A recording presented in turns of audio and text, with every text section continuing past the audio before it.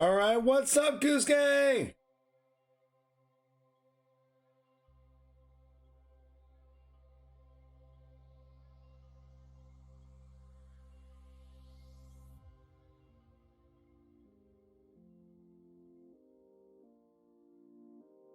Morning, Captain John. Thanks for the follow, Just Judy Slayer. Riley nailed it. Jack of 3 trades. How's it going? What's up? What's up? We're going to start out with some green-white counters today because of our deck submission today. And then we were going to finish up with some more BOROS mid-range and historic. So both of these are going to be in Mythic. We're going to be attempting a YouTube video for the green-white counters deck. And if it's good enough, we're going to be putting it on our YouTube channel. If you haven't subscribed to the YouTube channel, you can do that now. Exclamation point YouTube in chat. Just for Dumbo, thanks for the raid.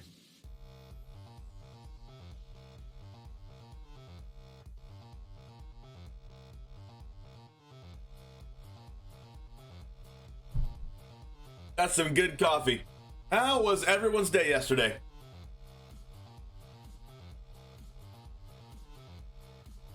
I'm relaxing. I'm maxing and relaxing. All right, let's play some green-white modular.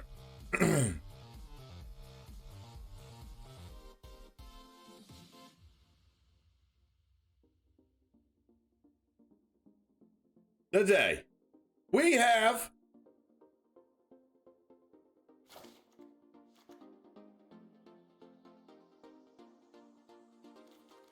there is a new mechanic that has graced us with this new set in Historic Horizons, and that is modular. We're going to be going over that right now.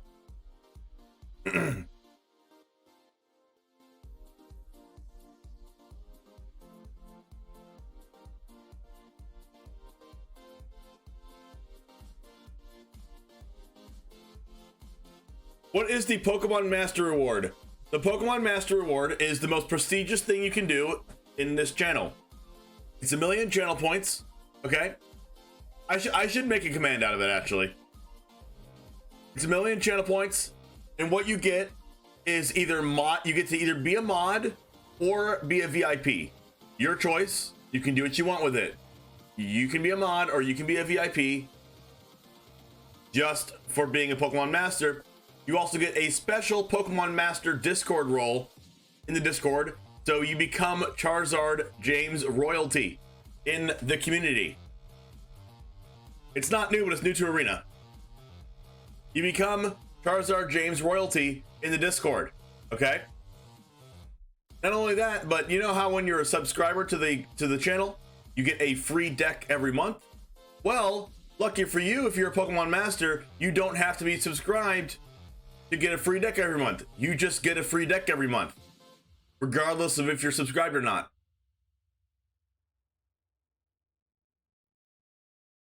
That is a value.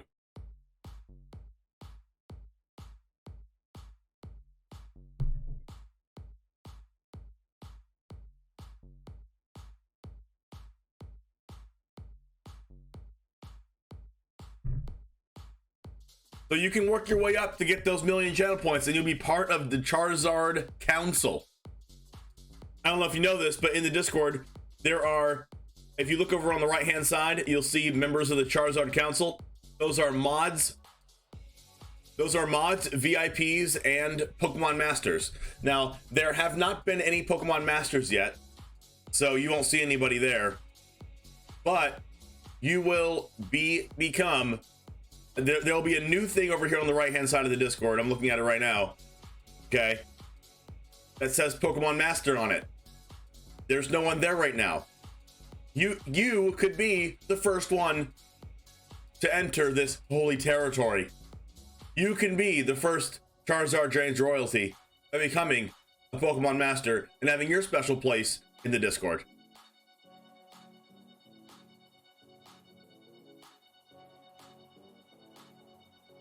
But for now, let's go over this green-white counters deck and play some matches with it.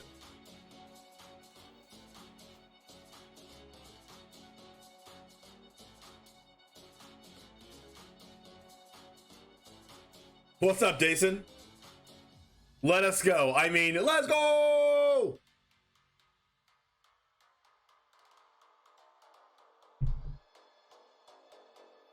Streamer shout out real quick for Just for Domo. Go ahead and give Just for Domo a swift follow. Go ahead and click the link, click the follow button, and come right back.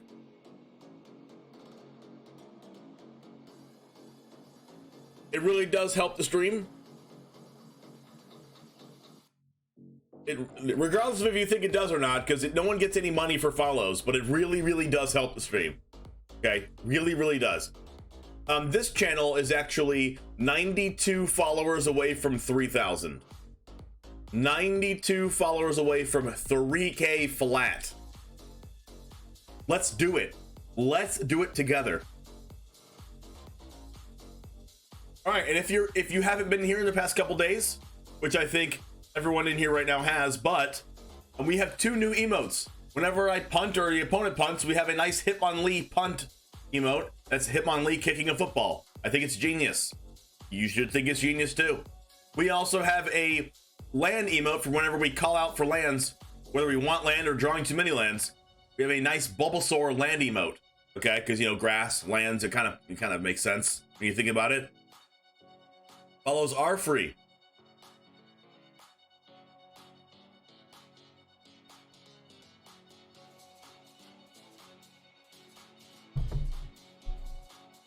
We gotta, my name is Charizard James, we gotta stick with the Pokemon theme, you know what I mean?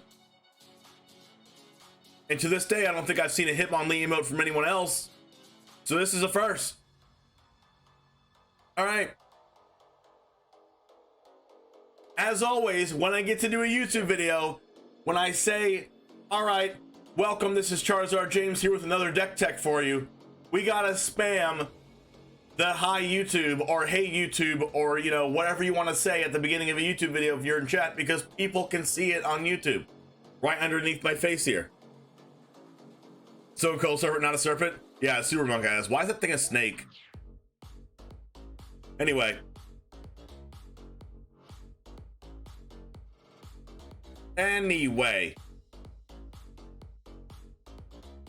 With that said, I'm gonna go ahead and get started, and I want to see a bunch of hey YouTubes in the chat, or hi YouTube, or whatever you want to say. Thank you. Anyways, let's go ahead and get started. Yeah. Yeah, Nuno's correct. 15 days for the MTG egg hatching? You're 15 days away from 3 months, Captain John? Yo. Clap it up for 15 days away from Captain John becoming a new Charmander. Yo. Yeah, they are nice, Nuno. No mo land.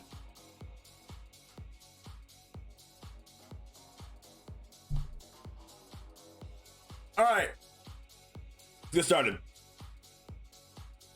Welcome everybody, this is Charizard James here with another deck tech for you. Today, we have green-white counters, a green-white modular. This is gonna take advantage of the new modular mechanic from Historic Horizons. Let's go over the modular mechanic ourselves here so you have a little bit of a better idea if you haven't heard of this mechanic before. Let's go ahead and go over Arcbound Mauser. This is a 1-mana 0/0, you know, it's going to enter the battlefield and die, right? But no, you're wrong. It has modular 1. Modular is this enters the battlefield with a +1/+1 counter on it. When it dies, you may put its +1/+1 counters on target artifact creature. Now, if it had modular 2, it would enter the battlefield with 2 +1/+1 counters on it, and so on and so forth. Keep in mind that you can only put a +1/+1 counter on an artifact creature. We have a bunch of artifact creature synergies in here as well. We have 2 Arcbound Mausers, 4 Esper Sentinel, which is an artifact creature. We have 4 Hardened Scales, which adds to our counters mechanic. We have 3 Zabaz, the Glimmer Wasp. Now, this is legendary, so we have 3 of it. It has modular 1. If a modular triggered ability would put 1 or more +1/+1 counters on a creature you control, that many +1 +1/+1 counters are put on it instead. Now, you'll see that as a theme here. You can pay a white mana, Zabaz, the Glimmer Wasp gains flying until end of turn. Now, you can pay a red mana to destroy an artifact you control. We don't have red mana, so You won't be able to do that, but I was thinking actually about changing a couple of these basic lands into, you know, green-red pathway or white-red pathway, but I'm not sure if I want to do that just yet. I'm probably going to do that. We have 4 hardened scales. This is a new enchantment that we're going to get. It's not new, it's been around for a while, but new to Arena. Is a 1-mana green enchantment that says if 1 or more +1/+1 counters will be put on a creature you control, that many +1/+1/+1 counters are put on it instead. So we have that one that puts more counters on, this one that puts more counters on. The Ozolith, whenever a creature you control leaves the battlefield, if it had counters on it, put it on the Ozolith. And then at the beginning of combat, on your turn, if it had any counters on it, you can remove all the counters and put it on another creature. We have 4 Arcbound prototypes, which has modular too. We have 4 Scavenging Ooze, which is very important in this format with all the Dragon Ridge channelers going around. Then we have 4 Conclave Mentors in this deck. It is a 2-mana 2/2 green-white. If 1 or more +1/+1 counters would be put on a creature you control, that many +1/+1 counters are put on that creature instead. And then when this dies, you gain life equal to its power. So, as you can see, we have a bunch of things that put counters and additional counters on a lot of our things. So hopefully we can get some things that are very, very much out of control. We have 3 Oran-Reef Ooze to enhance our counter putting on abilities. I put 1 Lurrus in this deck so we can bring back all of our Arcbound Mousers, Esper Sentinel, Hardened Scales, Zabaz, Ozolith, Arcbound Prototype, Scavenging Ooze, and Conclave Mentor, and Stonecoil Serpent, all out of our graveyard. We also have Ingurious Armored Killer as a 2-of in order to mutate onto either our Stonecoil Serpent or a bunch of things that gain counters on it, also known as Arcbound Prototype and Arcbound Mouser, possibly anything else, but those are going to be the ones that are going to be able to be utilized the best. Well, and Zabaz as well. And then we have 4 Stonecoil Serpents here as a huge body that also has reach, trample, and protection from multicolored cards. So very, very good card all the way around. We have a sneaky Blink Moth Nexus here, 4 copies of them. It is an artifact creature, so when your modular things die, you can put the counters on Blink Moth Nexus, and Blink Moth Nexus can become really huge. Now, let's go over the sideboard a little bit. We have some things in here that are worth mentioning. We have 2 portable hulls. We have 1 Shadow Spear, 2 Heroic Intervention. We have 3 Elite Spellbinders, 1 Toski Bearer of Secrets.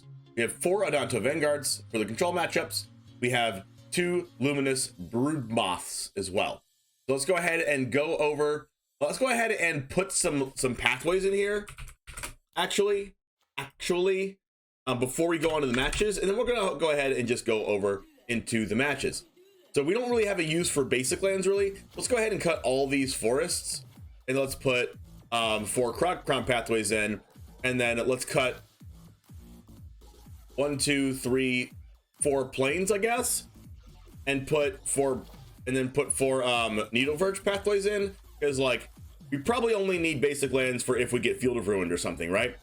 So let's go ahead and try this out. If it ends up not working out that we get never use the red, we might take it out, but we're gonna put it in there for now just for it to be there. Also, another thing for red as well is that you have the opportunity to potentially play Bomat Courier, but this build is not currently playing that. But it is an artifact creature that you could play if you wanted to, and we might even sneak that card into our deck list before this video is over. Well, I considered Abzan from Winding Constrictor. Yeah, I don't think enough black cards are worth it. Like if that's the only black card that we have Hardened Scales anyways, so that's like a better Winding Constrictor, if you will. All right, well, this is just exactly what we want, right? Except for we don't have white mana. Yikes. Well, it's what we want if we had white mana. But we're gonna go ahead and mulligan this.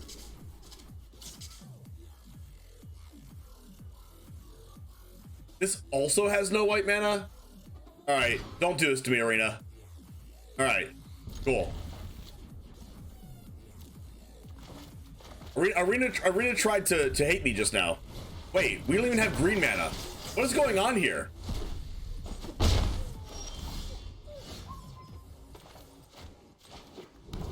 This is not good, chat. Alright, give me a green mana.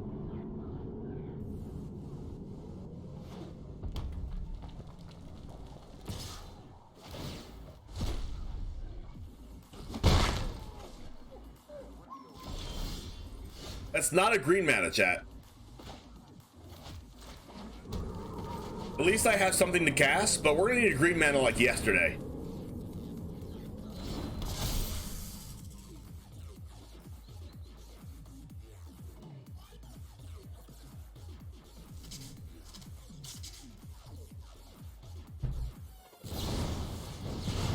All right, this is gonna be a good example of the Ozolith here, putting some counters on this. So every creature that we play is gonna be able to get these counters if we have creatures that we can possibly cast.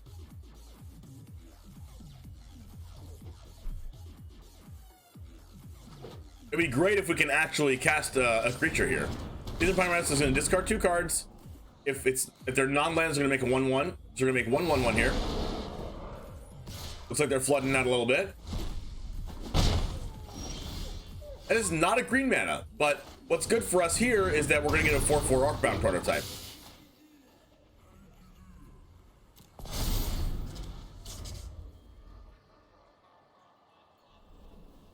I just noticed right now that I can move Ozolith counters to my opponent's creatures.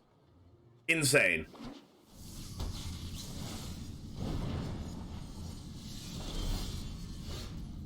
Oh, look, a green mana. Interesting.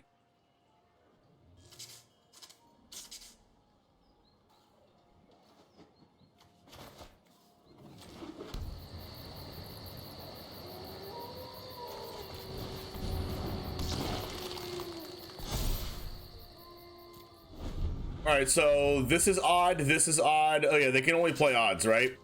So they're gonna do double damage with some things here.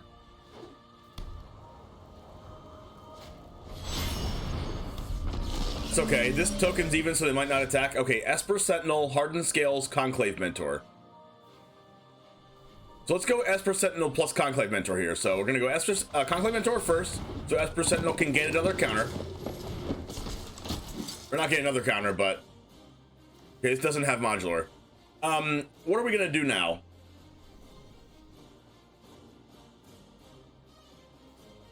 I could just attack with Arcbound prototype. I could attack. Actually, I could attack with both. I don't think I can die in the backswing. If I attack with both, this goes to a 5/5. But this actually does double blocking damage as well. So maybe I'm just gonna go Arcbound prototype because, oh crap, I just realized this, that if I don't attack with Ornery Foos, this doesn't get a counter. But they didn't block anyway, so let's see what's going on here. They could have had a free kill with the Obosh. But also, if the Arcbound prototype dies, I could have put the counters on Esper Sentinel. That would have also been bad. Because of the modular ability.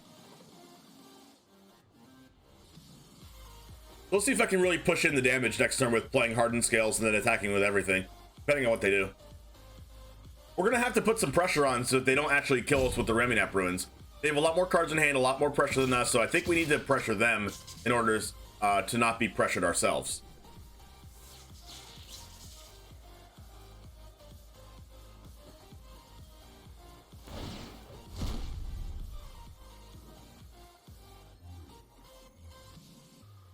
Now, this seems like a good block with Ornery Foos, but I could be getting debated.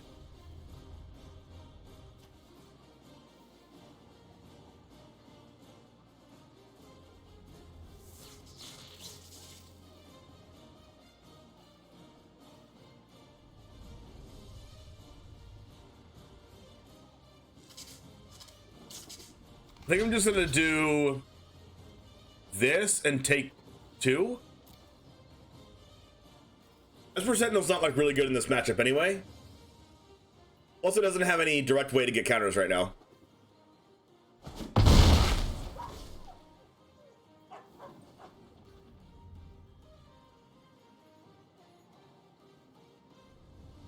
So we know they probably play Fiery Temper. We know they might play Lightning, what's it called? Wizard's Lightning. But they don't have too many wizards, so I don't think they'd play Wizard's Lightning. But Fiery Temper could definitely be a card. Spikefield Hazard, okay. I gain 2 life. Oh, I don't gain 2 life because it dies. It doesn't actually die from Spikefield Hazard. Fair.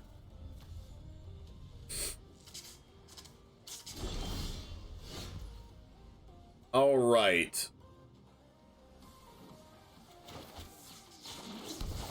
The question is that I'm probably dead.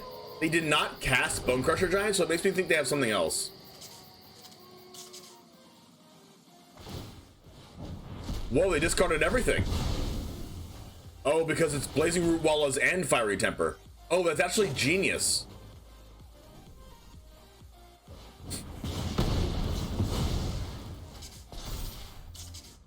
Mono Red Madness.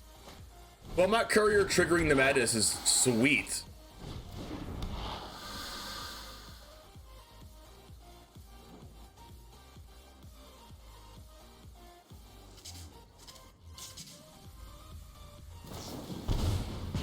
Wow. I am super dead. Root Walla deals 6 damage per Root Walla.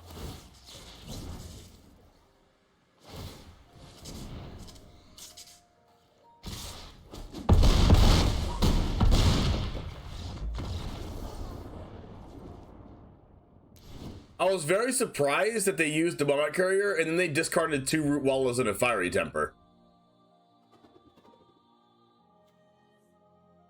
Well, that wasn't very good for us.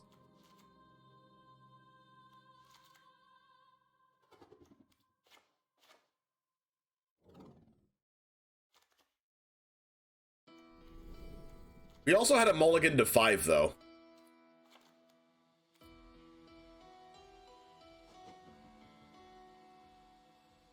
We had a mulligan to 5, and we also couldn't play our 1-drop on turn 1. So let's give each other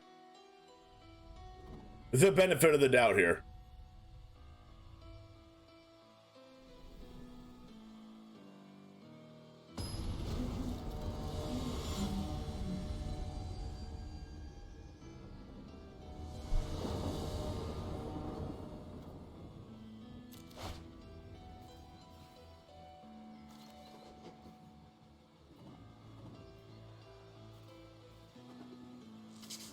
Okay, so I can cast Portable Hole and double Ozolith, but I'm still a mana off from casting one of these creatures.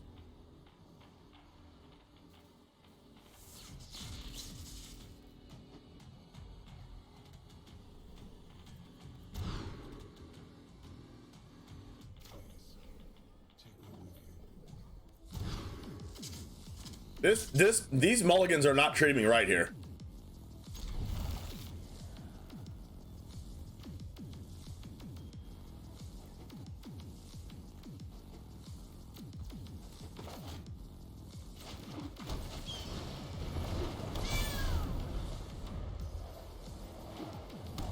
They did do a sick play last game.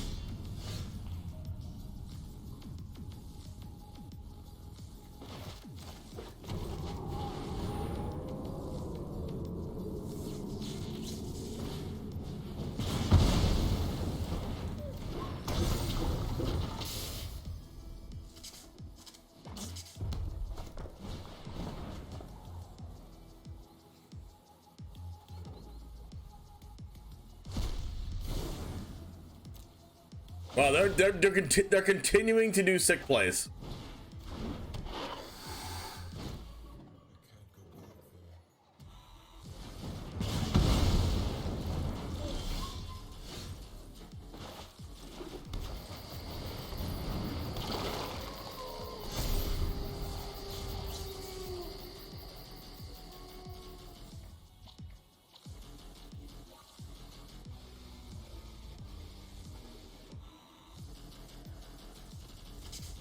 Alright, they can't unholy heat this. Let's see how they treat this Oran Refuse.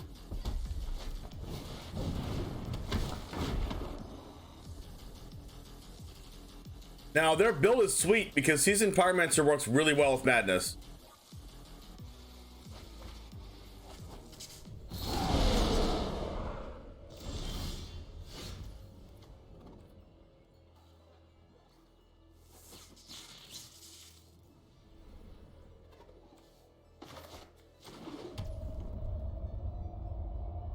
I don't want to stick my Scavenging Ooze in here, but we don't have double green right now.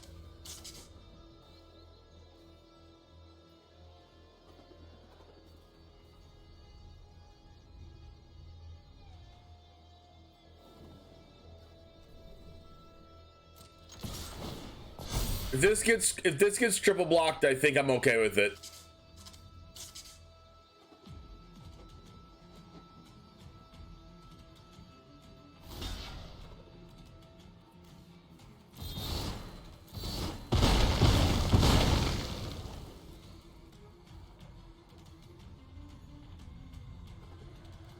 You probably have a removal spell, but if they do, they likely can't play removal spell and faithful saluting without having exactly untapped land and removal spell, and then they can't looting. And then also if they do that, they can't pump the Blazing Root Walla. So I'm kind of like, when playing Scavenging Ooze here, I'm kind of like choking their mana out. Actually, okay, Magma Sprite's a very good card to have there.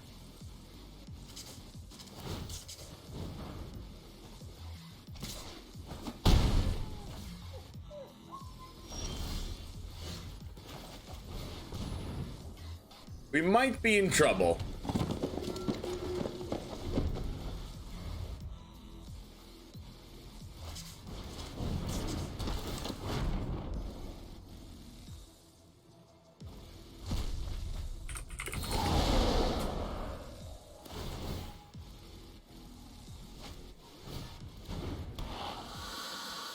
We are in a lot of trouble. How do I don't know how Madness decks always draw like all their Blazing Root Wallas.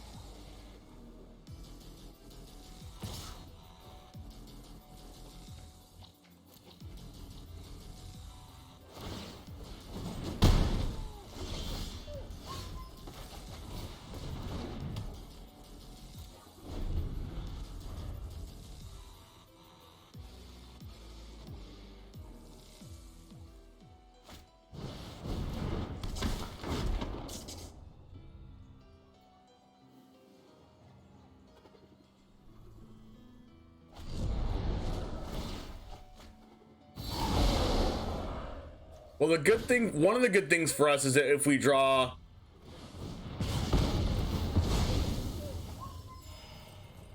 I don't think there's anything actually that we can draw. Yeah,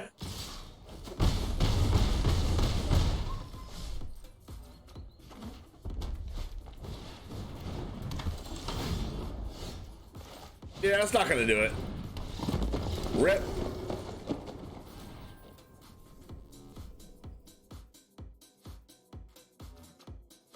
That deck was sweet.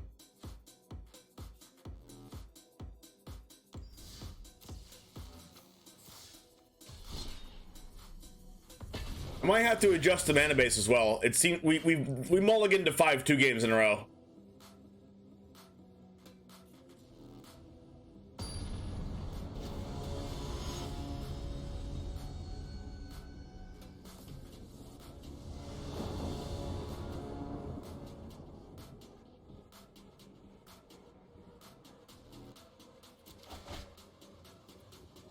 Oh, hey, look, a playable hand. Wait, yes, it is playable.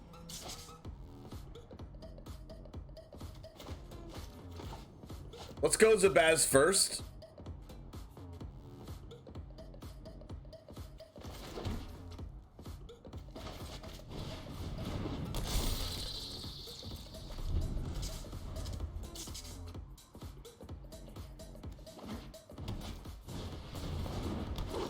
Elves.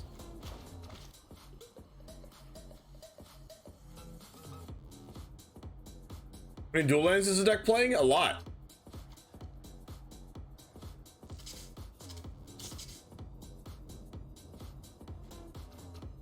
Let's see here. I think I'm just gonna do like a 2/2 Stone Coil.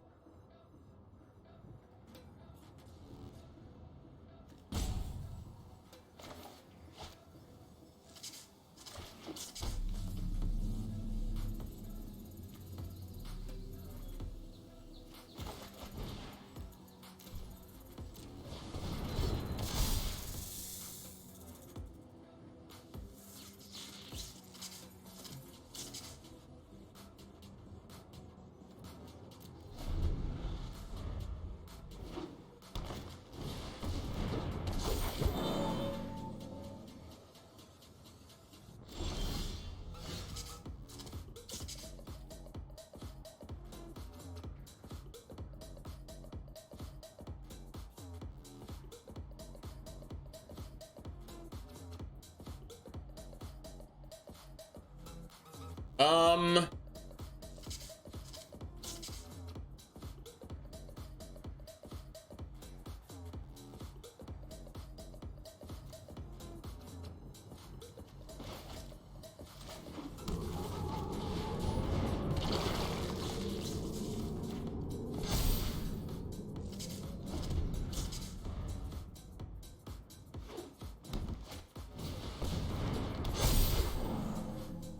that's a little bit of a yikes.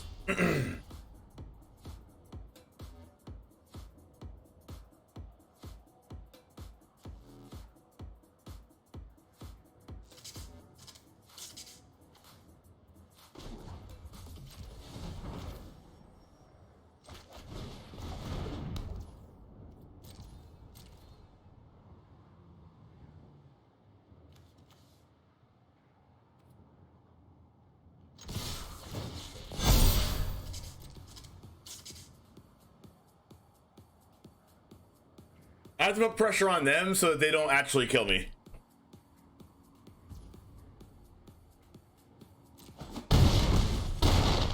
Looks like they're doing just that.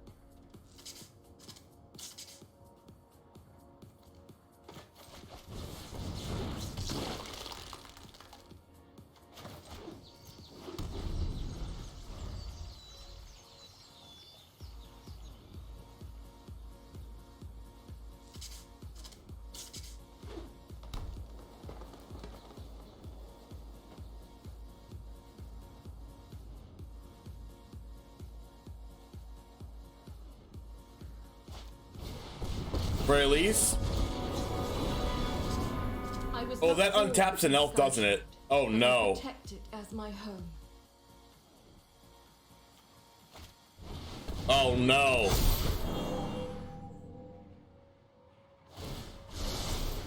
Oh no. You underestimate our strengths. That's not good.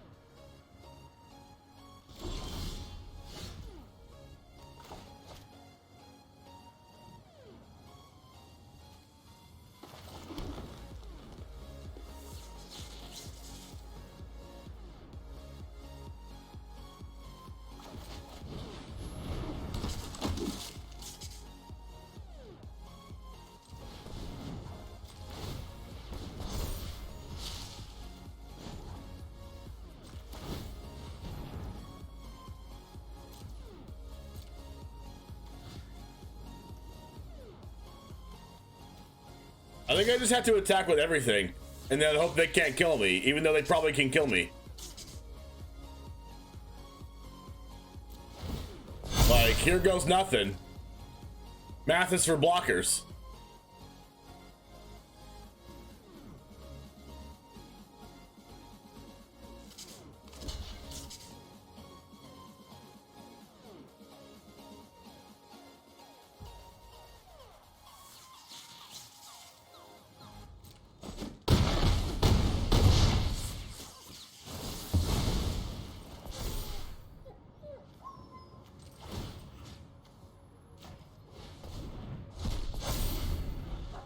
Alright, and then they're dead to Zabaz in the air if they don't kill me, so they have to kill me right now.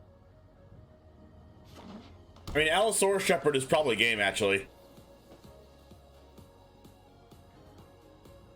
You can tap Arc Druid for the mana, use Allosaurus Shepherd, then untap it with Fraley's, and then attack me with everything.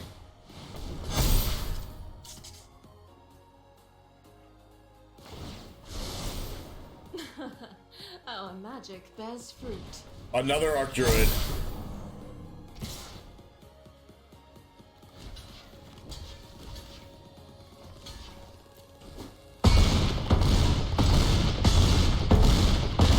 Ow. See what happens when you don't remove their creatures, chat?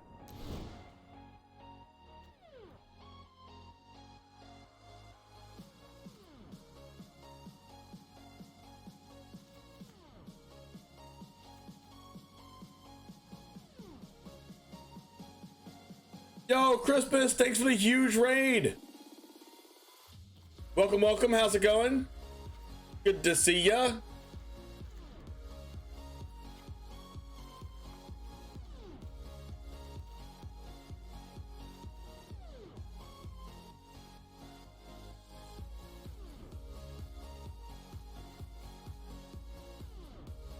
Streamer shout out, go ahead and follow Christmas if you'd like.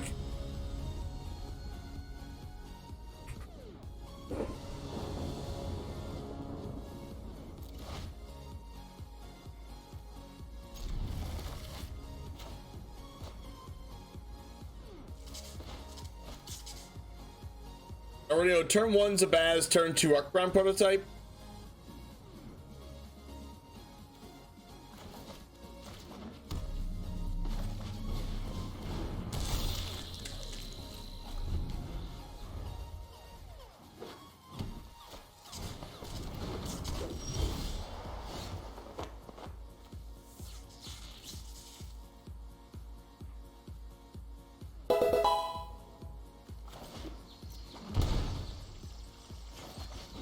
Gaming Consultant, thanks for the follow.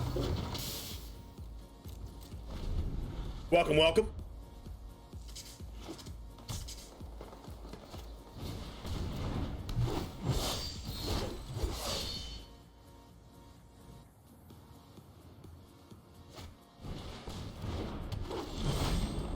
I'd like a portable hole, please.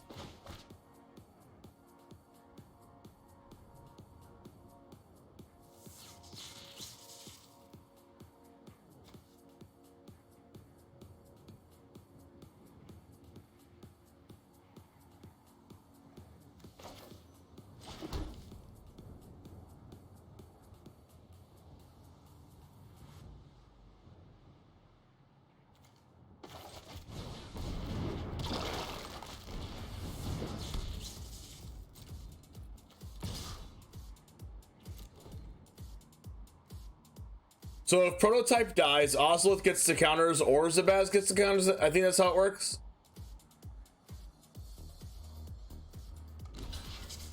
I think I'll give him to Zabaz.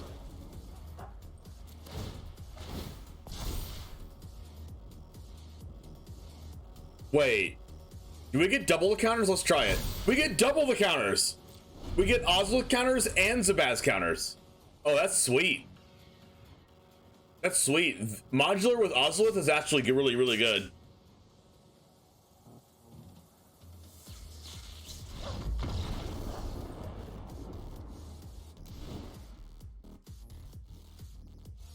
Interesting.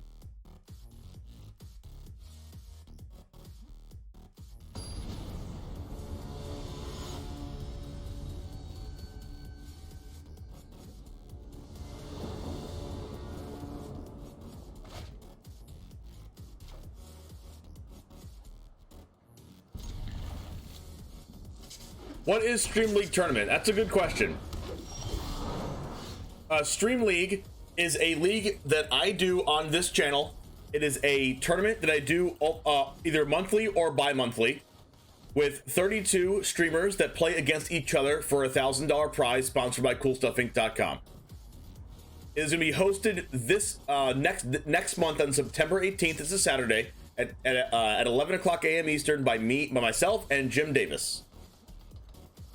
Let's go ahead and go hardened skills first, I think, or portable hole. I think we go portable hole first.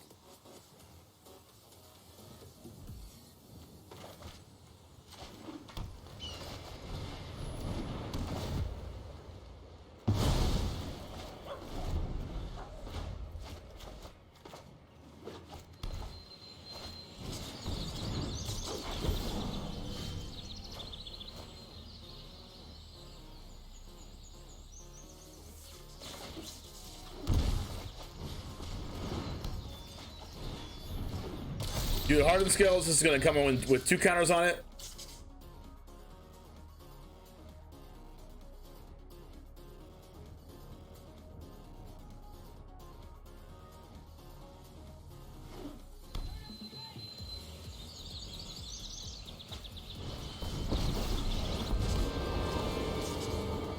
If you set foot in my room, we will unleash an autumn of steel leaves. All right, Arcbound Mauser is going to get 2 +1/+1 counters on it.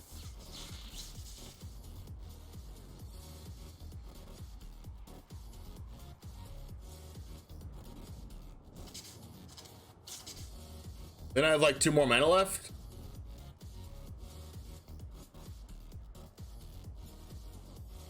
Or I could just like Shadow Spear attack the Freylease.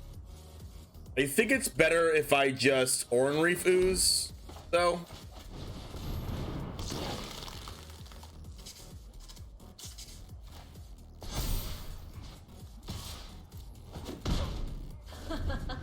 Finally, a formidable threat. What do I think of Sarah the Benevolent? What is that card? Feel free to go exclamation point card and then type in Sarah the Benevolent. Thank you, Warlock Holmes, for the follow. You underestimate our strengths.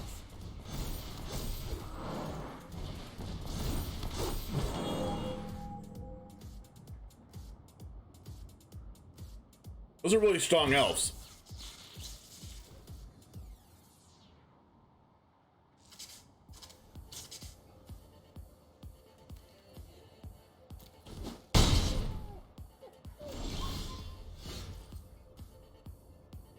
Oh, I think the Sarah Benevolent's really good. Kind of starved on mana here.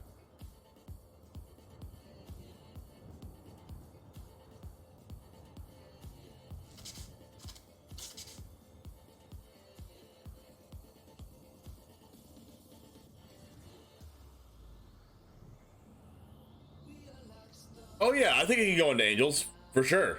It even makes an angel. What do I do here?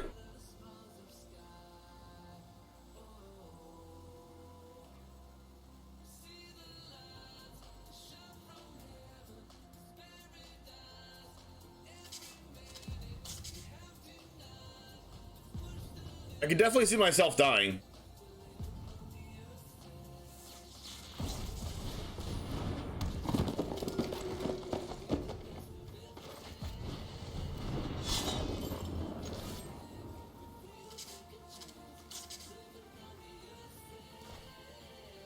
I think I just have to attack them.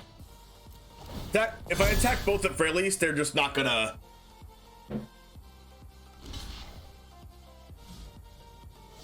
Attack both at Freylease, they're just not gonna block it. So now I have to just not die. Like, hope that I don't die. So, please don't die. I ask you one time. Sky Shroud is home to many of my kin.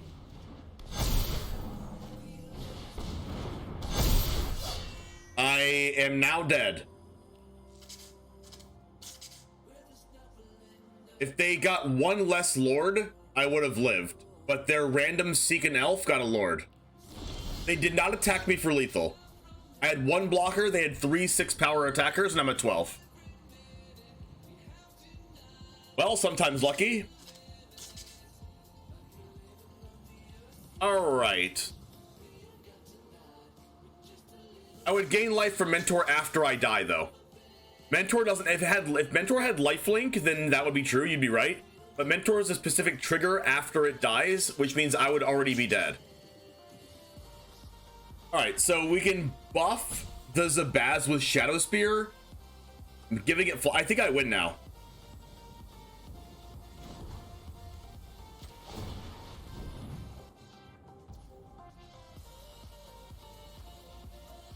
I think I have exact lethal.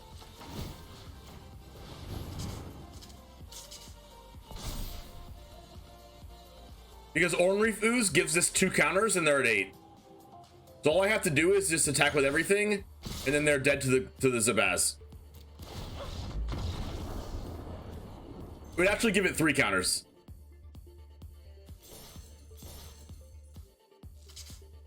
Wow, that was a crazy game. I mean, I was dead. They had the Llanowar Elves, the Archdruid, and the Clan Caller, but I guess they don't know how Conclave Mentor works. I would definitely die before I gained this life. Hardened Scales and Conclave Mentor would both put an additional counter. Oran Reef would put a counter on Zabaz. This would put an additional counter. This would put an additional counter. So this is actually going to be a 9/9 for lethal.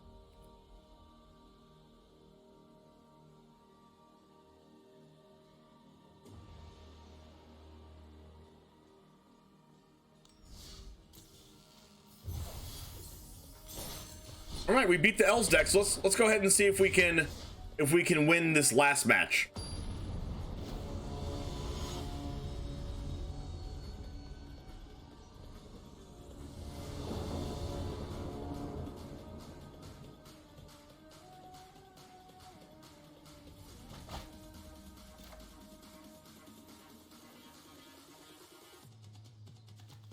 That's a hand we like to keep. We have our mana here. Okay. Blue-white control. Let's go ahead and go Zabaz first.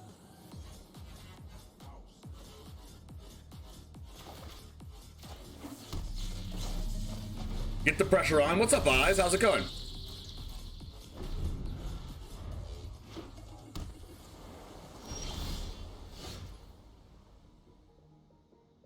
Let's go ahead and get this memory lapsed. You have 4 hardened skills already. Maybe I'll try something like it. Does this deck play Coco? It does not play Coco, but I wouldn't fault you if you wanted to play Coco. But with things like Stonecoil Serpent and a bunch of Ozlists and things like that, it's we play too low of a creature density to play Coco. We also play a couple of 4-mana creatures.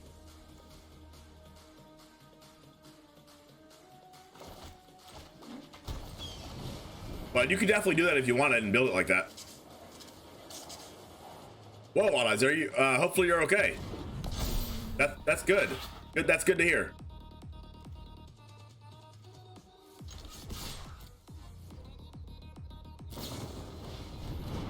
Steal away. That's actually fine because the Ozlist still gets to counters if it's exiled. So next turn, the Ozlith is going to give the Arcbound Mauser 1 more counter.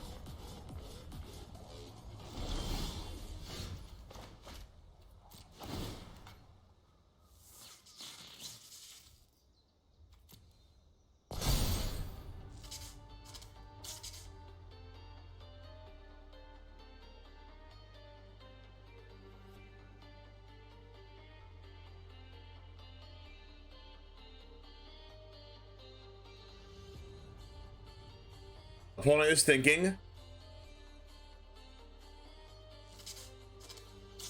What's this modular do? That's a good question.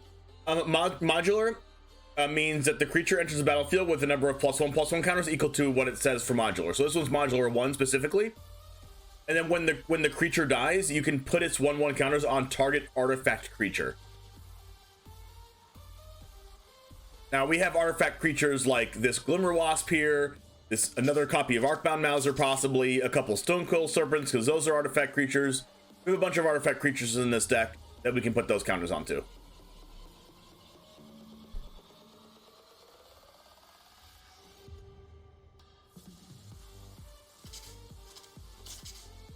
Now there is we're not playing a full-on out artifact creature deck, but if we did, we could play something like there's a 2-mana artifact creature that you can tap it and it puts +1/+1 counters on all of your artifact creatures. So like maybe you could make a Collected Company build with something like that. That'd be pretty cool.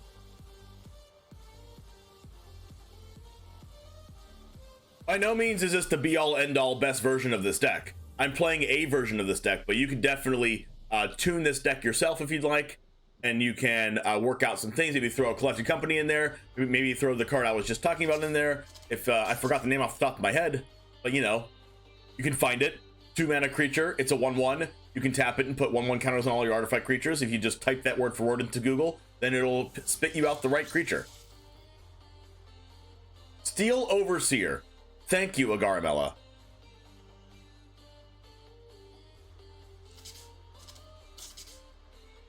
You're saying you don't need as much oxygen? Well, as long as you're getting better, that's a good sign, Odd Eyes. Stay safe out there. You thinking about making Merfolk Coco? I think that's actually a really good deck. Did our opponent time out? Is our Arcbound Mauser too much of a threat for them? I mean, it is pretty daunting. Look at that. Look at that mouse. Just look at it. Wait, is this an actual mouse? No, it's a cat. Wait, it's a cat and a mouse at the same time? It's a Mauser. Is a Mauser a cat? Is that a type of cat? Or is it like a pun on mice?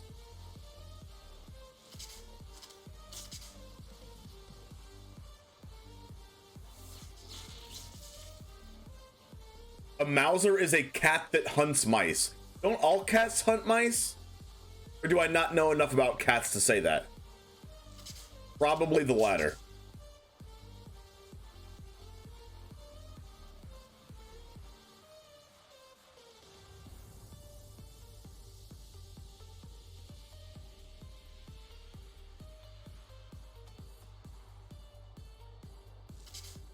Okay, can the what is happening here?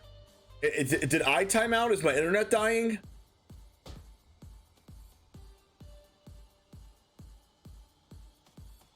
I'm gonna go ahead and exit out and go back in. Unfortunate this has to happen this way. I don't know if I disconnected or if they did, but I'm gonna double check just in case. Hopefully I didn't disconnect. Because if that's the case, then my timer's been going out.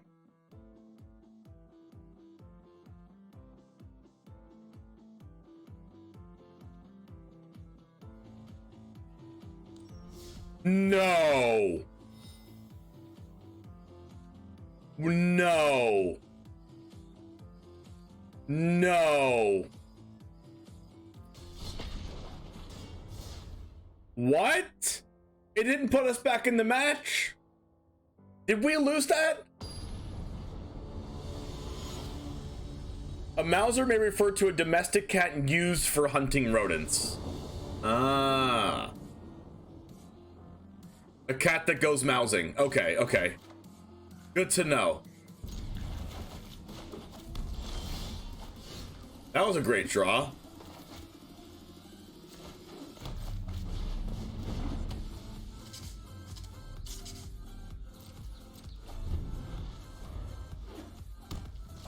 Or we're playing against this deck again. That's not good for us.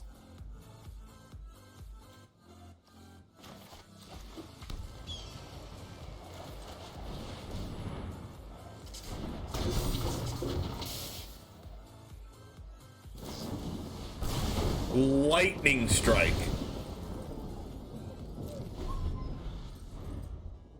I was not expecting a lightning strike.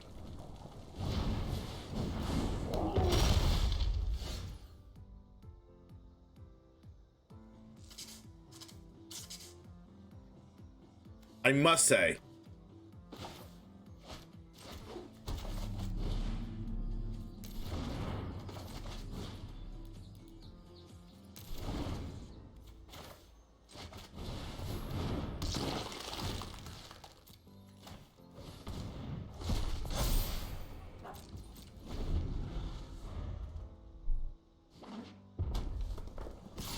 Yeah, Indomitable Creativity is a pretty good deck in Historic right now. I've seen some streamers playing it.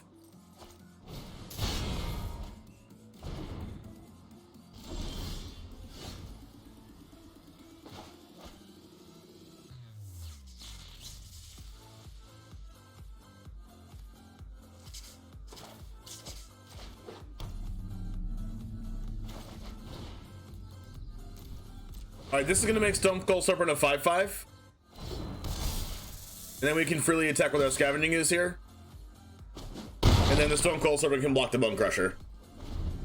You're glad Yu-Gi-Oh! Master Duel will be free to download because it's all 10,000 plus cards are unlockable. Nice. I'm happy about that. Okay, so this means that if a source would deal non-combat damage, so like they're gonna try to deal 3 damage to our Stone Coil Serpent here and have the Bone Crusher eat it. So I'm just gonna take the damage here.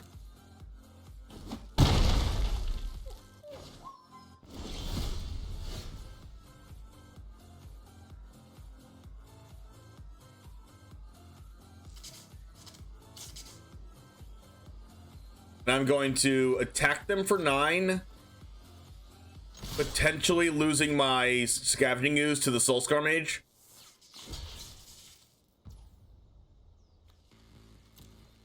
But that will be okay since I have a second Scavenging Ooze here.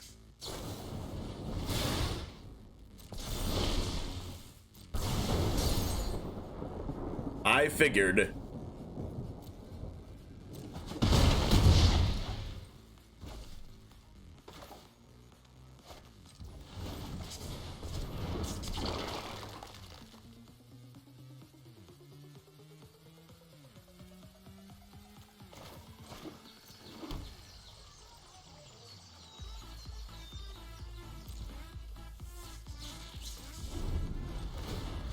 I'm gonna do this in the upkeep because they have a less chance of drawing a burn spell for scavenging is.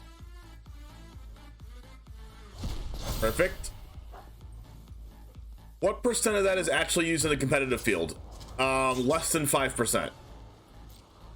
Well, there's a lot of decks that are used competitively, but I would say out of all the like seemingly infinite cards, a very low number.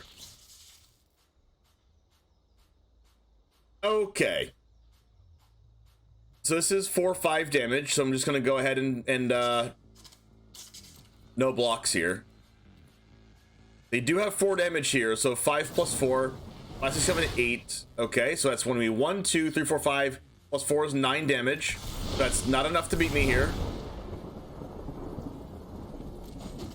So what I have to do is make sure that I can put like a couple damage on board next turn, and that should be okay.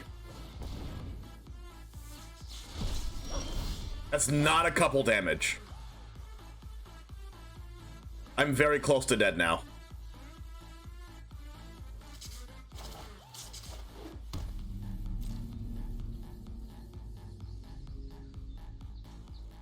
I can't attack because they just do double Raminap and then attack me with Skullscar Mage. And they're not dead. So that's a yikes.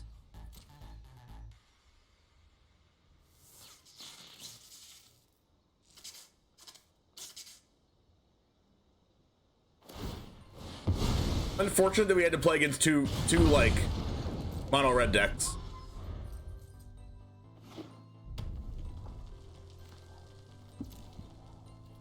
I have to block with both here. Okay. They're gonna put me to 1.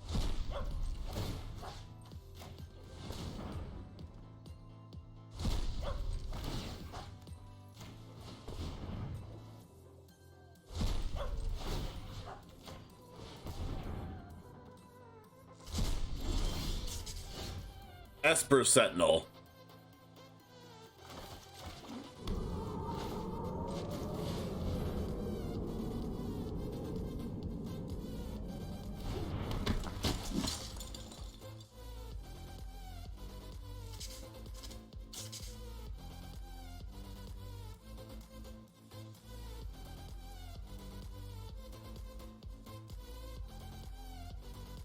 I think I have to attack with Stonecoil here.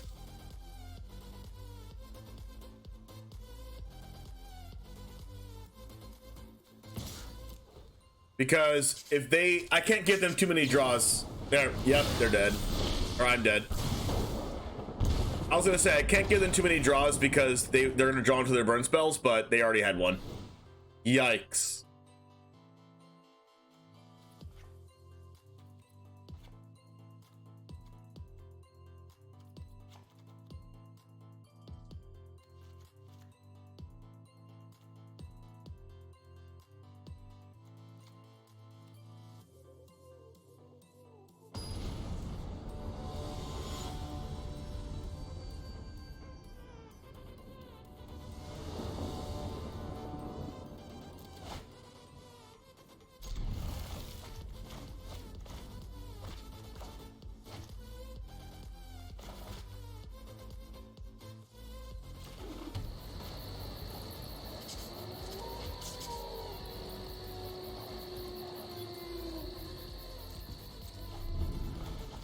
I'm gonna play both of these before I play these.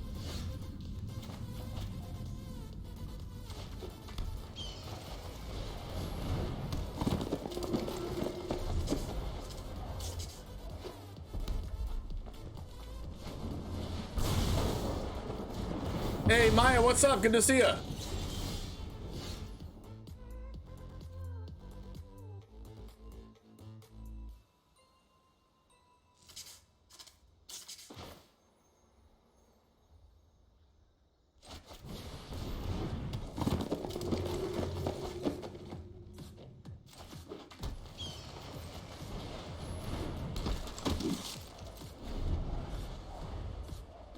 How's our sales treating me? We are 1-1 right now.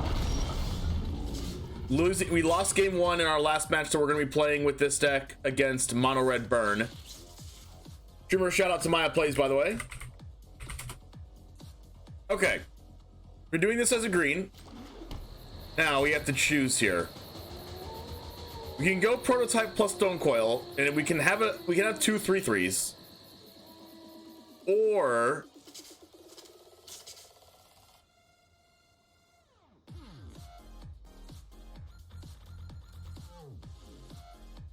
I kind of want to go ornery foos here.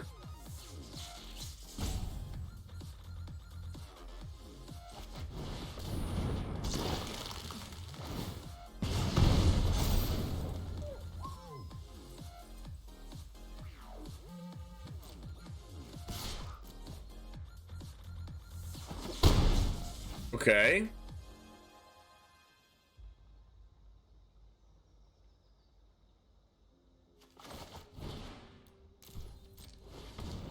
Doing this because the ornery foods, if they don't kill it, actually buffs all of my creatures a lot. And Stone Coil Serpent enters the battlefield with an additional counter. You're thinking of building an Abzan one for full greed? Yeah, I'll be full greed.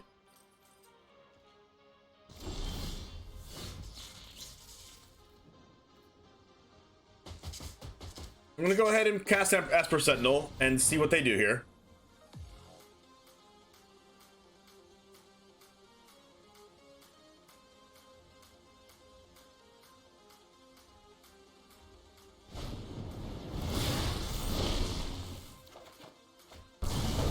Perfect.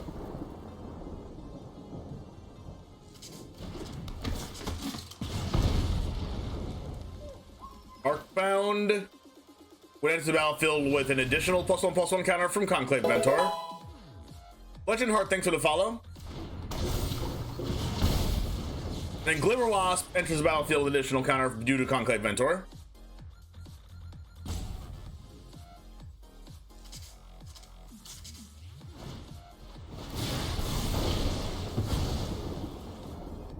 Just kidding.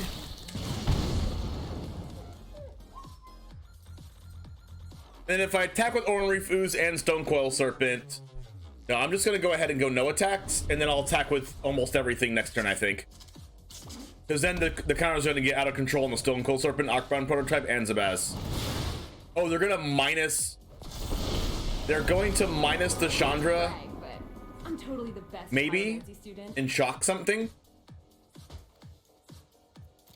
No, they're gonna Wizard's Lightning actually.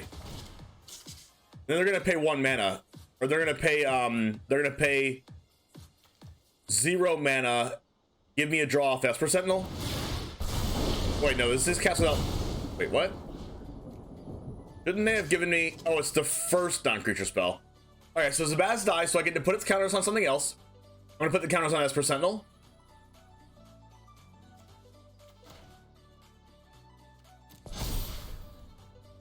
My Nemesis MTG played you recently, said he thought highly of you. Oh, that's awesome. I appreciate that. Thanks for the follow.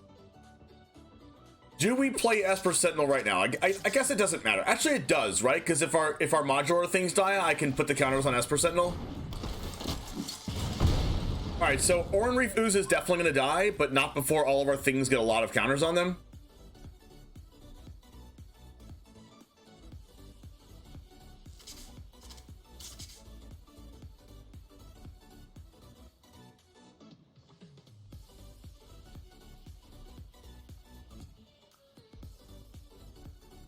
Because this becomes a 4/4. Wait, no, it doesn't. It becomes a 3/3. Attack all, smash. I know, right?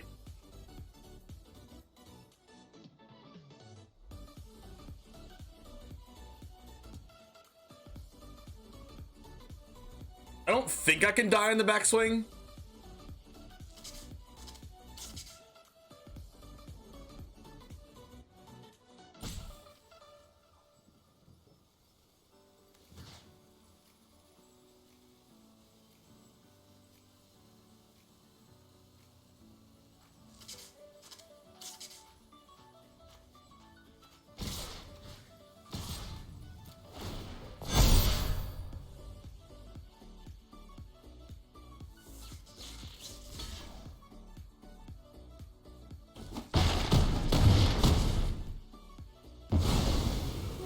I'm late to meditation anyway. So the first non-creature spell they play, they have to pay like 4 mana.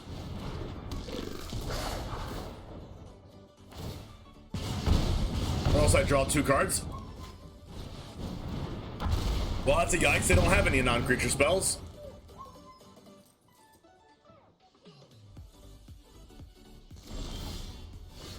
Okay, that could come in. That could be useful.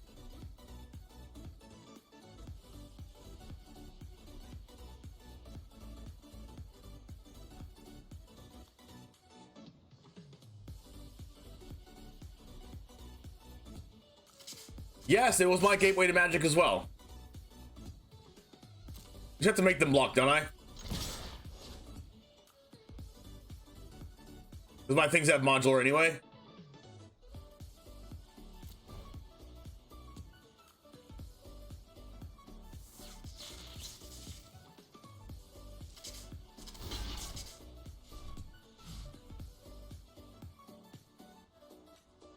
You saw someone make a working hoverboard. I highly doubt it.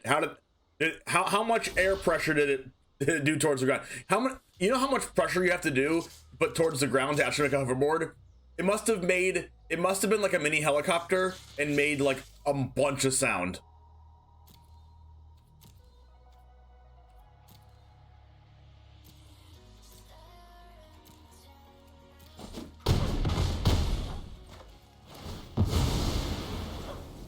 Alright, do I want to buff my Stonecoil Serpent or my Esper Sentinel?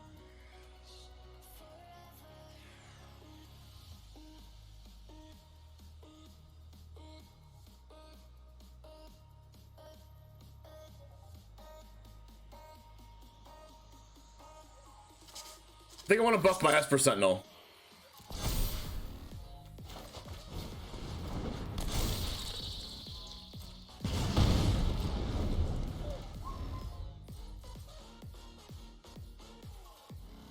Because like if they cast any non-creature spell, then I draw a card because they would have to pay five mana extra.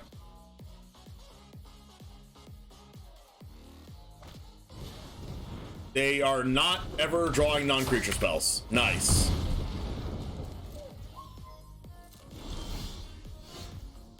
Hardened Scales doesn't really do anything right now. It does if my Shabazz dies. I could just give this flying.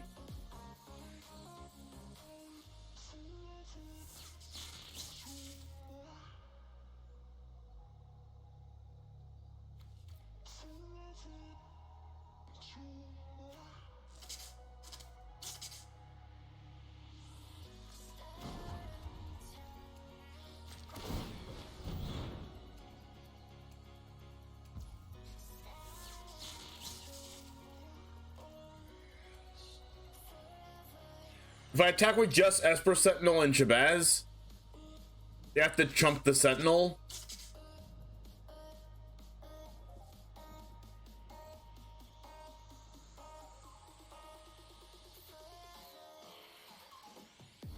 I don't think I want to give them the trade here.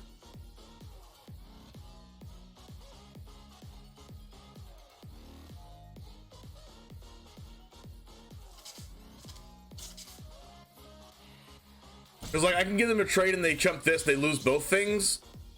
Then we're left with a Sentinel and a Glimmer. Okay, I think that's fine.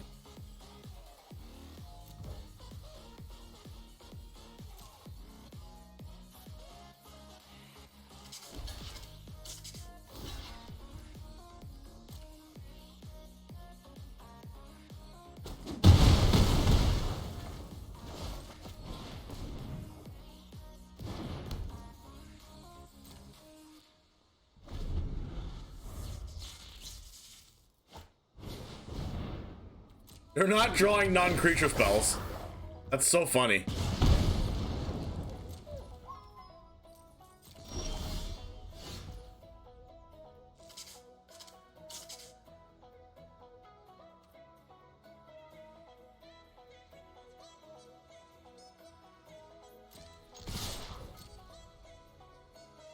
Hey, what's up, Artesian Builds? How's it going?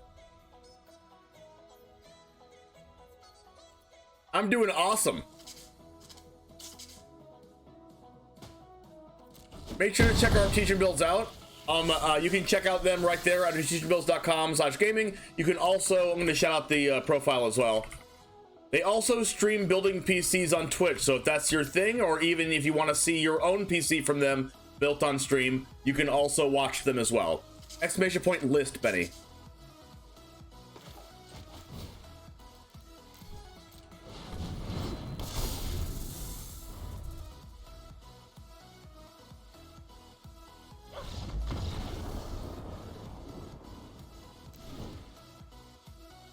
Okay. Based on how they played that game out, do we want anything new? I don't think so. Let's just run it back.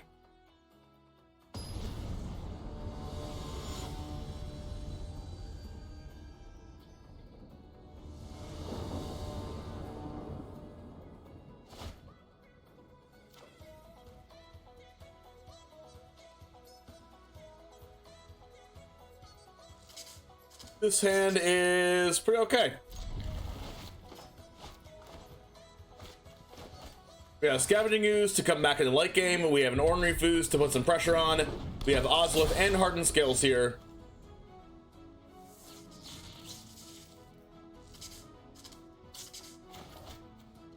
And it depends on what I want to do first. Do I want to go Ozolith or Hardened Scales first? I don't think it matters. I think it does matter in the case that they have exactly a braid to deal with our Ozolith. So let's just go like Hardened Scales first, I think. I don't know if Jaffer talked about this at all, but I know Jeff said he got an email from Artesian Builds. Oh yeah, he talked about it. Okay, it's actually a really good draw. We don't have to hurt ourselves to do this. Let's go Ozolith. Dr. Oz.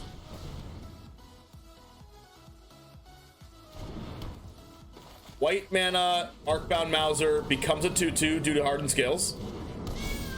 And then if they kill the Arcbound Mauser, then we can put the counters on Ozolith.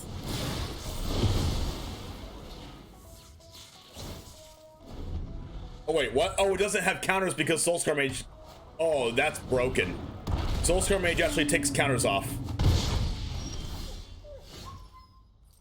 It's actually broken.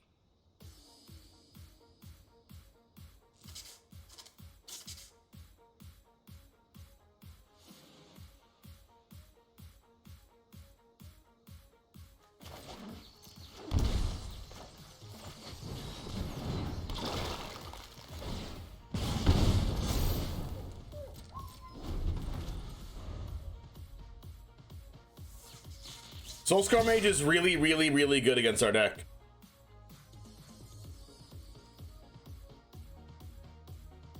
I'm just gonna block it. If it dies, it dies.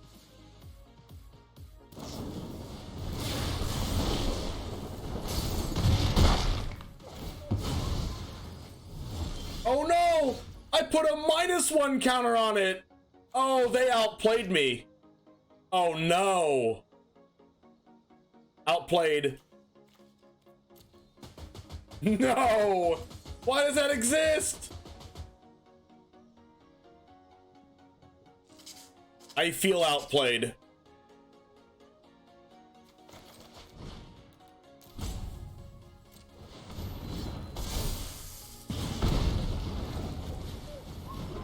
Yo, nice Ozolith. Crap. Oh, I can target their creature. Oh, that's hilarious.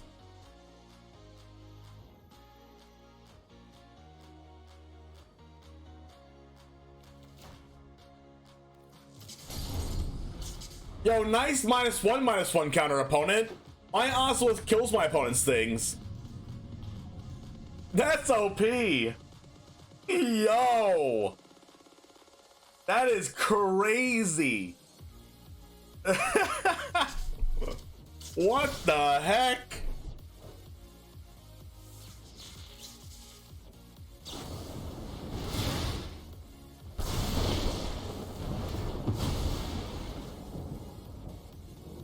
Dang.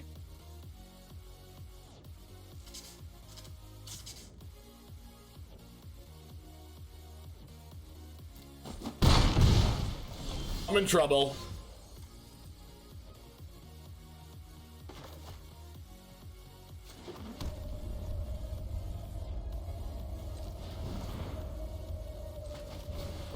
I can't gain life due to this Ferocidon. But I can put a bunch of stuff, a bunch of counters on my cards.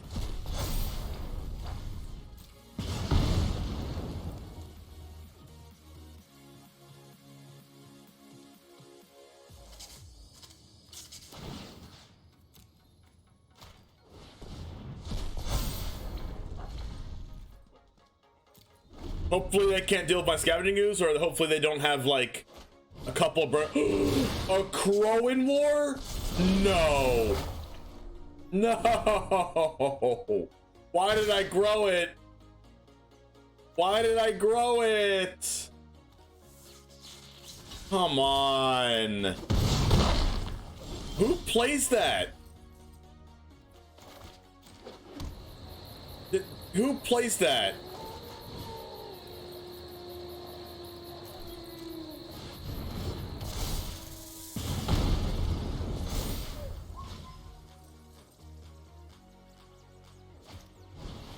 Crap. Soulscar Mage is so weird against this deck. Our Ozolith literally did almost nothing. The Soulscar Mage took the 1/1 counters off our things, which is really weird. That has never come up for me.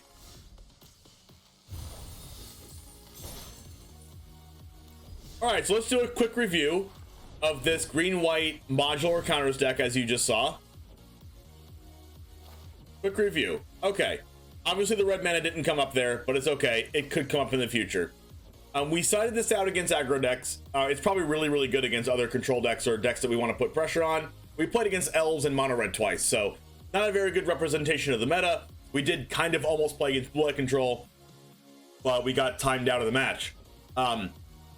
You could possibly play Galactic Company in this deck, but you'd have to take out Stonecoil Serpent and Anguria's Armored Killer to do so. Maybe like one of the Ozoliths, and you should be okay with playing Galactic Company, so you could definitely do that if you wanted to.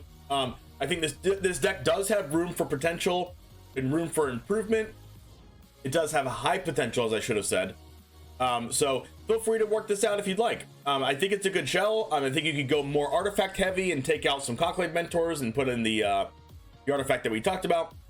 But all in all, I think this does have room for improvement and very high potential. So with that said, go ahead and try out the list. The list is going to be down in the description if you're watching this from YouTube, and you can always type in exclamation point deck in chat here on Twitch if you'd like.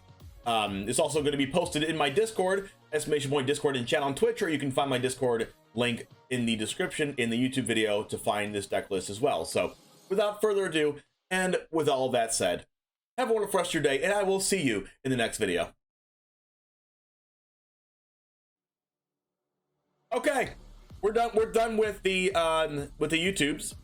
So we can obviously go more artifact heavy with this, as you said. It works more with Blinkmoth Nexus. We had a couple mana problems, but like there was a few good things that were happening there, but definitely room for improvement there. I'd be willing to play that deck again.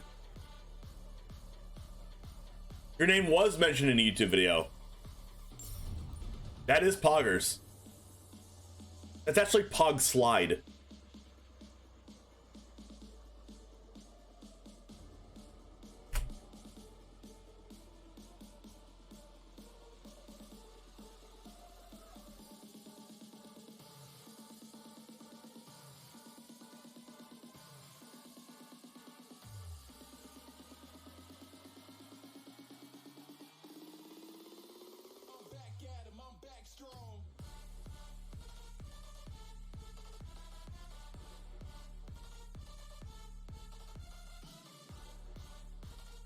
Wait a second. Seasoned Pyromancer? Take my money.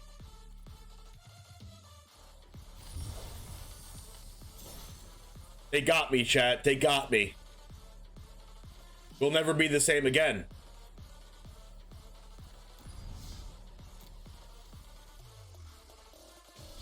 All right, we're going to move on to BOROS midrange, and then I'm going to take a short bathroom break. I'll be right back in a second.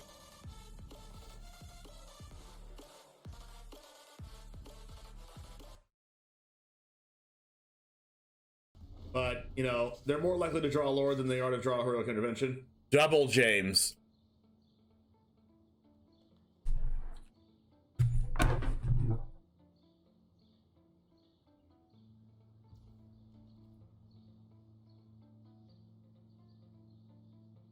This is technically lethal on board if they attack with everything.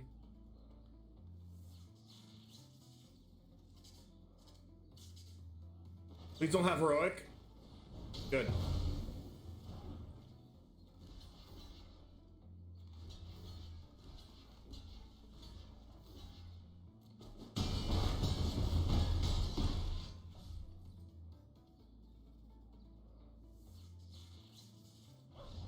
Oh my gosh, we won. Oh man. Wow.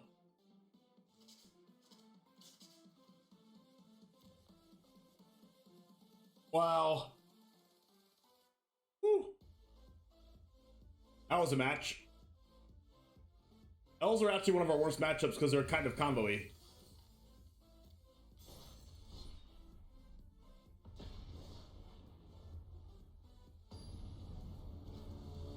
I think they were too aggressive with that attack all.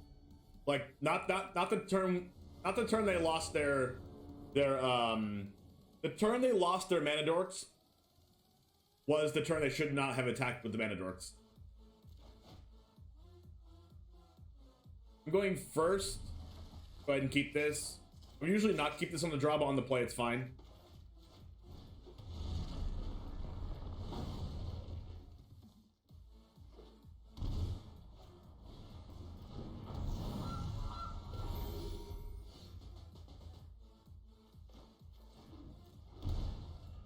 Alright, looks like the Jun Citadel deck we're talking about.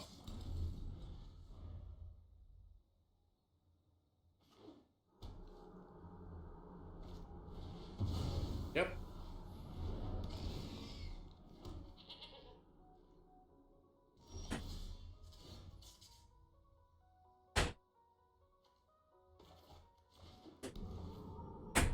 One thing about our opponent's deck is Corvold. We're gonna need to stop the Corvold. Or find a way to stop the Corvold as soon as possible.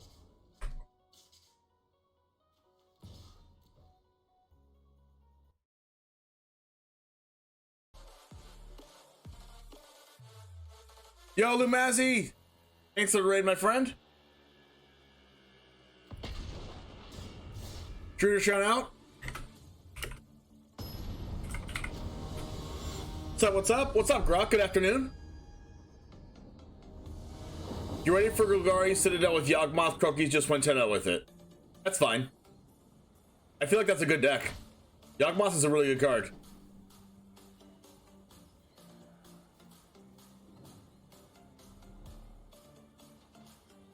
What's with the weird aspect ratio?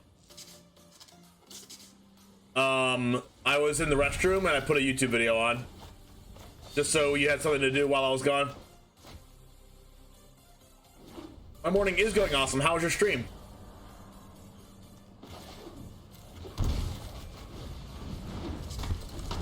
I saw 2 charts. Yeah, I know, right?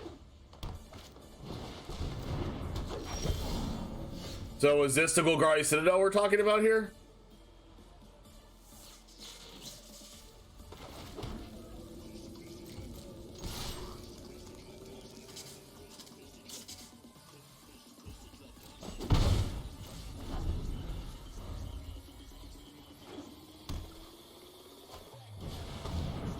It's elves?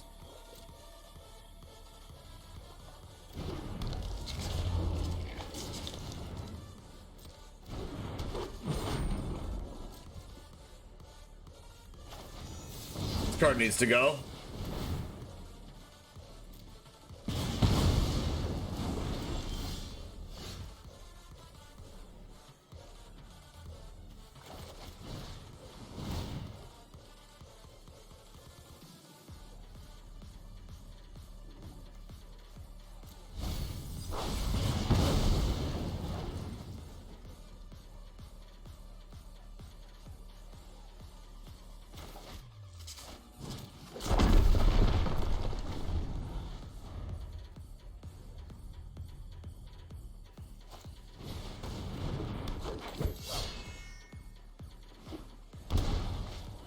right. It seems like they have a land on top.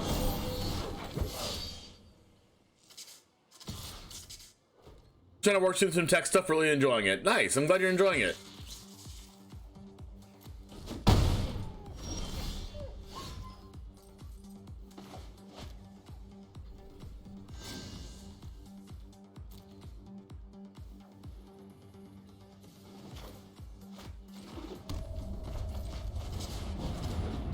What tribal decks best in historic?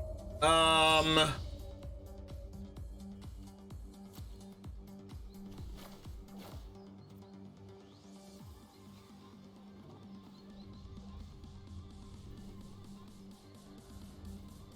don't know, they all seem pretty similar. Like, goblins, elves, and angels seem like the best three.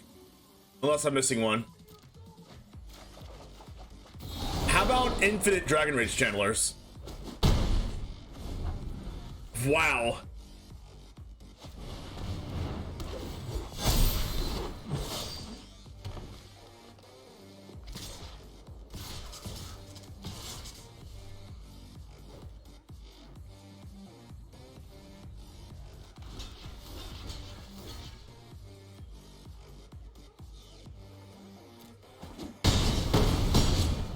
Yo, what's up, Anonymous?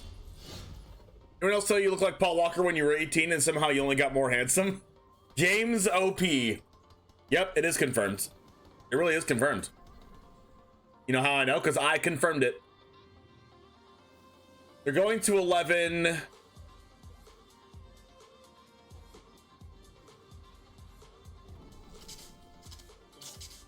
I'm very close to dead.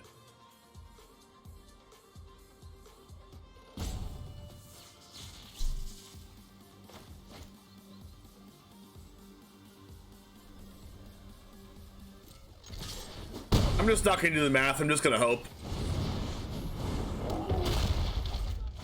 Merfolk's kind of popping up, but yeah, all the tribals feel similar. Yeah, they are. So like, I can block with these two. I'm probably still dead, but like, it is what it is.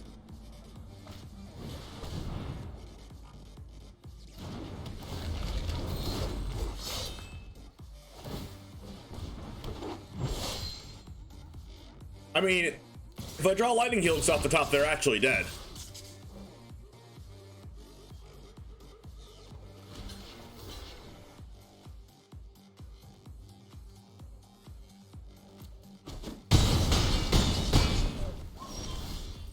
No!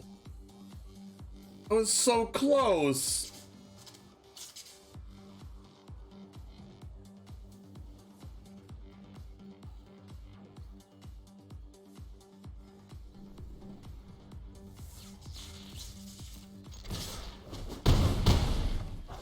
I'm so close, chat.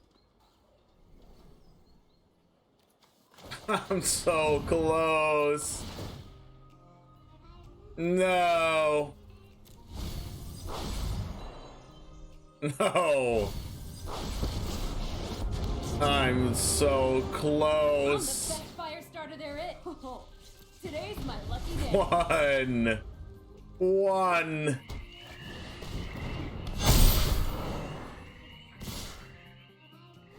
I introduce infinite damage.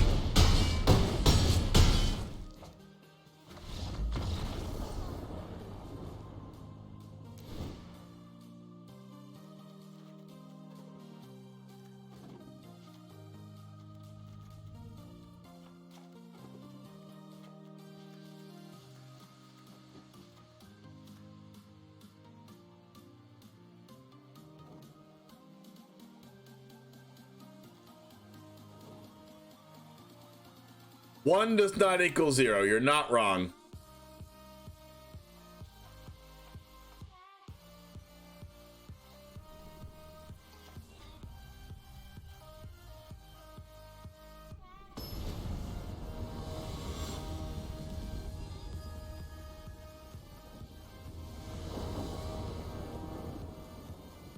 By the way, what's everyone's favorite pizza chain restaurant? I did a poll on Twitter yesterday, and out of 292 votes, Domino's is winning by a very large margin. Okay, type in !Twitter in chat to vote in the poll. Do you like Pizza Hut, Domino's, Papa John's, or something else better? Dominoes is winning by a lot more than I thought it was going to win by.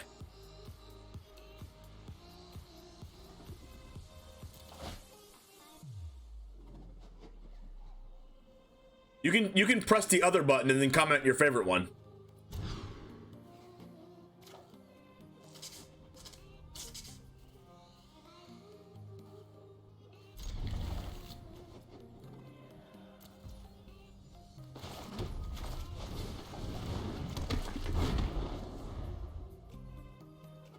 Had Domino's yesterday for lunch, having it again today. All right, well we know where we stand, Grimco. We know where we stand. You stand with the majority.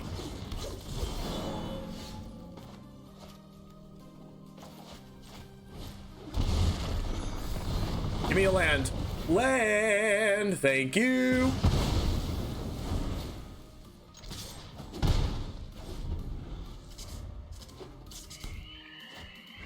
No fence, yeah, no fence sitting here. What do I look like I do? Sit on fences? Give me a land. Land! That does stop collected company, but it's not a land, but it stops collected company. It's in the graveyard. It ain't a land. It also helps for Darcy here.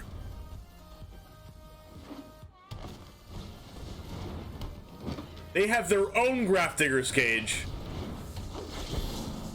What?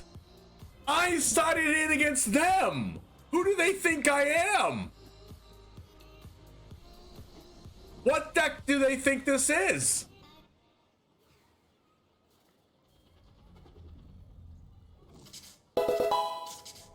Red Panda, thanks for the follow. I'm genuinely confused.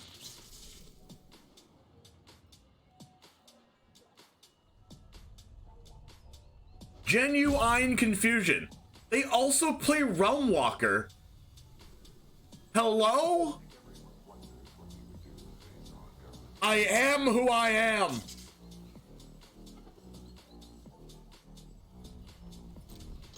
Attack? Okay, they didn't do the second questionable thing. Imagine the mind game, see me been a Cage, you're like, I can one-up you, you've been to Cage, I'll play my own Cage. Who needs Coco, anyway? It's a bad card. It's actually awful. Chandra?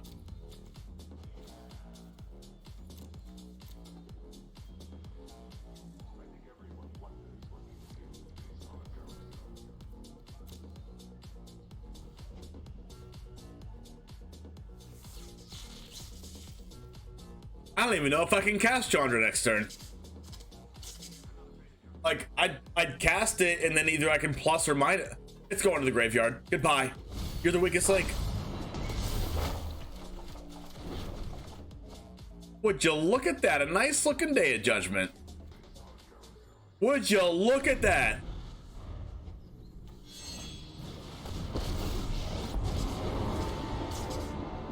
Being named Simic for the win, playing Golgari, was probably the start of questionable decisions. You're not wrong. You're not wrong at all. Whoa.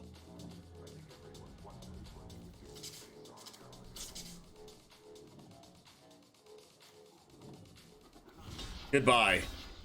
Actually, I want to kill this Archdruid. I don't have an out to that. I also don't have second white mana for Day of Judgment.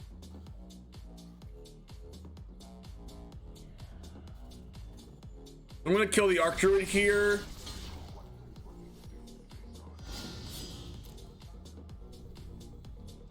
And then portable hole the clan color after I play my Dragon Rage Channeler. Hey, look, another Chandra. We made right decisions all along.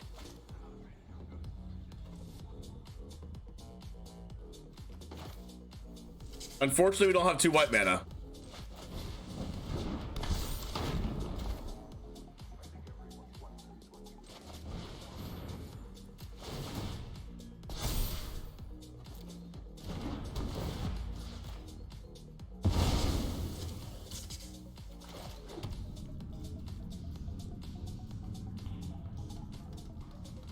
You know what I could have done actually? I could have like animated the blink moth nexus and put a counter on it.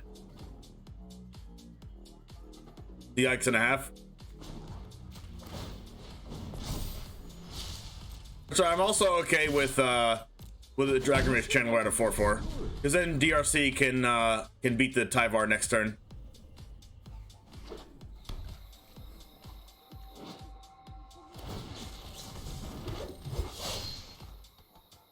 Then I have second white coming here for the Skyclave. These things don't have reach.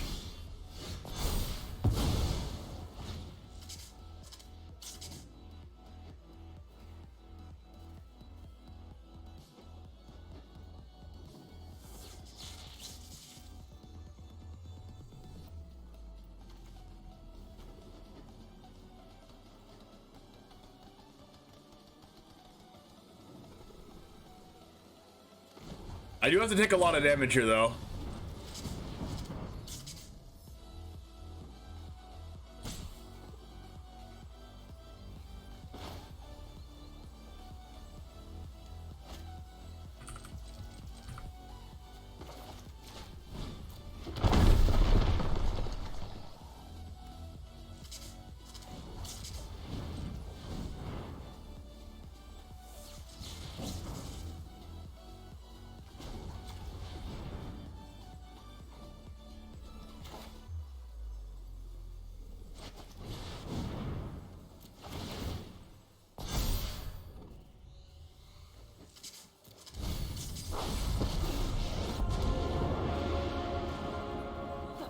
I knew you needed. Oh, this is gonna hurt.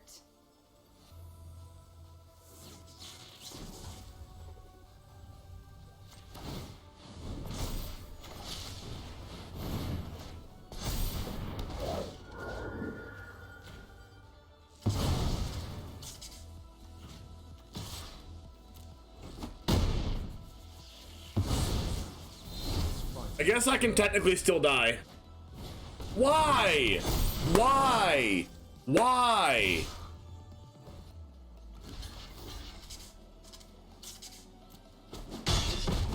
Oh, now you're asking for it. Crap!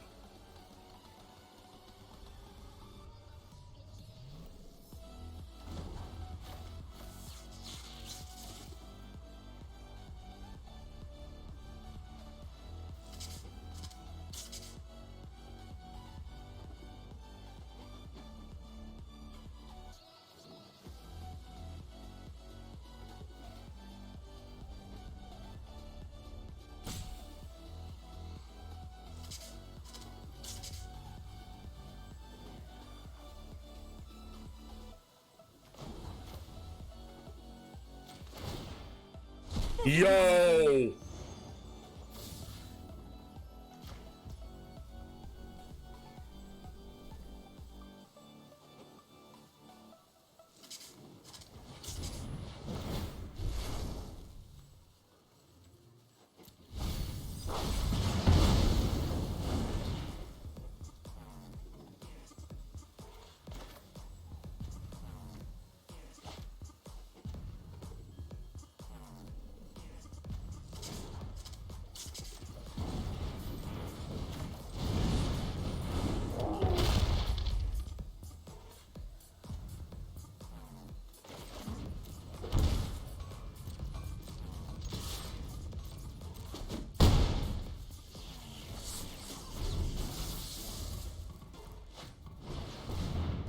Well, shoot.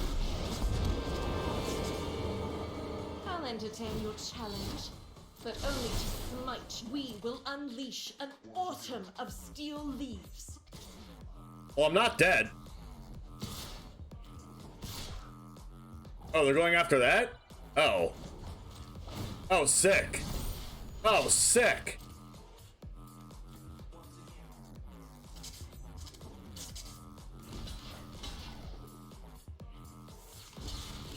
So my Chandra dies and then they die?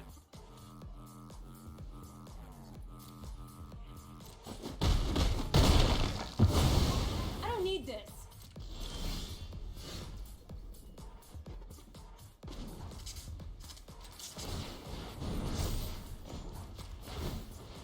You know, Blink Moth just being Blink Moth, you know?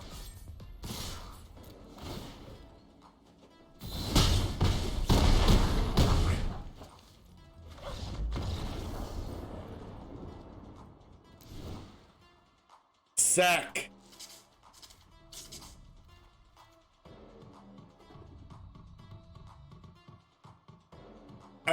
You may have won the battle, opponent. Wait, so am I supposed to side out my Grafdigger's cage again? Or just let them draw theirs? How are we, what's happening here? I'm just gonna press submit. I had double the chances that my opponent was gonna get Grafdigger's cage to that game. And they play Realm Walker and Collected Company. What is going on?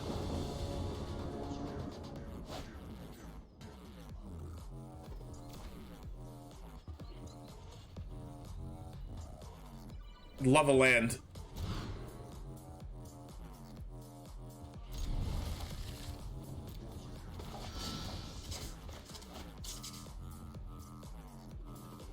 That was an amazing Hearthstone hand. Yeah.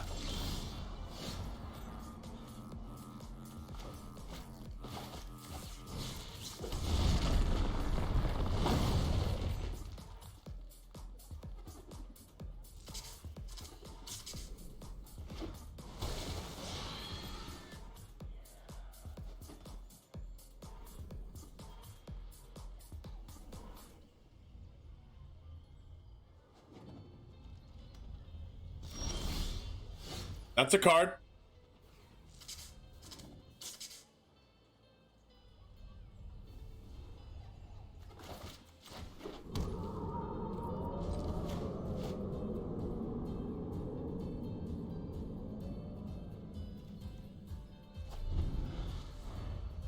Oh my gosh. I know that isn't that deck really expensive on wild cards?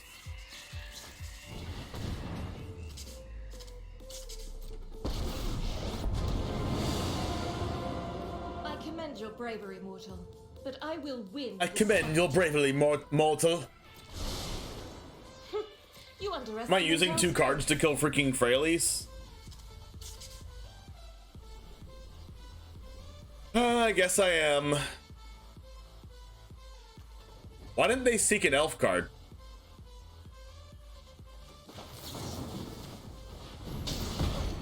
You'll pay for your treachery. You'll pay for your treachery.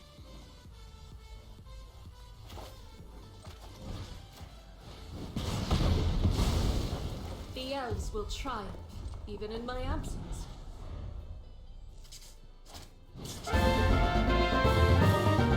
Yo, Josh, 13 months, people clap! Exclamation point, new sub! Or sub hype.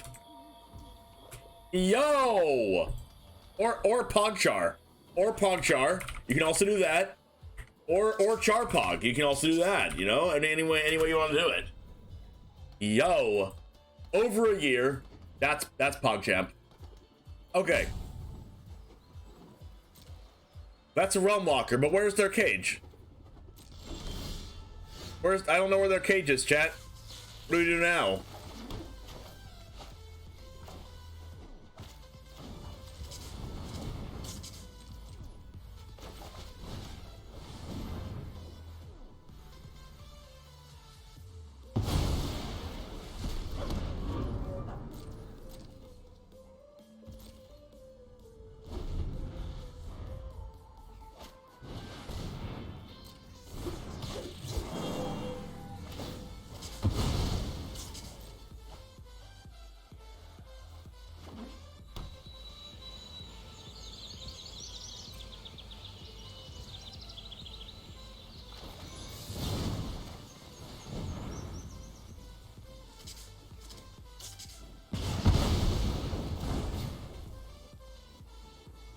Untap white mana.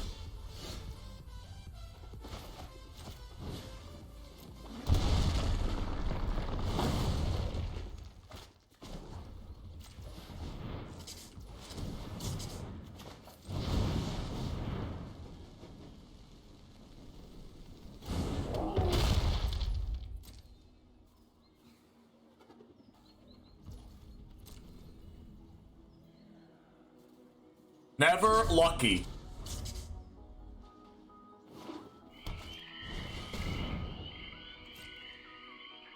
That card's good, chat.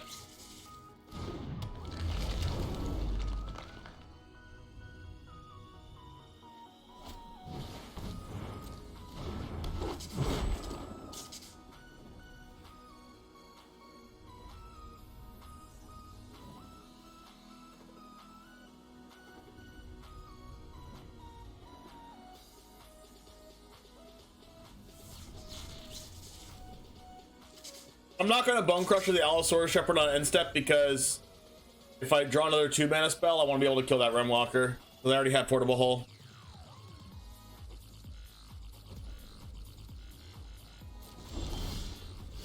Oh, hey, look, it's a Grafdigger's Cage. I don't need to deal with the Remwalker anyway.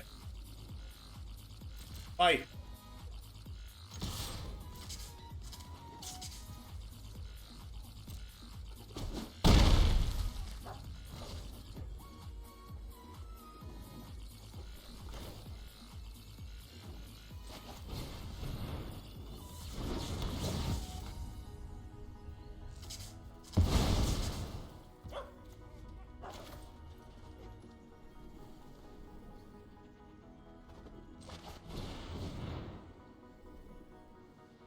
Steve, exclamation point list for the deck list.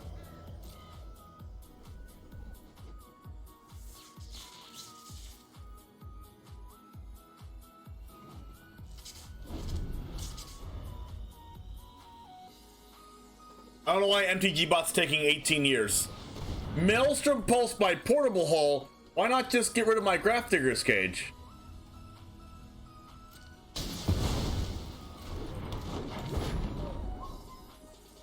Thank you, Thirsty Kane.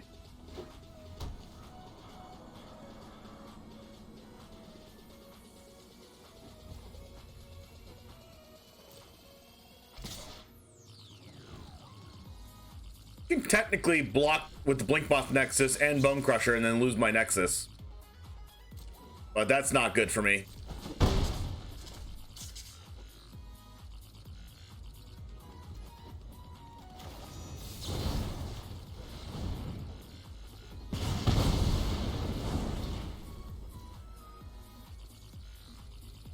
Oh, they keep going to your DMs? That's weird. Another Nexus? You love to see it. Things you love to see. It.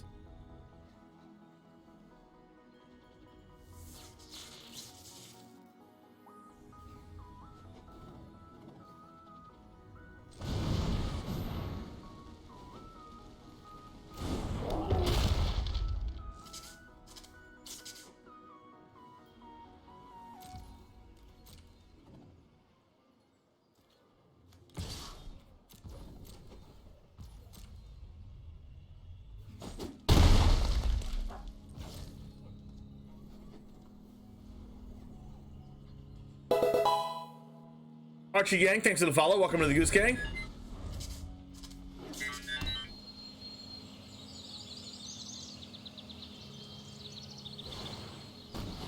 Oh god. Crater Hoof Behemoth. They're trying to cast a card on top of their deck, but I have a cage in play. Oh, jeez. That ain't good. That ain't good. Sam the Man, thanks for the follow. That ain't good at all. They done goofed.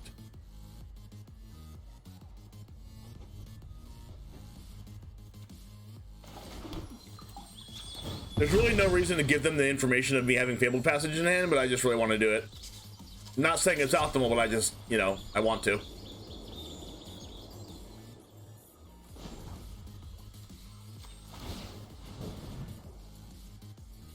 Bless this cage, I know.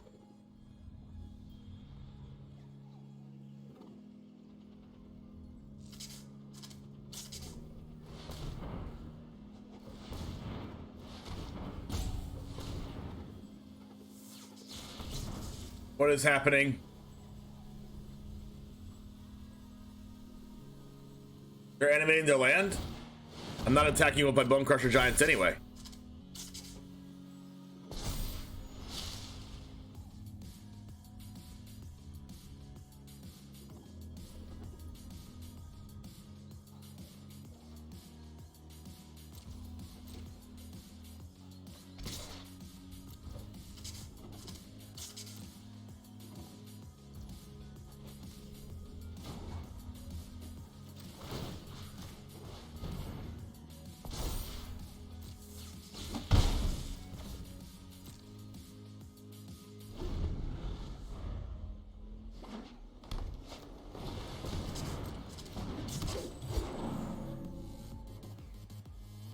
A 5-turn clock.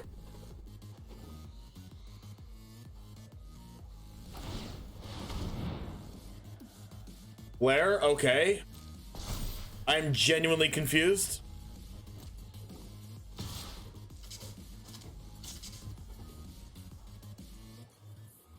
I take it.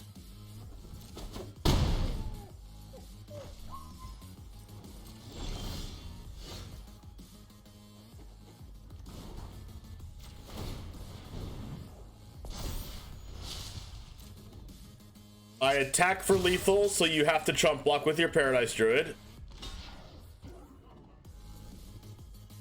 Oh. Or not?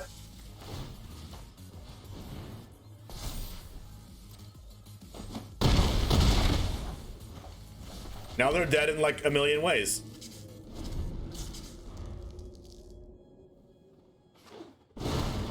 They didn't cast this?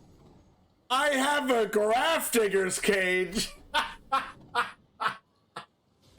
Oh, man.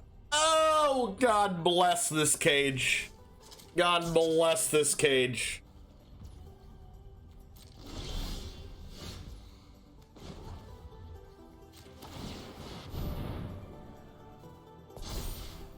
I'll attack for 4 damage in the air.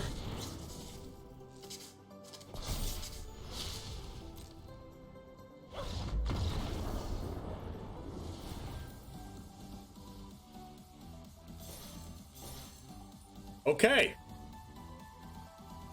We take those.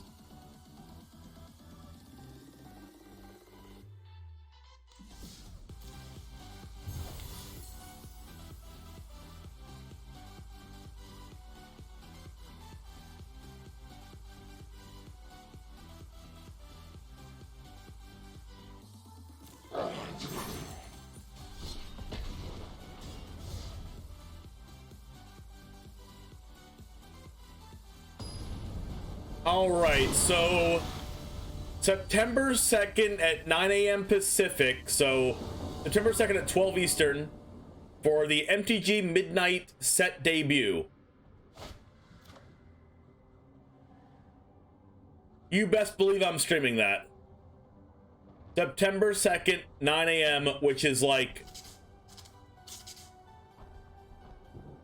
Thursday. Thursday at noon, we will be streaming the Midnight Hunt set debut.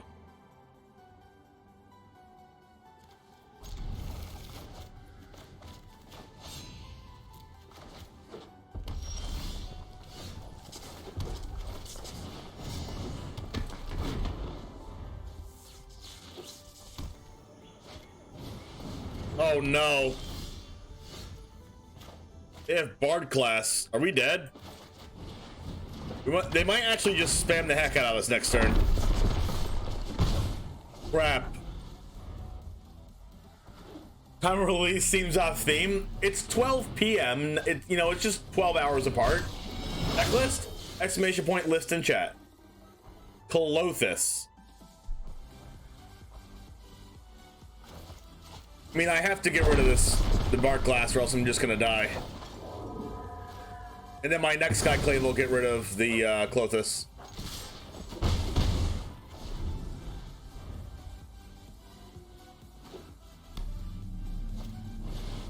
Chariot. Yikes.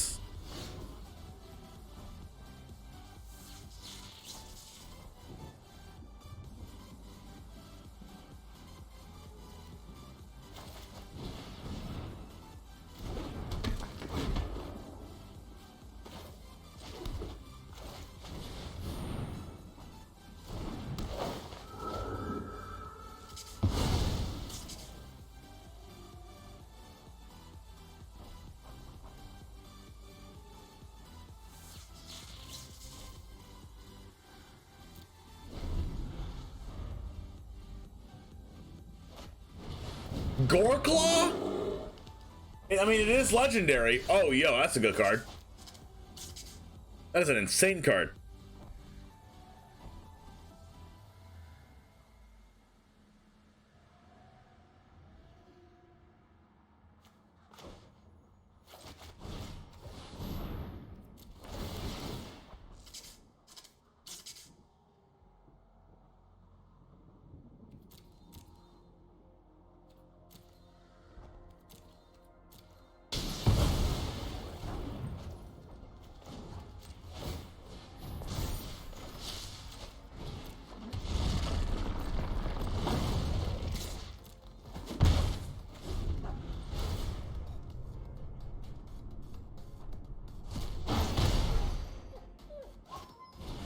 No, not another Bard class. Why? Okay. We go showdown. We surveil 3 times. So we can choose what we want off showdown. I don't really want that. I don't really want that either, but I'll take an untap land.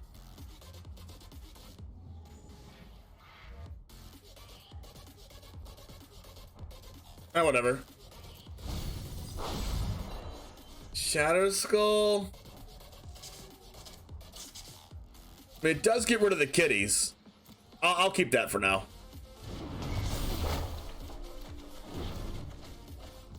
Huh.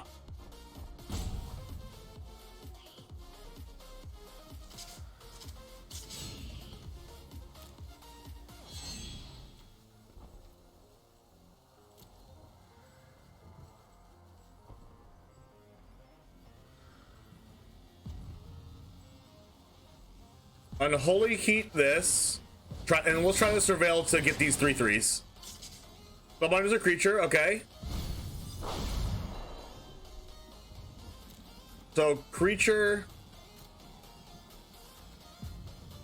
land.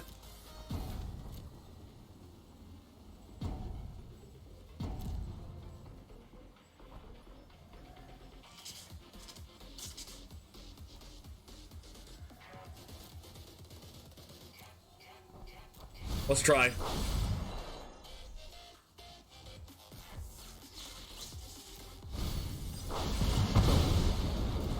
Didn't quite work out.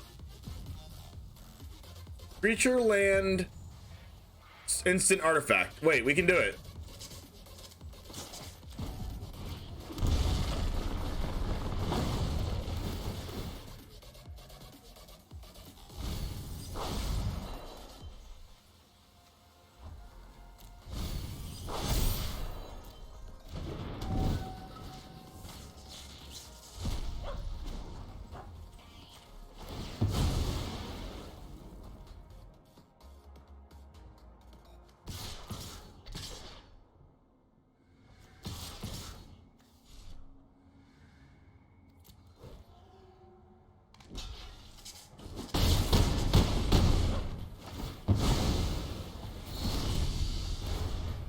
Oh, I had a sorcery already, didn't I? No, I didn't have a sorcery until the very end, right? This is Unholy Heat's an instant. Oh, I didn't have to do the Soul Guide. True. It does protect me against the Clothis for the next turn though if I have 5 in there.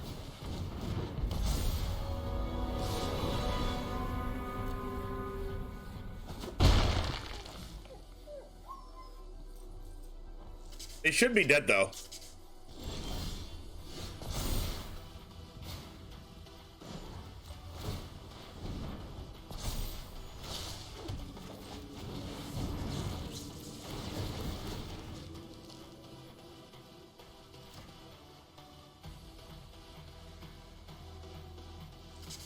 Unless they have a removal spell. Inscription.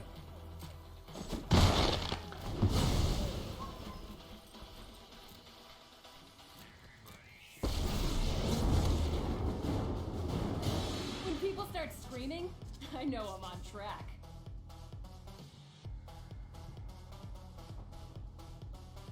Oh no, they're dead anyway. That doesn't have reach. Yup, you're going down.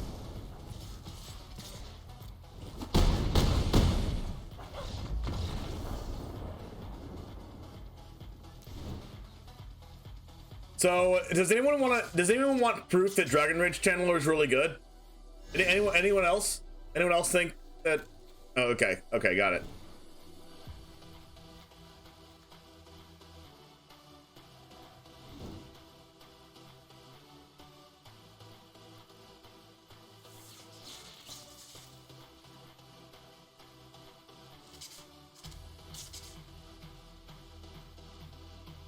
The opponent's deck is also insane, though. I mean, it's insane when they draw a Bard class. It's not really that insane when they don't draw a Bard class.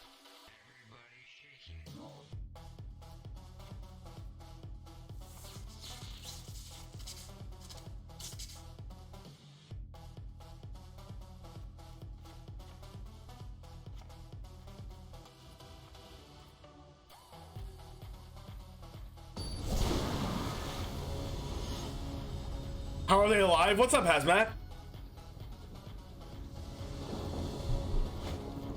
Jimmer, shout out for Hazmat.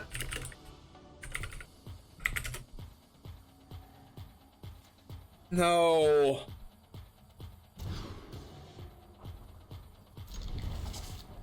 That's our red mana. We go red, white, white, so Blink Bot Nexus goes away.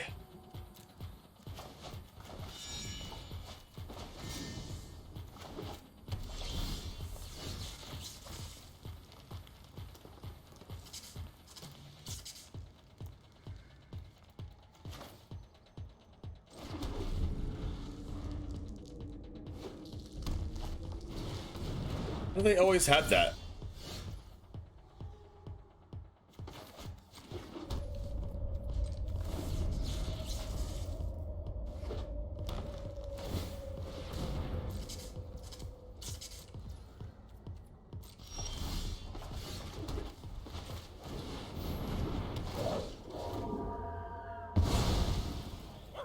Like Bard class on 2, like if they don't have Bard class, the deck's not good at all. But if they have Bard class, their deck's insane.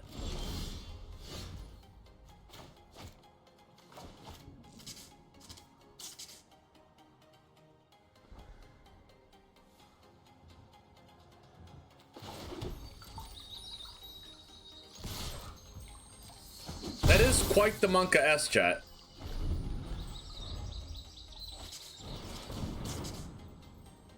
Cindervines isn't bad? That's pretty bad.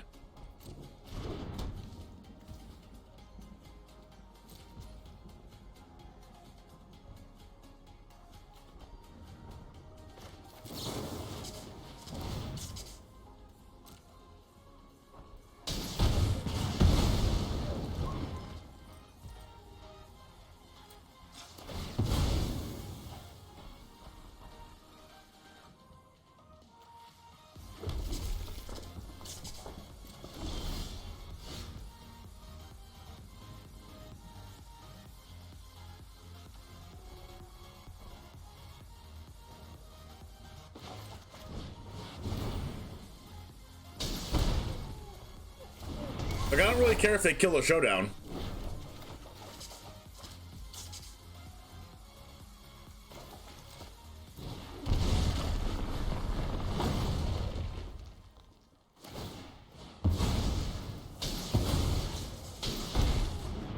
Like, it also gives us an enchantment in the graveyard, so we're only one card away from doing so. We're only one creature or sorcery away.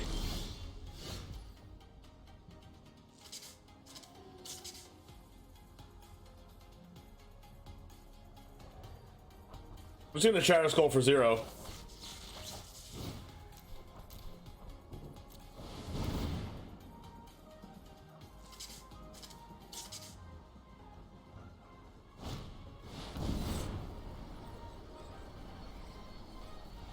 Cinderclasm.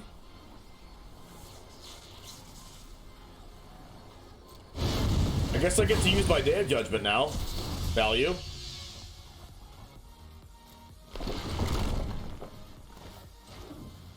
Do I have to call that value, chat?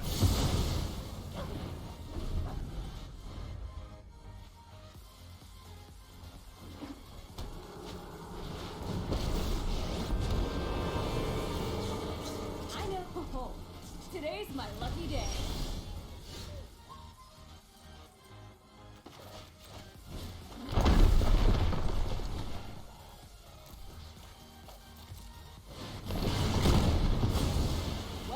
Alright, hopefully I don't die.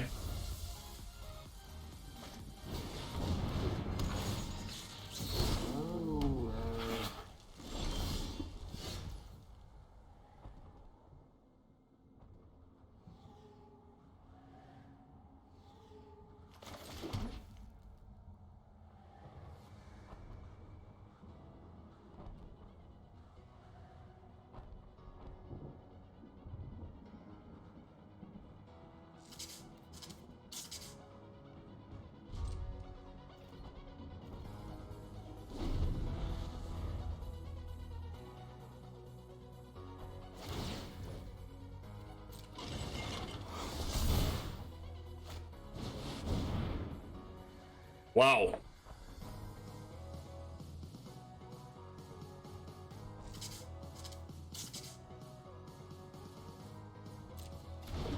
I was gonna braid the chariot, but now I can't.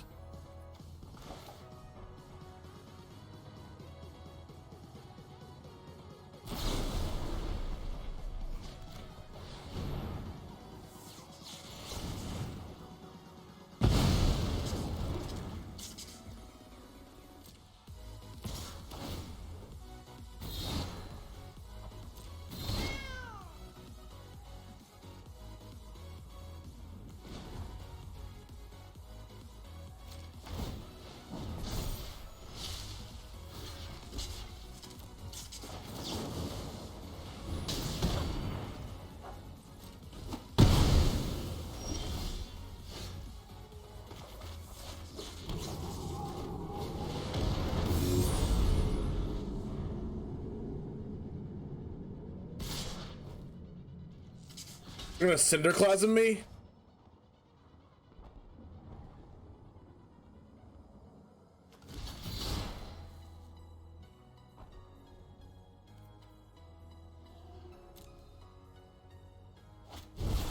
No. No. No.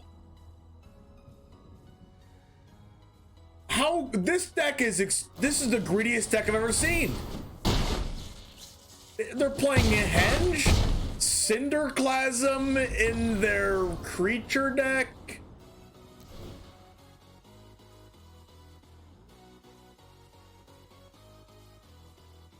I mean, I guess I want Spellbinder now, but that was really, really weird.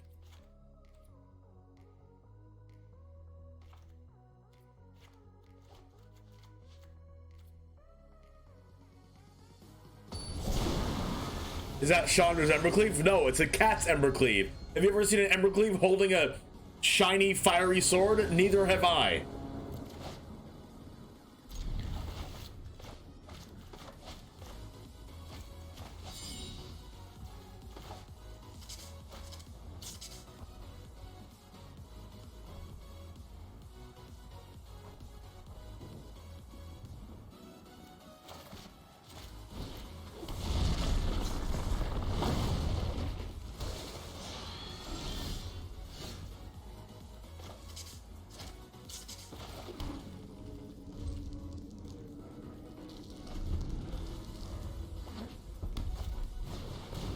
Oh, hey, look!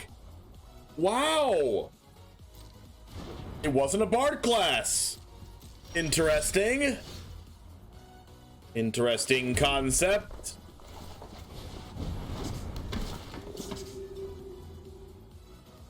The heck is their deck?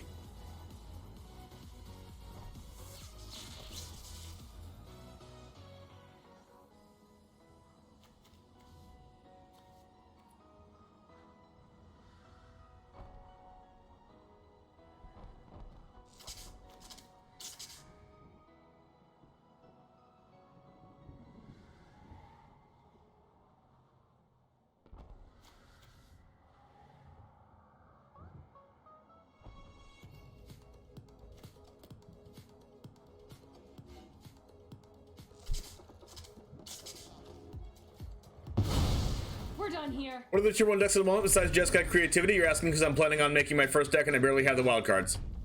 Jeskai Control,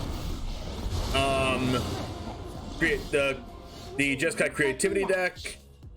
Obviously it changes a lot, but Mono Black Aggro is really good.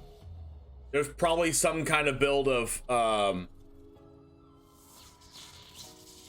like Delirium Pyromancer stuff. Is it Phoenix is still probably really good.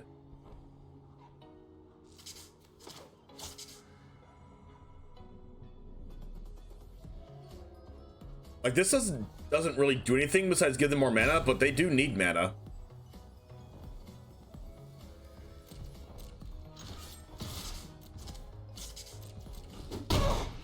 I guess I could just kill this.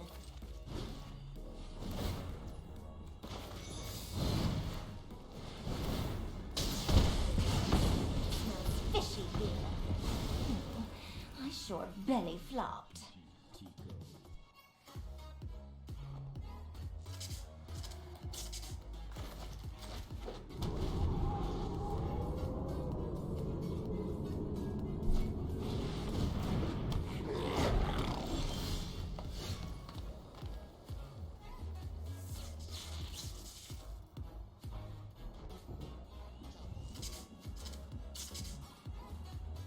I definitely want to cast Chandra this turn.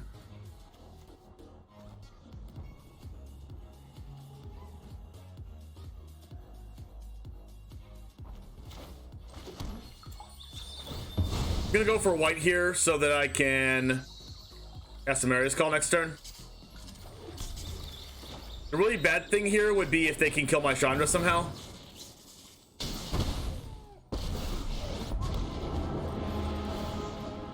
Go, tough guy. Oh, I'm not gonna actually attack just in case they have some kind of haste creature. They also have the lair there. You gotta land off the top. It's annoying. Alright, so I'm gonna go ahead and do this. And then we are going to cast a Marius Call. And then in response, they're gonna go Cinderclasm.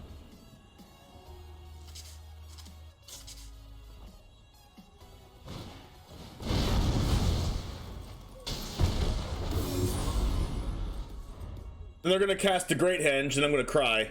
Actually, you know what? Maybe I should have just cast Skyclave on the Rata so they can't henge me. They can't henge yet. If they have an untapped land, they can henge.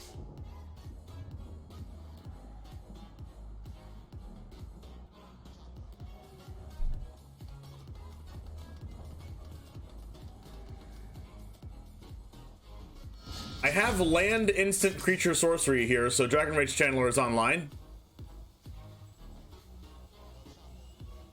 This is a good example on how bad Cindervines is against us.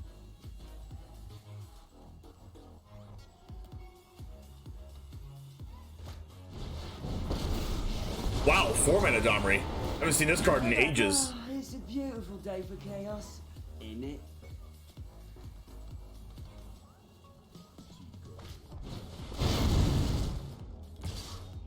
That's that first strike.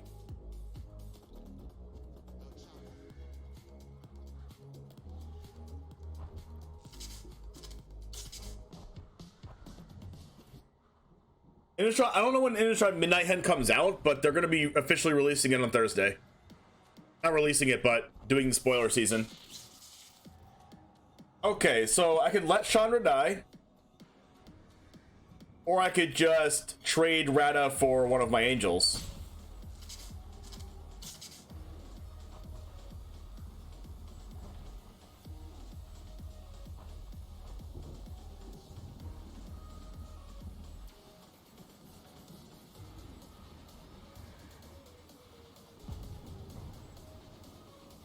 I think I want to keep Chandra.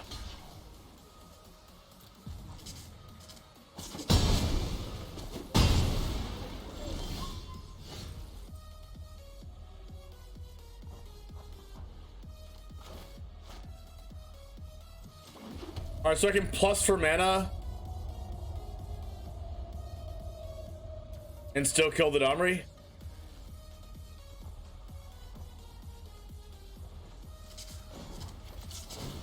This'll be easy.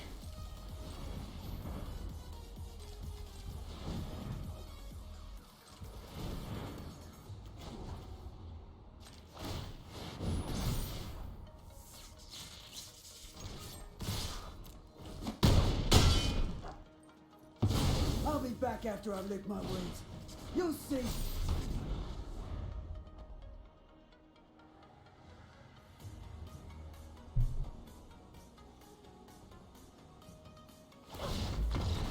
Yeah, they realized. They realized they were never going to cast their henge. Chandra wasn't good enough there. Scoop, scoopty, scoop.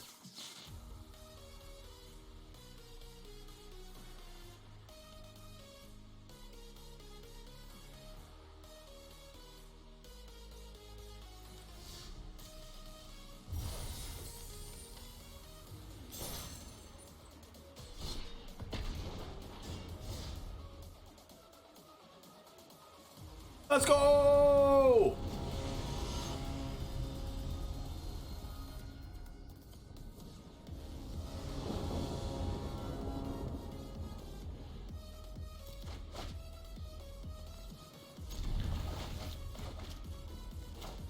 That's a hand chat.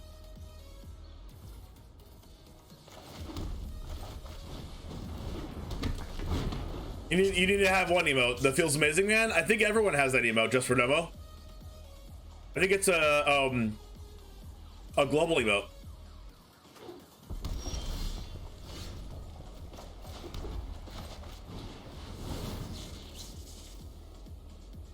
Spyro. I'll take a Spyro.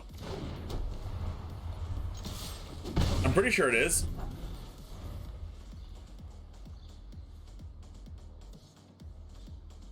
If anything, you can go to betterttv.com. You can type in BTTV exclamation point BTTV to download the thing.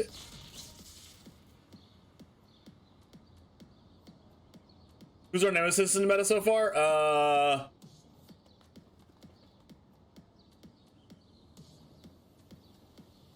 Angels?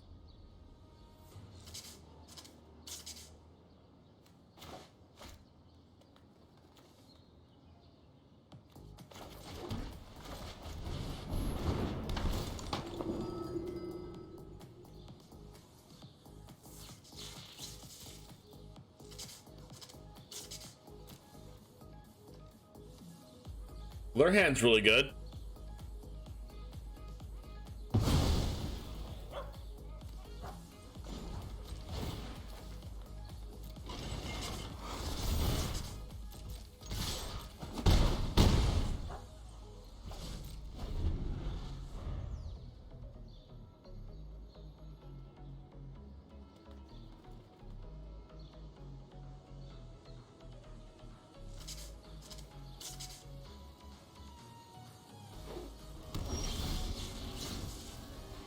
All right, so what do I do here?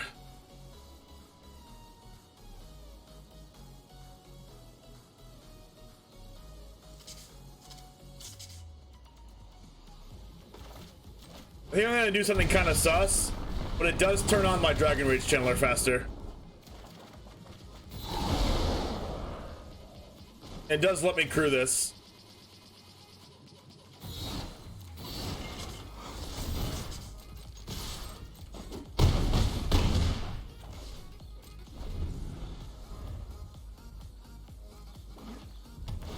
So as long as I get a land creature or instant in there, I should be fine.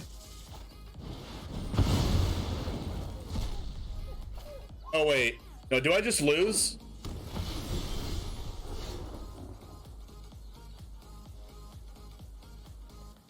Oh crap. I have to burn them, right?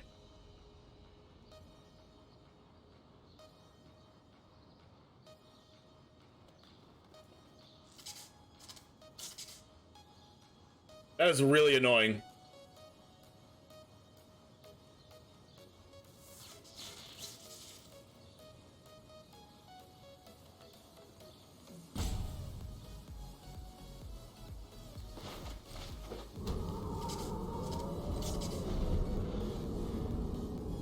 They have protection from creatures, Josh, which means they don't take any damage from creatures.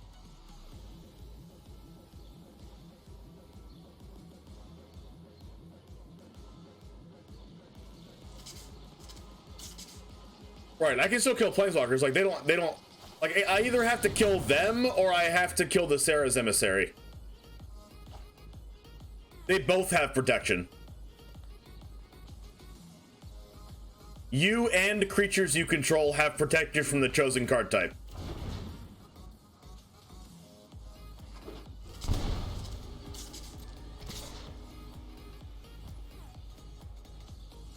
This looks like a freaking...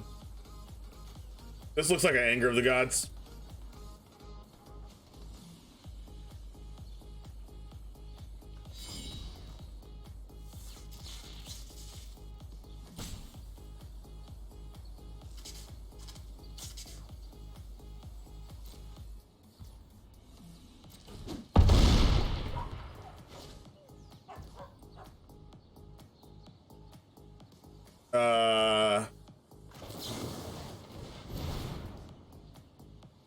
Try to surveil one? No.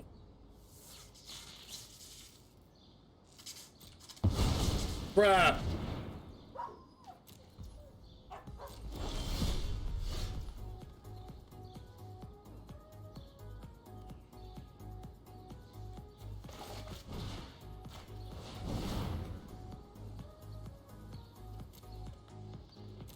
That doesn't work.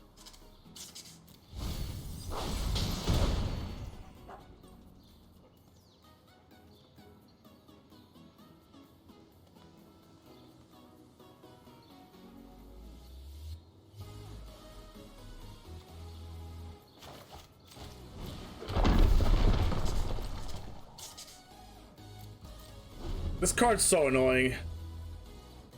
It's actually my first time playing against it.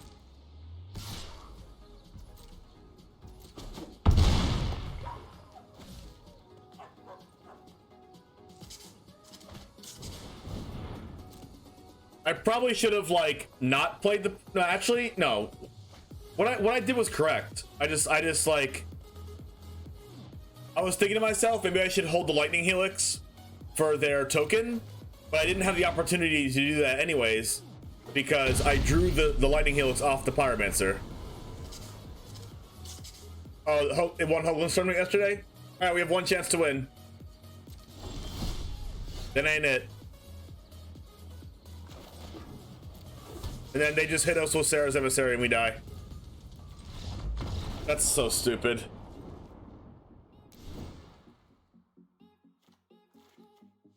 I could have drawn Chandra. I could have drawn Showdown into draw forward into hopefully hit a Helix or Bone Crusher. I could have drawn Bone Crusher. Man, that sucks.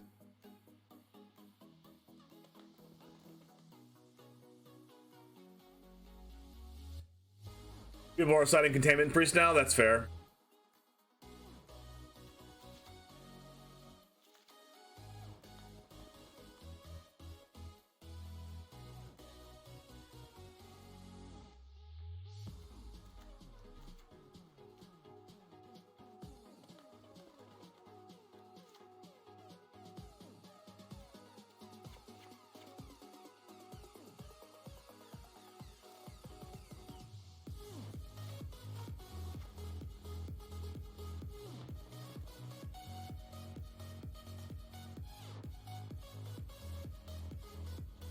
Oh, Cage doesn't stop it because he gets exiled.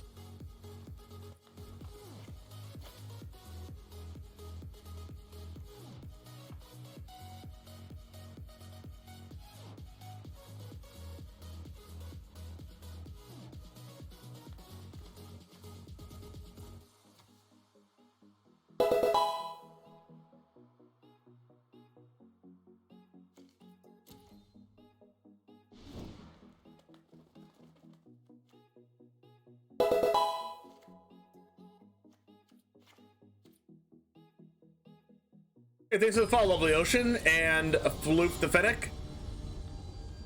Hey, no worries, Lovely Ocean. Let's use that as a reminder. If you like the content and you find yourself watching me in the recommended section or just looking me up, if you give me a follow, you can turn on Twitch, and every time you turn on Twitch, whenever I'm live, it'll show up in the left side of the screen. Make sure that you give me a follow if you like the content. All right, let's see. Well, this hand's insane.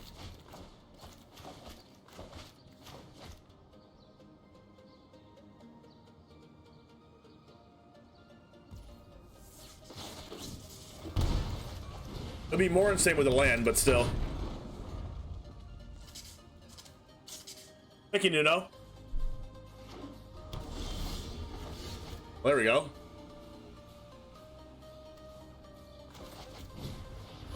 Land?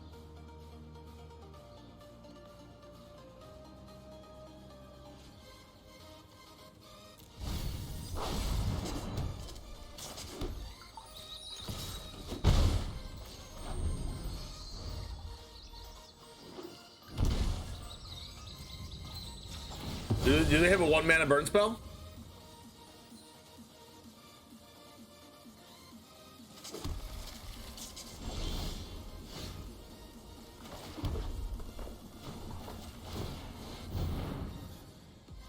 Or maybe it's an opt.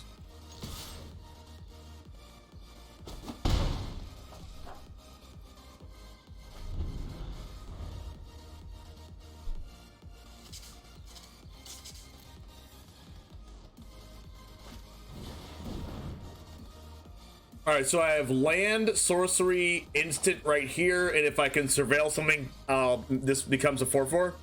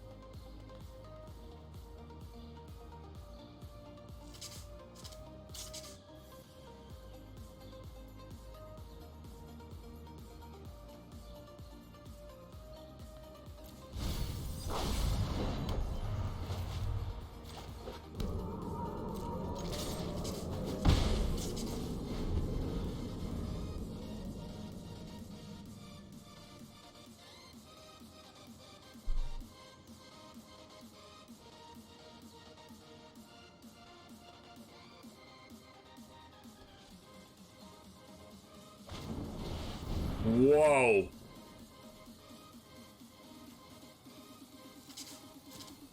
All right.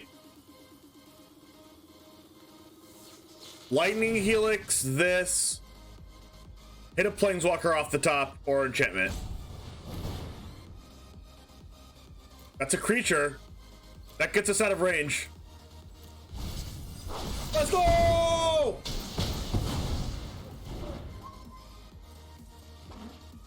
Is networking thing a hardware thing? You can change that on your end, I believe.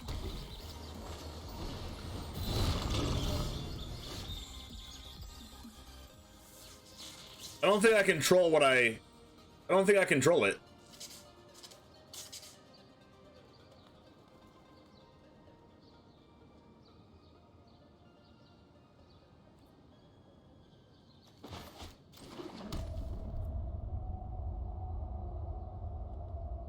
I'm literally one off of game. Ashthorn, how's it going? Wait, I'm one off of game, but then they can do their creativity thing, and then I can just lightning helix their face.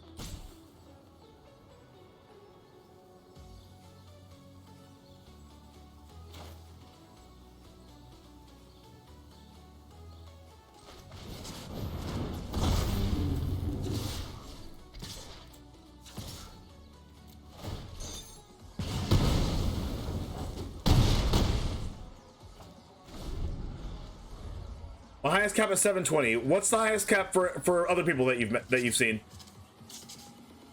What's the highest cap for some other streamers? You watched me on a big screen? Like, as soon as I became partner, I should have got the ability to see my stream in higher res. I'll have to look into that.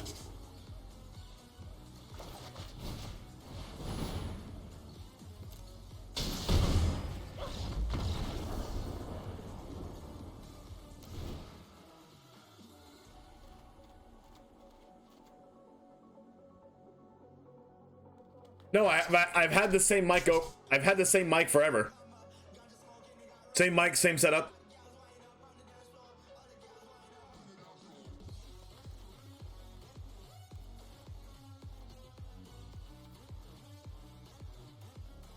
Let's go!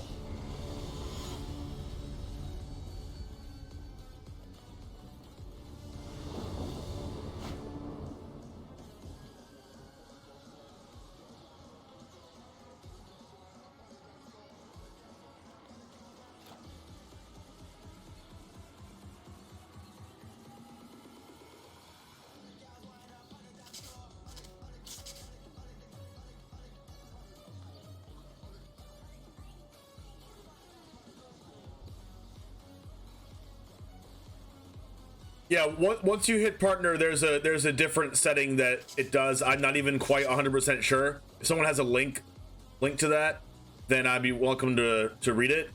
But I think once you hit partner, you get the chance for different latency settings. Or maybe it does it automatically, I'm not sure.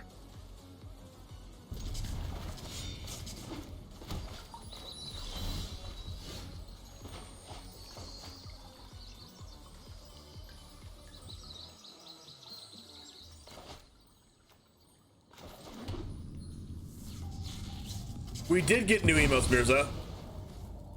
We got a Hitmonlee punt emote, punting a football, and then we also have a Bulbasaur land emote.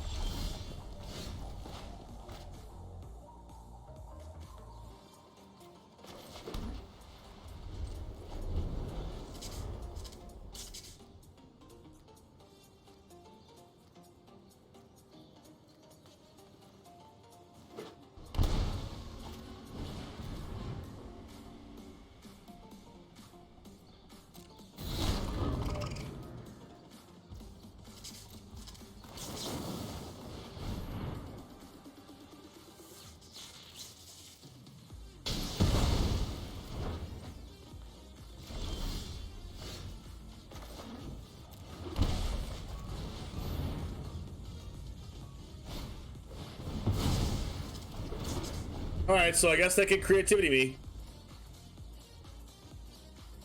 Them creativity me at 18 life is definitely, you know, monk ass. One wasn't here yesterday morning. It was, but it wasn't here the morning before that.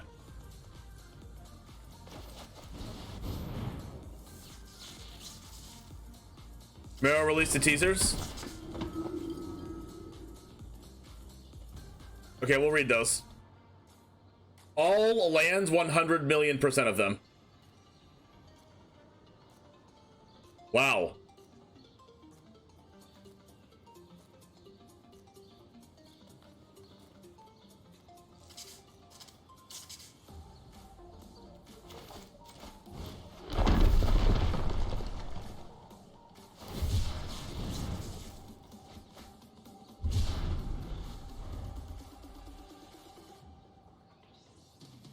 Well, hopefully this is not creativity off the top.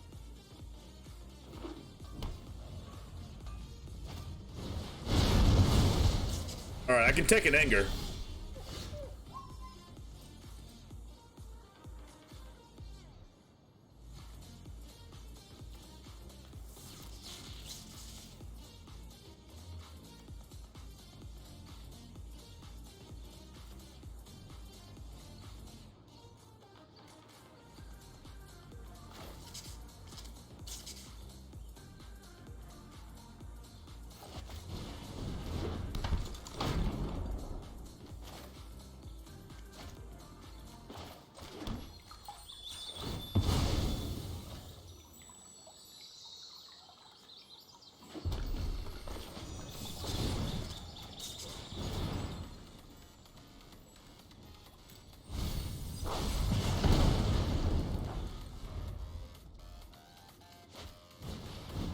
That's a good card. All right, so if they get creativity on the top three here, I'm gonna be really close to losing.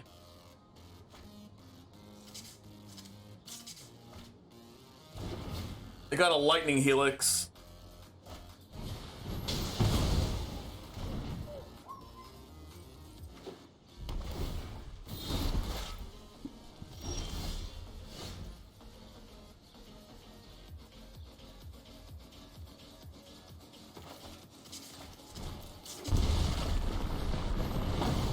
I'm gonna do this and plus it because if they happen to get creativity, Chandra can actually -7 and kill the emissary. And get ready to meet mine.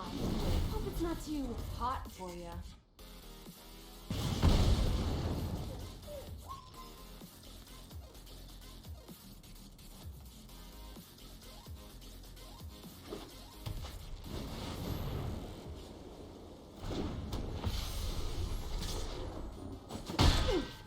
Well, that's spicy.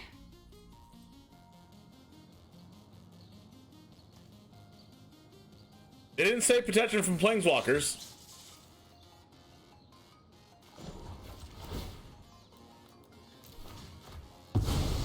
I'll try to come back. Boom! Exploded.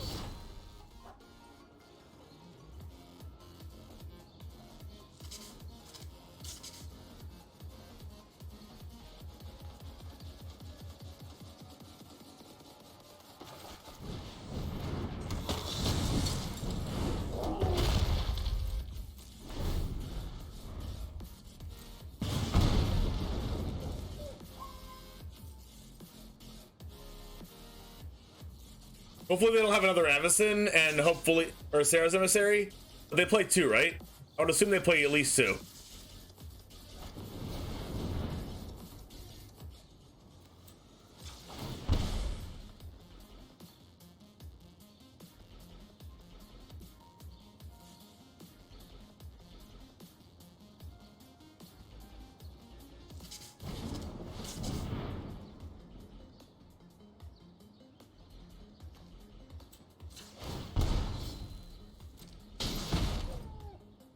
I take 8 life. You got your first interview in 10 minutes. Let's go, Grok! Let's go! Hippo clap? Did I spelled wrong the first time?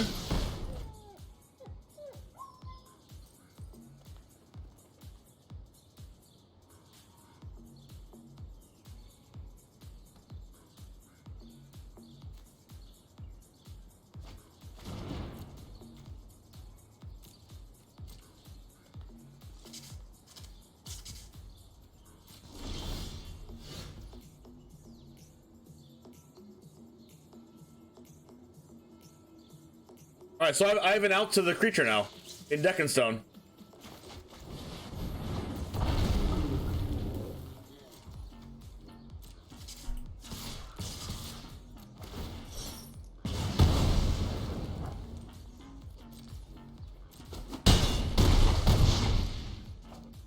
And they're dead to Bone Crusher plus Adanto Vanguard next turn. Actually, they're dead to just Bone Crusher, because then they'll take another damage at the start of their turn. Yes! We did it! Deck's bad against us. We have an amazing matchup. Deck's awful. I can't believe anyone would play that deck. Weird. Weird deck, opponent. Weird deck. Interesting. Must be off meta. Must be tier 2.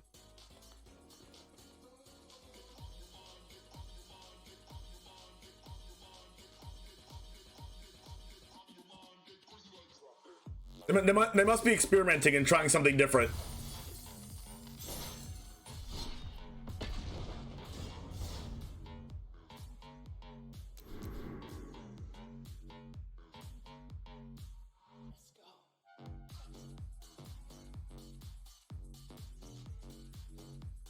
Yep, that's true. Let's go ahead and go over to our good old Blogatog. Hey, somebody, thanks for the 4 months. New sub. Let's go.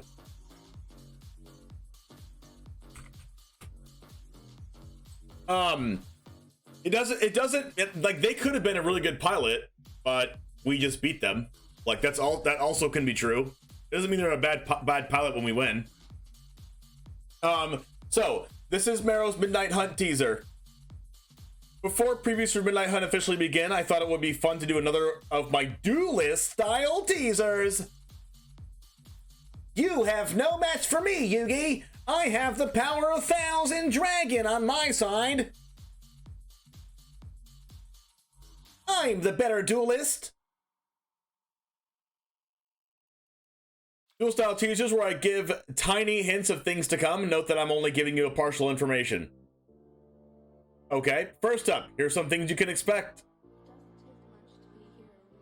3 popular mechanics previously seen on Innistrad return. Well, what are the Innistrad mechanics?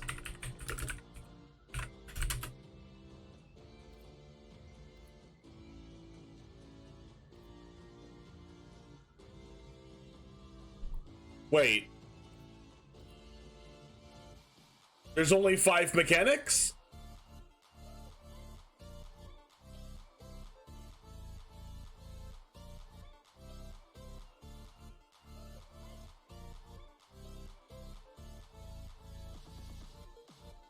So the morbid mechanic, which is when whatever card enters the battlefield, if a creature died this turn. So if a creature died this turn, it can be coming back.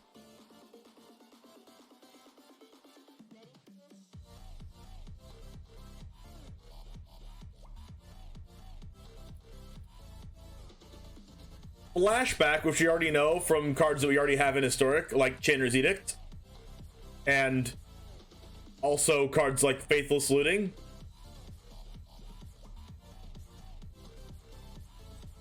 We have Curses, which is Curse of the Bloody Tome, 3 mana, or a curse enchant player. At the beginning of an enchanted player's upkeep, that player puts the top 2 cards of his or her library into his or her graveyard. I actually would not be surprised if this got just like word for word reprinted. Like, I think Curses actually might get printed. And then Fight, which is an evergreen rules term already. So 3 of the mechanics, I'm pretty sure it's probably going to be Curses, Flashback, and Morbid. That's literally everything there is to have.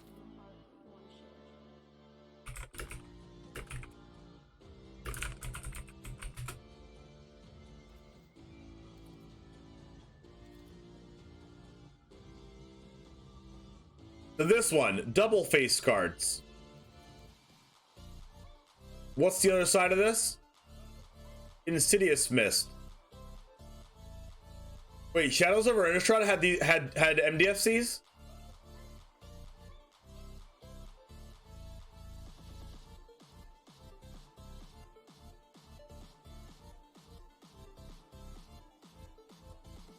Oh, Delver, true.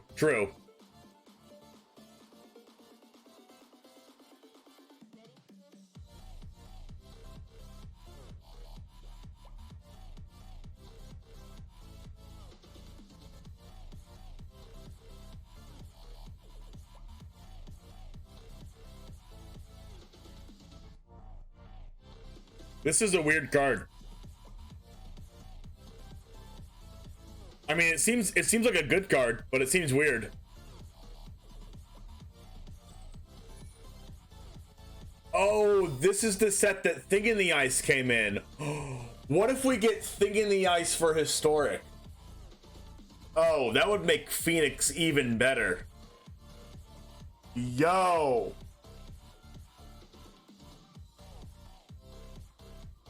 Checklist cards, okay. Double face cards, rules changes. Okay, we already know those. Delirium, okay. We already got Delirium teasers already with Unholy Heat and Dragon Rage Channeler. Do they just bring Delirium back? Is it gonna be the actual Delirium thing? Do we get more cards in Historic with Delirium? That would be pretty cool.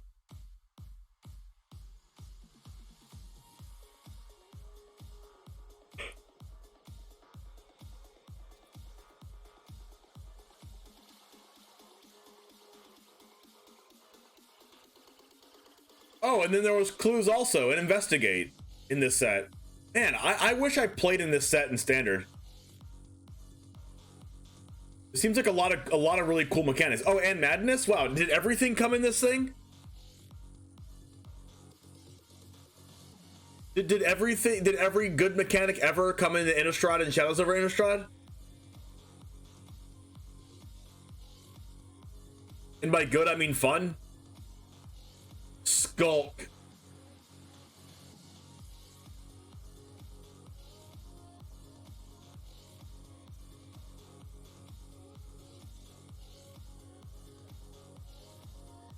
A creature with Skulk can't be blocked by any creature with greater power.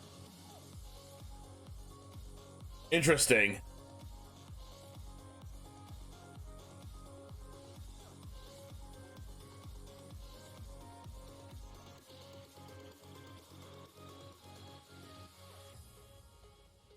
Okay, that's it. We're gonna get 3 out of those. A new drawback for creature tokens that lets us create them cheaper. Wait, what?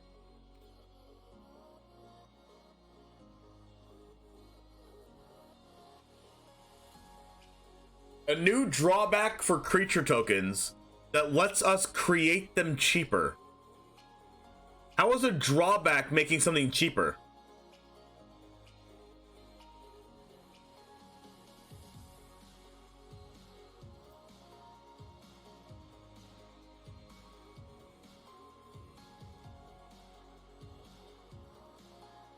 What does fading do?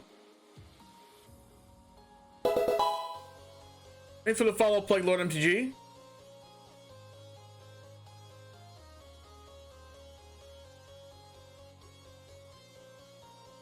Drawback for your opponent. Yeah. Right, Christmas? A white card that could potentially draw you a card each turn. What is it, like give your opponent 3 mana? Draw a card? That's something white would say. A white card would say, give your opponent 3 mana, 3 life, and draw 3 cards. Draw a card.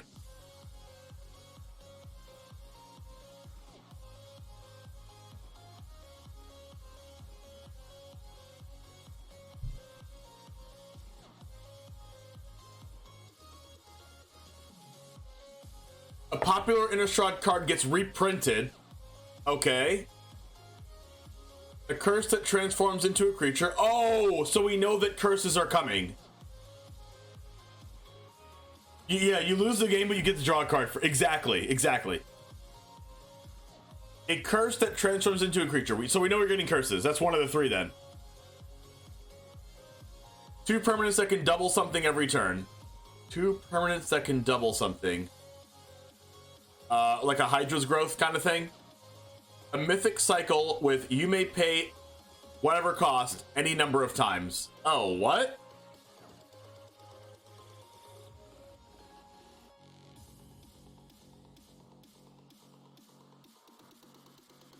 A 4 mana blue aura with you control enchanted creature. I mean, that's pretty strong. A popular tournament card in multiple formats gets reprinted with its 5th piece of art. What? Snapcaster Mage? A popular tournament card in multiple formats?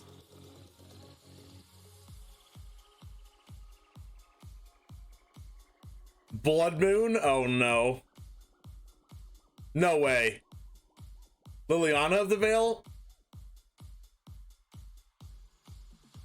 A character from Innistrad once mentioned in a short story finally gets a card in an Innistrad set. That's pretty cool. I like the flavor of things. Next, here are some rules text that'll be showing up on cards. If your life total will be reduced to 0 or less.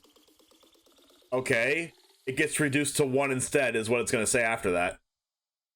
This spell costs 1 less to cast for each creature you attacked with this turn. Well, that's pretty cool. As blank enters the battlefield, note your life total. What? Put a slime counter on up to 1 other target creature. A slime counter. Must be an ooze creature. Creature tokens you control lose all abilities and have base power and toughness 3/3. That's the drawback. Wait, but that doesn't make them cheaper. Interesting. Each instant and sorcery card in your graveyard has flashback? Wait.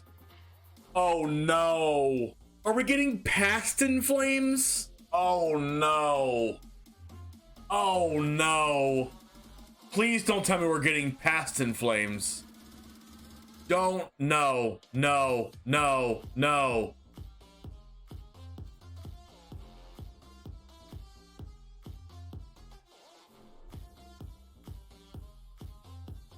Oh no. Well, it's a drawback because it loses all abilities. What are we looking at? We're looking at Mark Rosewater's Midnight Hunt teaser. And we'll be announcing the first cards in Midnight Hunt, I believe, on Thursday at noon. And we'll be watching that also on stream.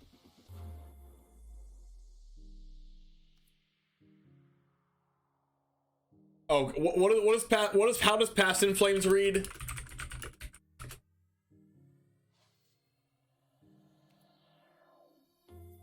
Each instant and sorcery card in your graveyard gains flashback until end of turn. The flashback cost is equal to its mana cost. Flashback for 5. No, no, no, no, no, no. No. Please no.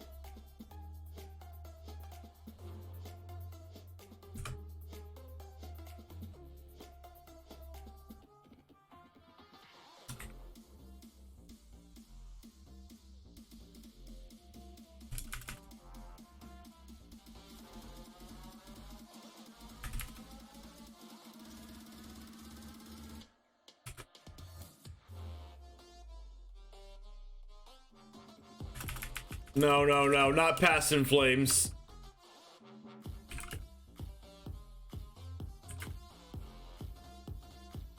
Wait, I have to, wait, hold on.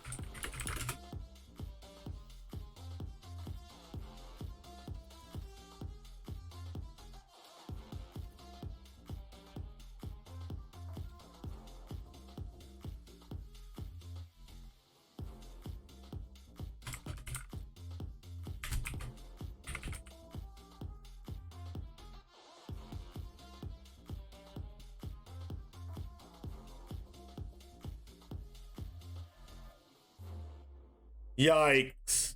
That is a major yikes and a half.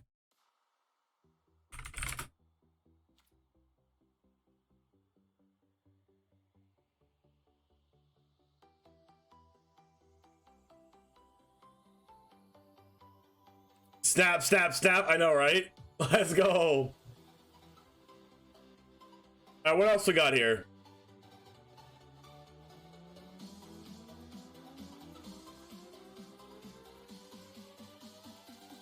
We got instants and sorcery spells you cast cost X less to cast, or X is whatever's power. Okay, so it's probably like a 2-mana 1/1. And then like you can buff it. Or like a 3-mana 1/1. Put that many +1/+1 counters on this, then create twice that many 2/2 black zombies. Yo. That's pretty cool. At the beginning of your end step, if you have exactly 13 life. Is it a Friday card? Is it a Friday card, chat?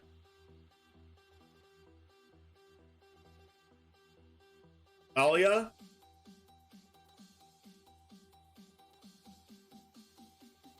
It's a blue creature that wins the game? No way. Tupa, you're lying.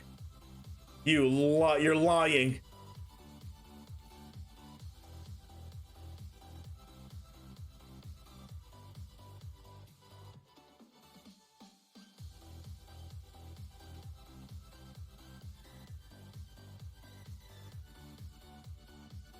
Snapcaster has 4 art so far, so fingers crossed. Okay, okay, okay. You may cast any number of the copies without paying their mana costs. Well, that sounds broken. That sounds broken. It kind of sounds like Mind's Desire. Finally, here are some creature type lines in this set. Okay, Hippogriff Spirit. Can anyone name a Hippogriff Spirit? Don't try this yourself. It's extremely dangerous. Yeah, you're allowed to link, Tupa. What was the Mythic Cycles? It's a Mythic Cycle that says, you may pay cost at any number of times.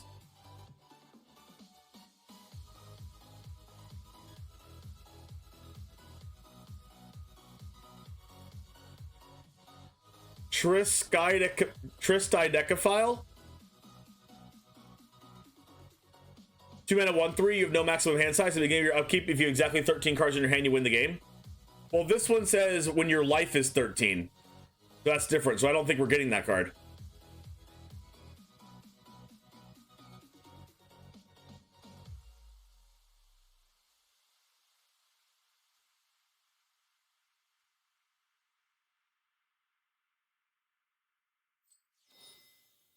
You just saw 13 in Monkey Brain?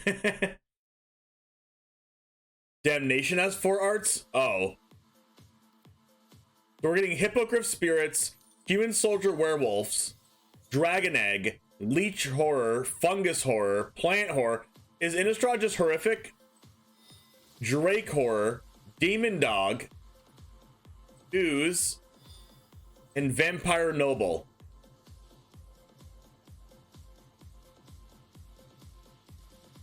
Tune in Thursday, September 2nd on twitch.tv/magic at 9 a.m., which we'll be doing as well. This is at 9 a.m. PT, which is 12 p.m. noon my time. So I'm going to be live before this happens and then switch over to this when it happens. And we're going to watch it live. We're going to do a co-stream as we kick off Innistrad Midnight Hunt previews. Interesting. Interesting.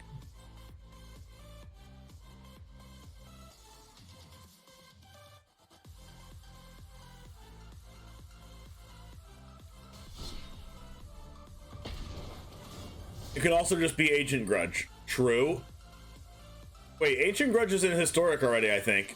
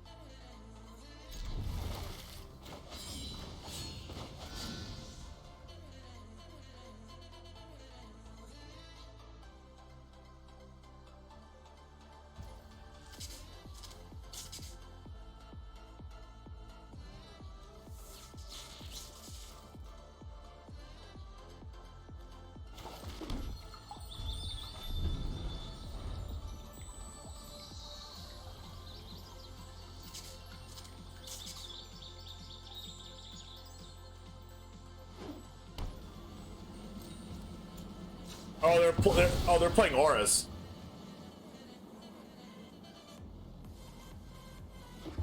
Aether Vial has 4 unique arts. PogChamp.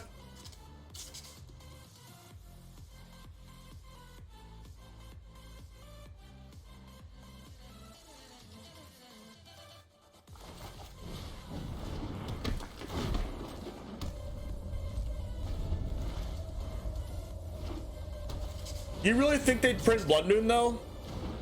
I don't know.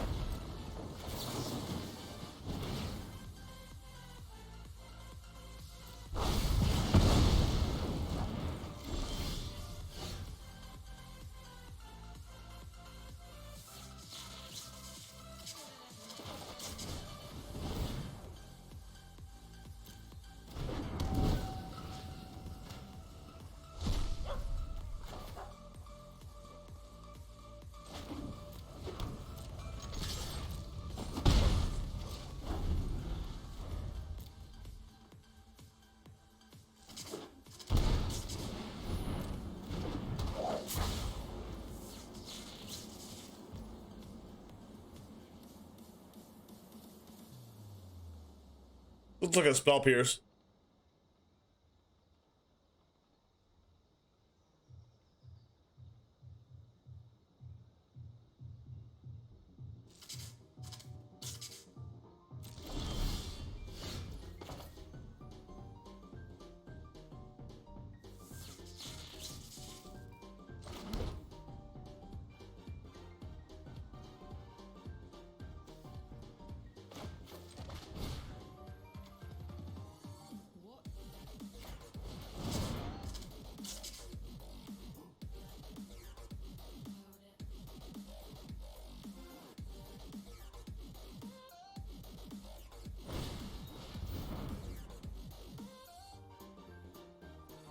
Well, that sucks.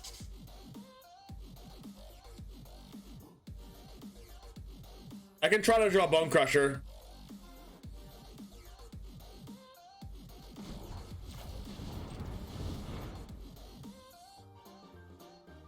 Wait, I already played a land. I have to draw exactly another Unholy Heat here.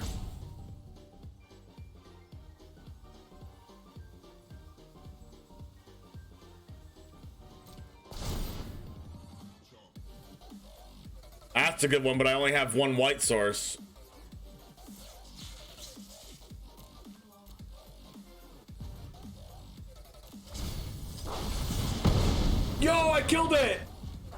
I killed it because, oh, that's broken.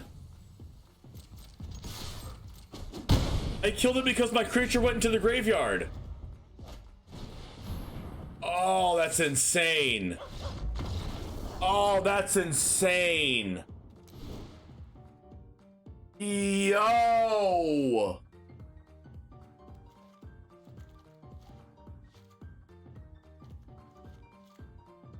That was busted.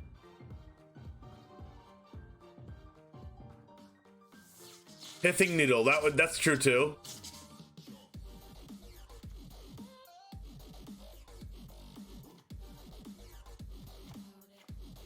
Better race channel, you put in work. Now I don't need you anymore.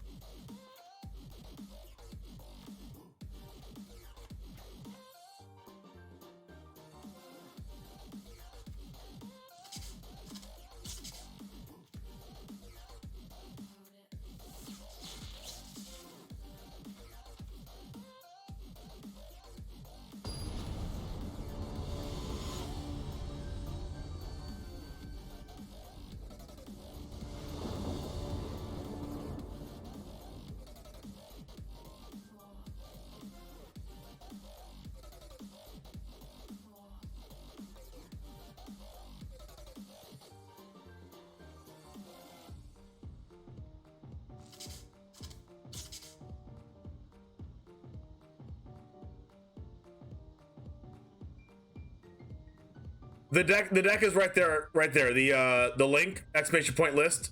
Thank you, Leo December.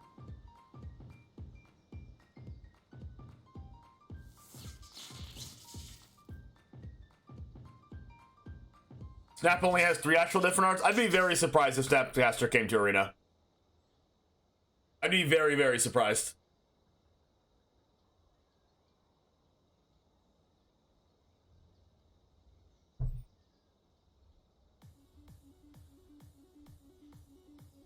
All right, opponent. Waiting on you. Waiting on you, opponent.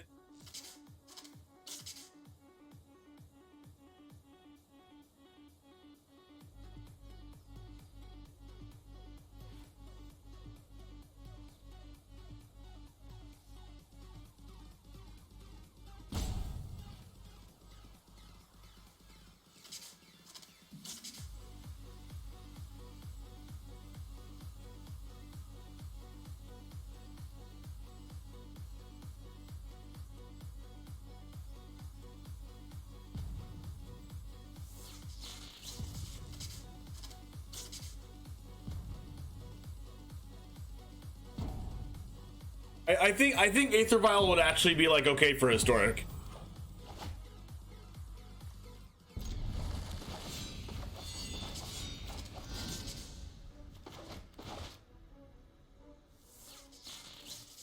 It's not Vial. Does that count the masterpiece? I don't know. Boguslaw, thanks for the follow.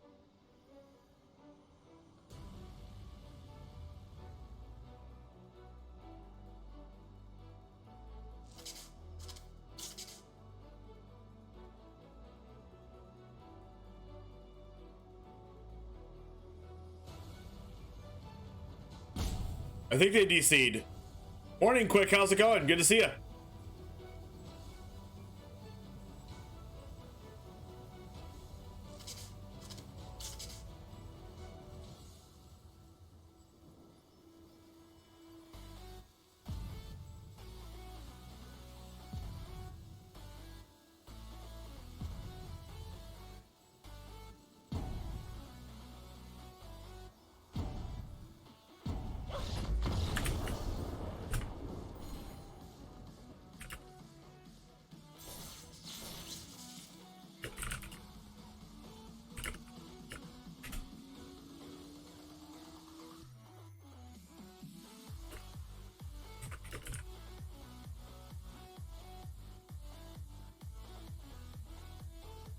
Well, I guess they DC'd. Anticlimactic.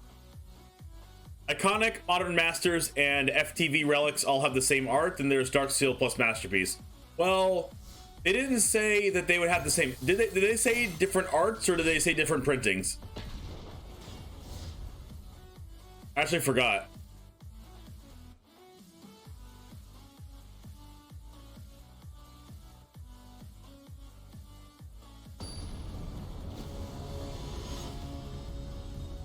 Yeah, a popular tournament card in multiple formats gets reprinted with its 5th piece of art. That means it needs to have 4 pieces of art that have been created for the card that are all different, right?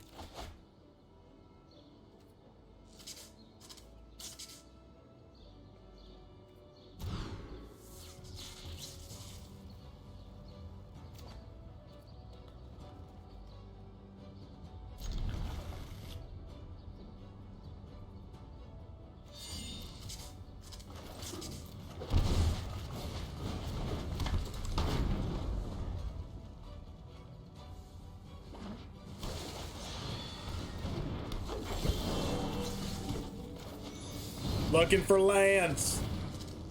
Hey, let's go.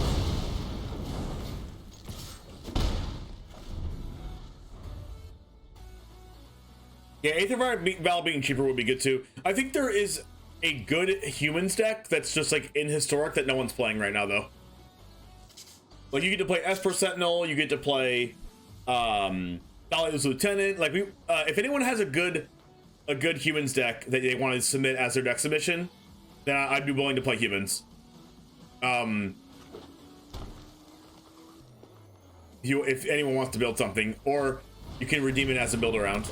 Ooh, L's again. Ew, L's again.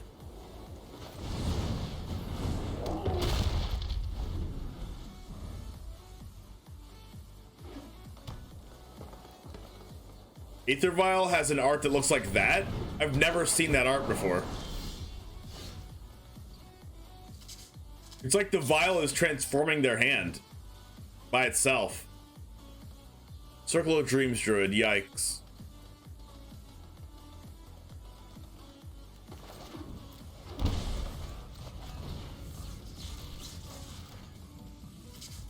Land. Easy clap.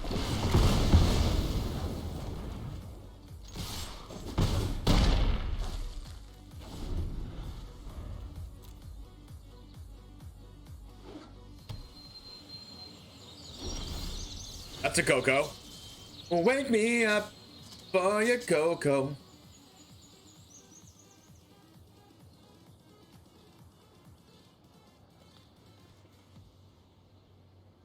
I don't want to die.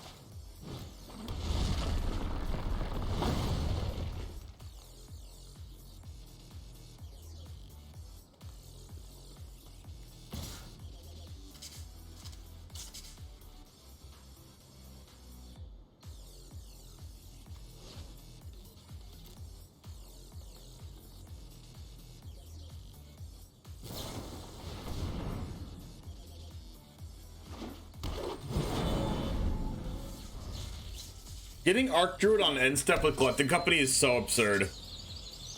And now I have a very high chance of dying. They go, play an elf, play an elf, play an elf, play an elf, play an elf, Arc Druid for infinite mana, play an elf, play an elf, play an elf, play an elf. Yikes.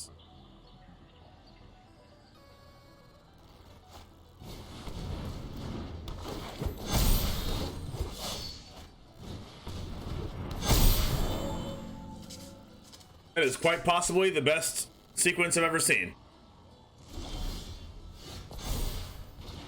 Lightning Helix. Well, if you're wondering what's happened, so am I. The computer that we have running our news from time to time took off and went wild. So what we're going to do is forward over for you. I don't even know if I can play out my Chandras. Or my one Chandra.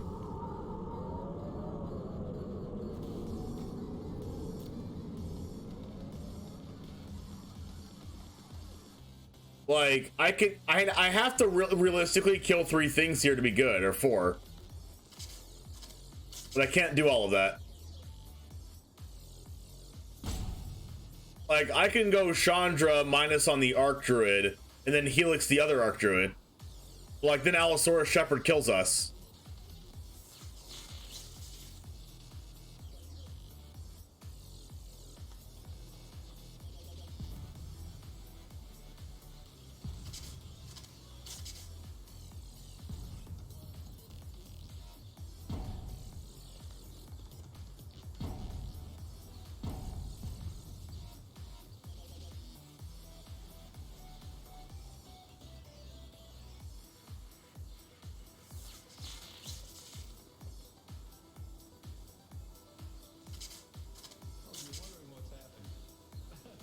I guess I just can't play Chandra.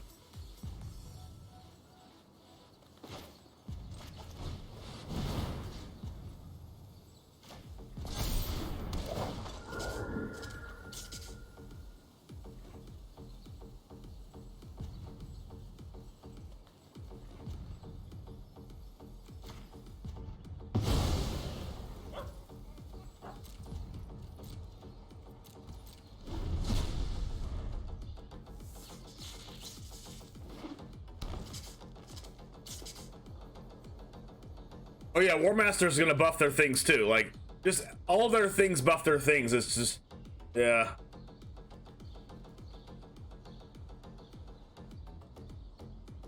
What are you talking about, Chippy?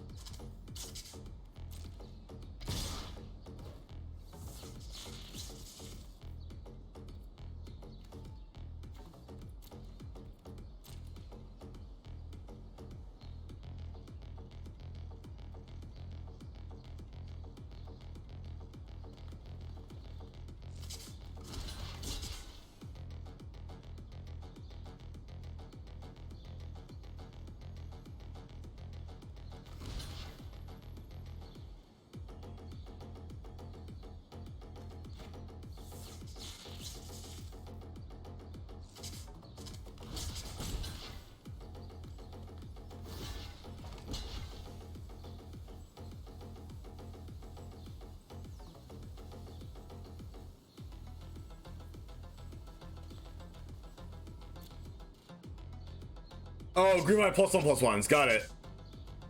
Yeah. I mentioned the fact that I mentioned the fact that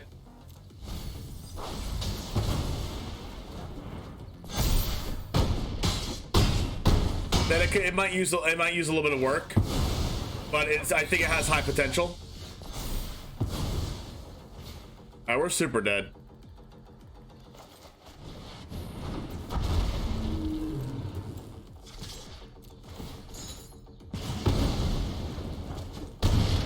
We did what we could, chat. We did what we could.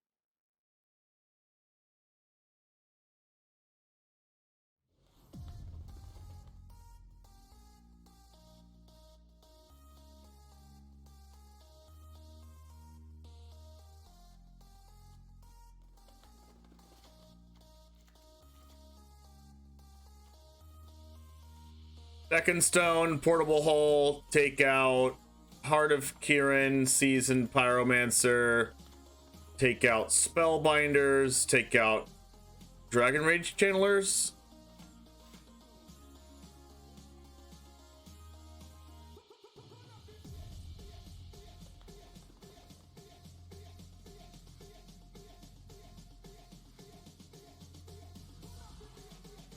I think I might keep my Spellbinders in, actually. Because it hits their collected company when I'm on the play.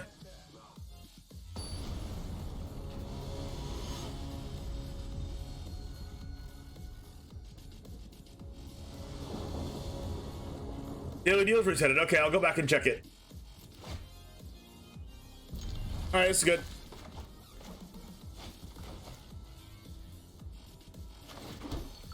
I'm gonna have to take a lot of damage from my lands this time, but there's a foil pyro. Oh no, we got that already. Shaper Sanctuary, that's a yikes.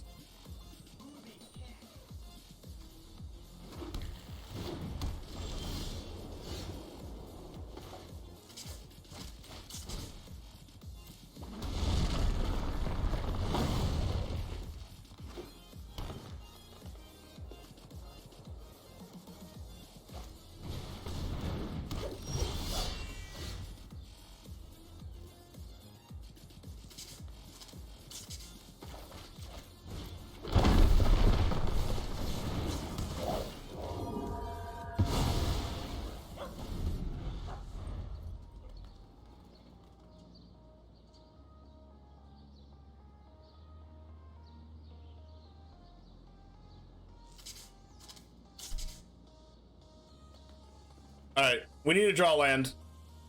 Can I draw a land? Yeah, Undying with Yawgmoth and Historic would be like insane.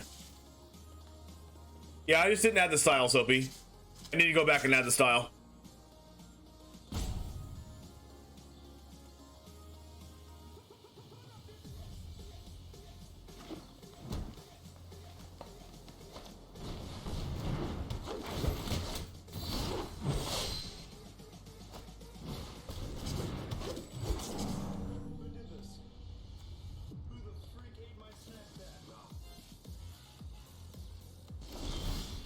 Has the promo video for SL6 been posted anywhere yet? No.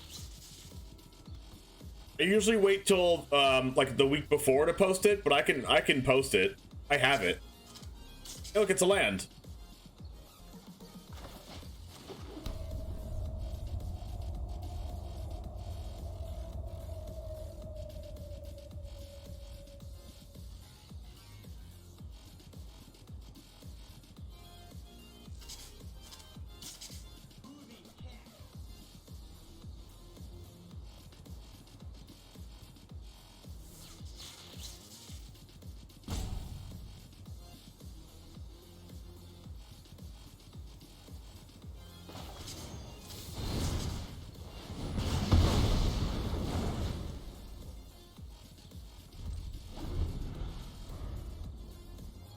I thought about using Chandra Plus and stomping, but then it lets them collected company.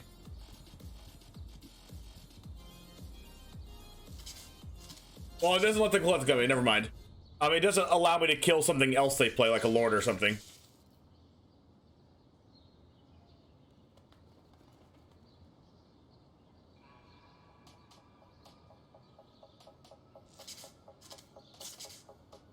Like, I want to go into my turn. I want to go into my turn and, like, with the ability to Chandra with them not having a big board, and I want the War Master to freaking die. Will fight beside me.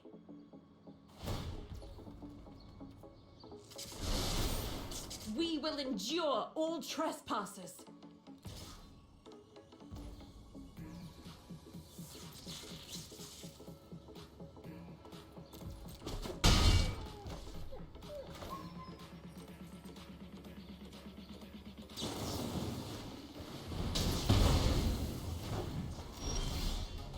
Whoa, that's a good card.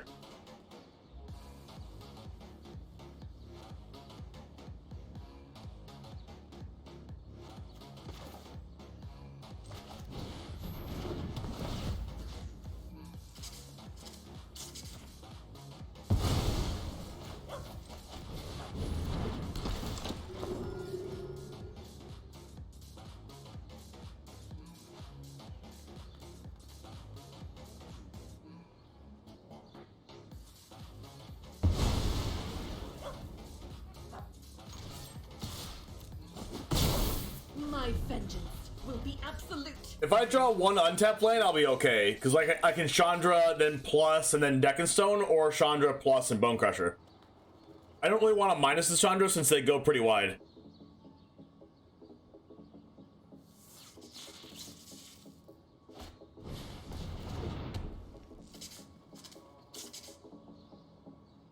Well, that was a good card to draw.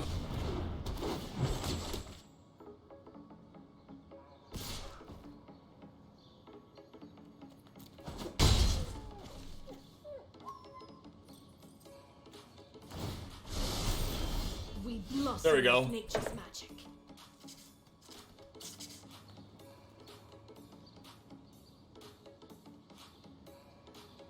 This Freyalise is annoying.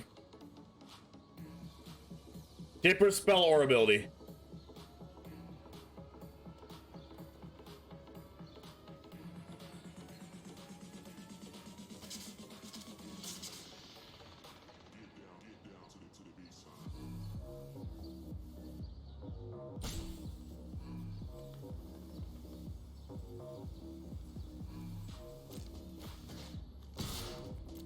This is the block debate.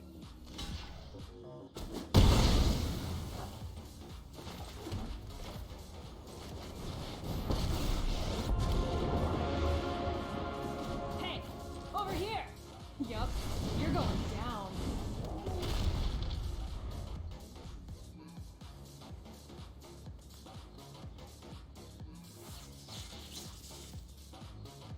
Like, even if I kill Freyalise, they have another one. But, like, they're kind of screwed on mana right now.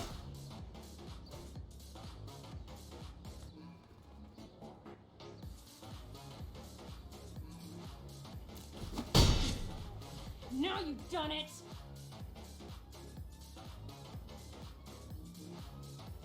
It's also annoying that they get to untap their stuff. This is a really good addition to this deck. You underestimate our strength.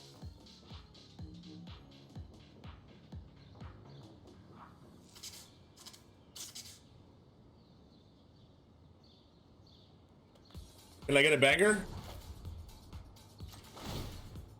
This'll be easy. Good card.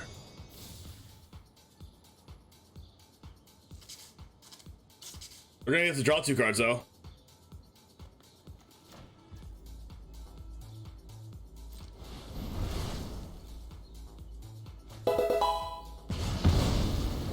Beans, how's it going? This feels really bad, but I have to.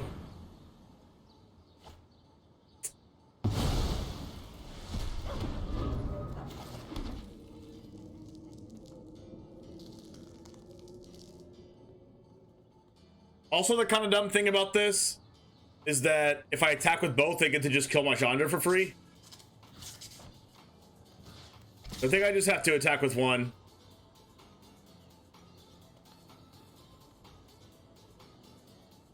Or just like this Skyclave.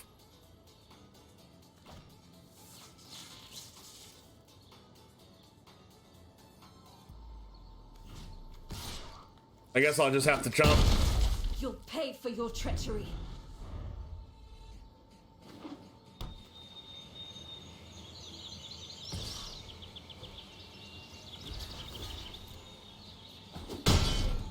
Chandra's gonna be the only thing that keeps me in this game anyway.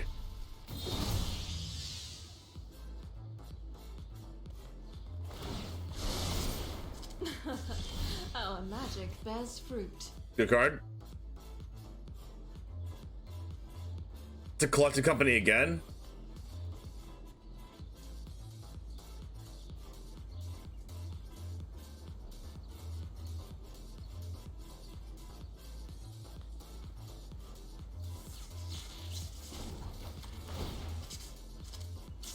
Yup, you're going down.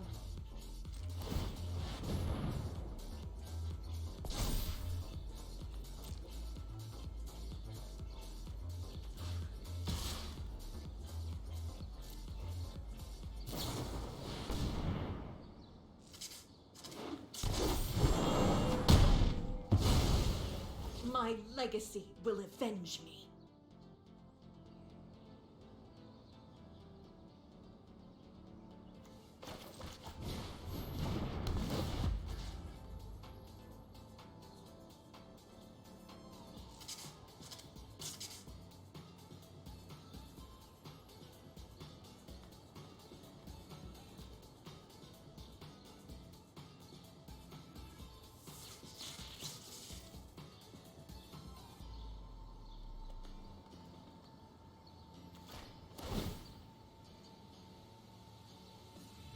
The Freyalise already put in so much work.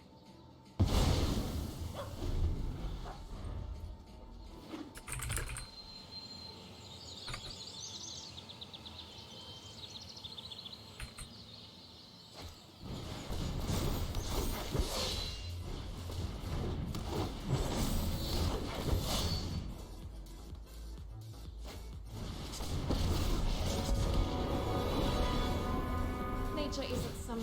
Man, this card is so good against. This card is so good in that deck. It just makes it like just play differently too.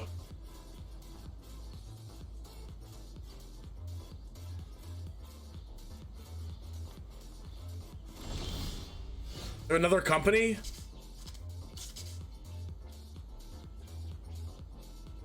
Don't have another company.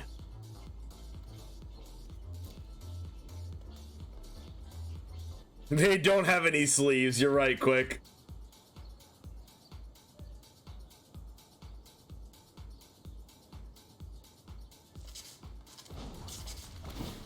Banger? Oh, All right, I'll take a Skyclave. hurt.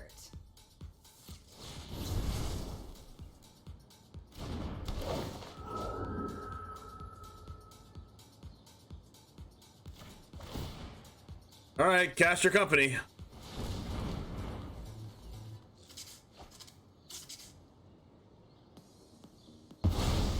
Is Boros my favorite color combination? No, actually. It's either Jund or Sultai.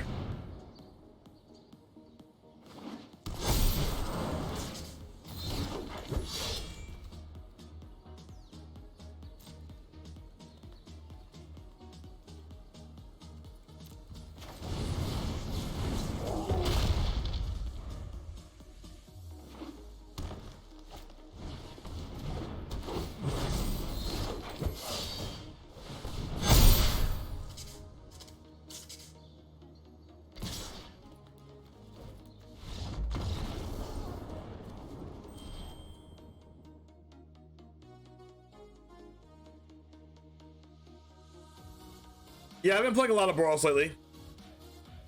I just like the cards that this deck plays. I like aggressively slanted mid-range decks, and I also like control. I like all mid-range decks, but I like controlling mid-range decks and aggressively slanted mid-range decks. I like how they both play. 2 months of fun today, Grin. Yo, Scuba Steve, 2 months of fun today. Let's go! Exclamation point, sub hype.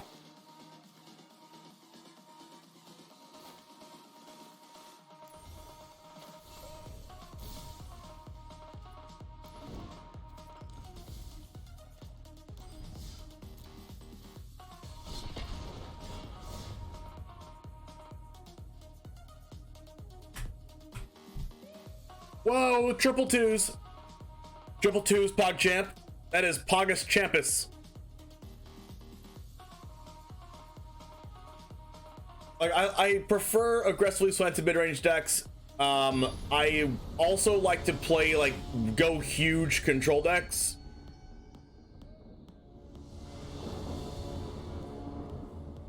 So, like, the Nissa Uro Sultai mid-range deck that was played in Historic for a long time. I really like that deck.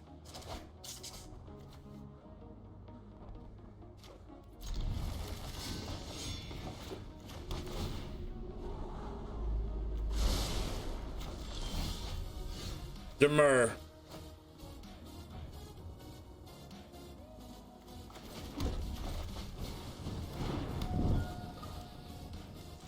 So if we distill Jund and Sultai, favorite color combos Golgari. If you distill them, yes.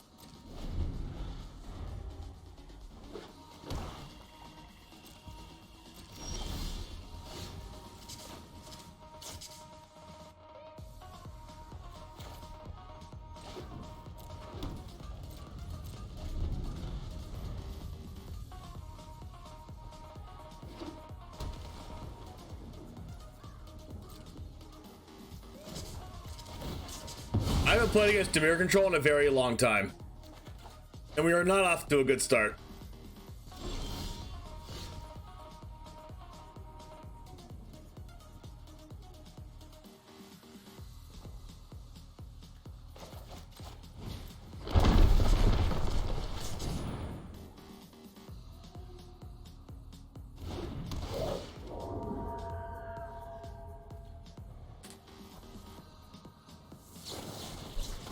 Oh my god, it's rogues. Oh no. That is the worst.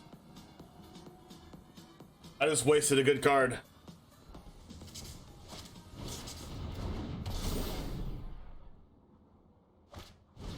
Why you so obsessed with me?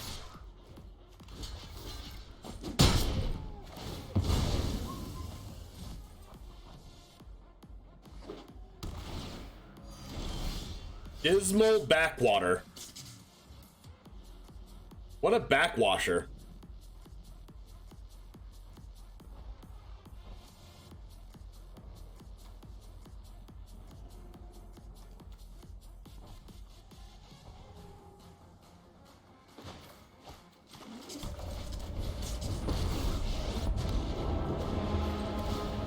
You and I are gonna take them out. Where's Soapy when you need him? Soapy, you in chat?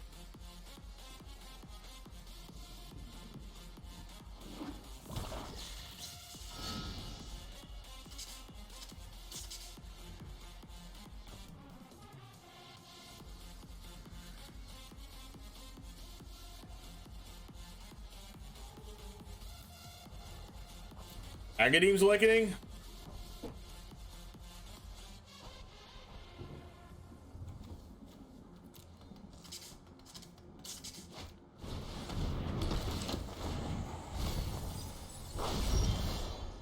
I always call it, chat.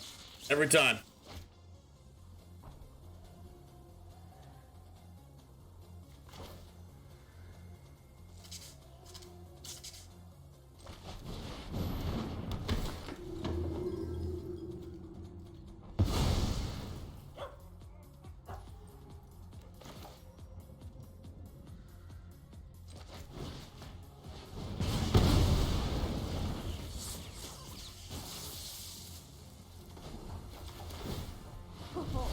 Today's my lucky day.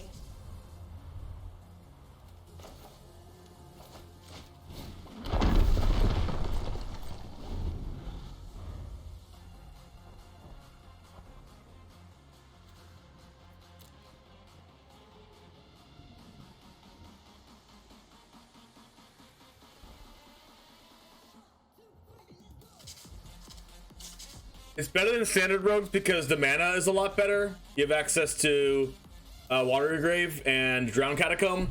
Also, you have access to Memory Lapse, which is a lot better than anything that rogues can do in standard. Also, access to Fatal Push.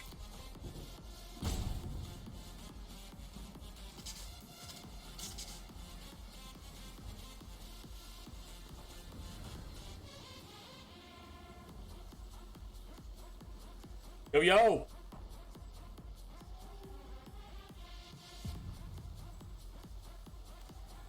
I have 7 cards in my grave. Cost 3 less to cast, but right now it costs 6.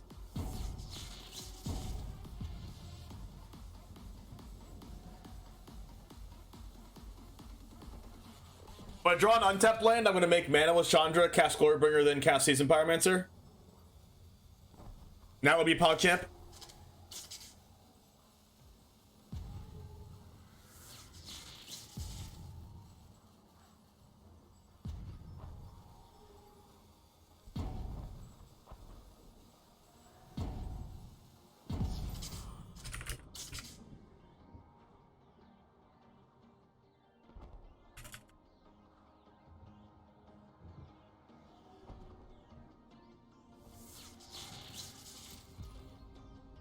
You gotta go home today. Nice, Hot Eyes. Ooh, Dragon Race Chandler.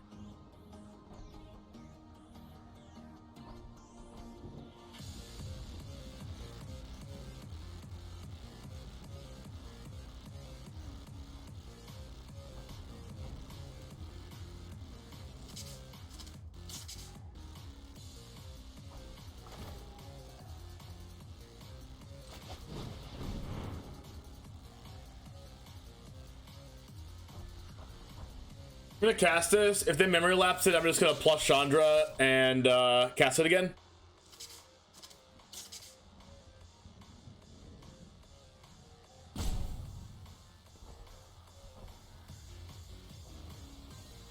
Hey, what's up, Riley?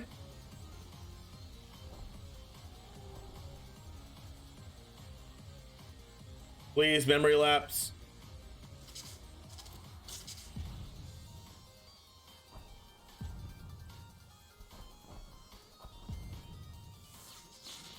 Memory lapse.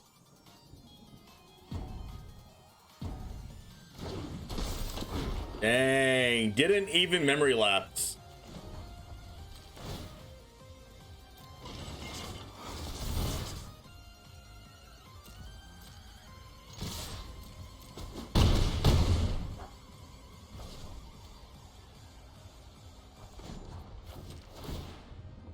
Oh, this is gonna hurt.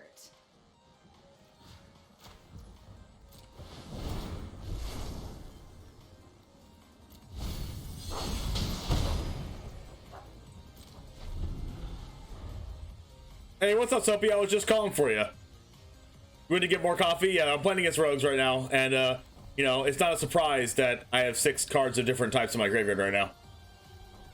If they draw an untapped land, they can end the story, but then they just die.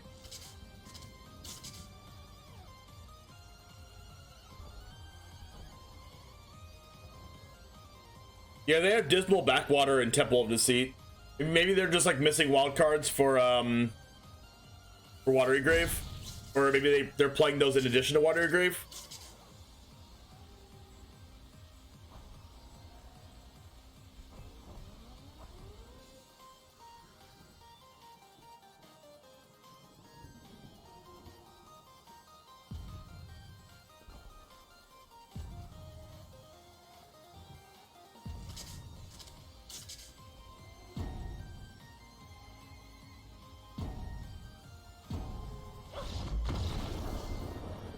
That is a big yikes. Wait.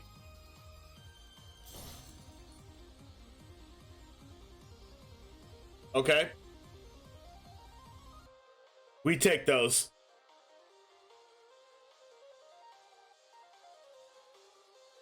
Wish I could see my record, but Untap's still down.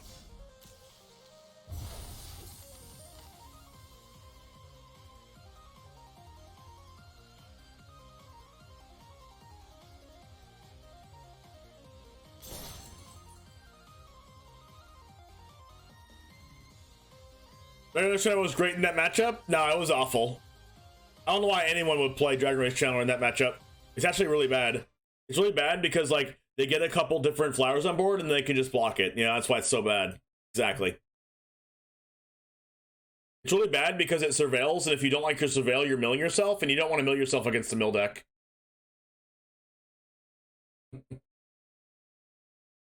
I could BS anything.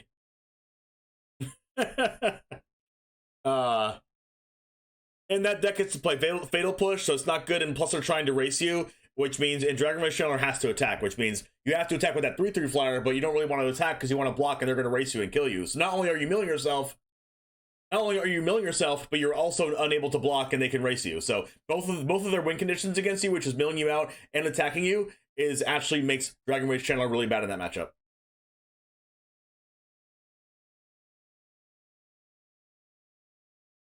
That's a huge cap. No one believed what I just said. Dragon Race Channel is insane.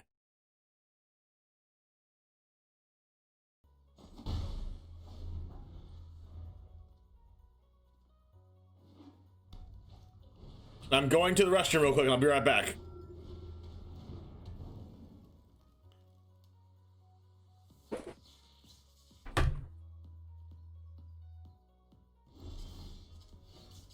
Good draw.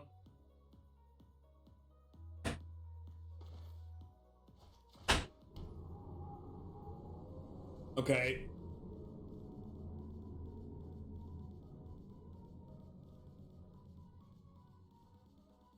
I can Chandra minus on the priest.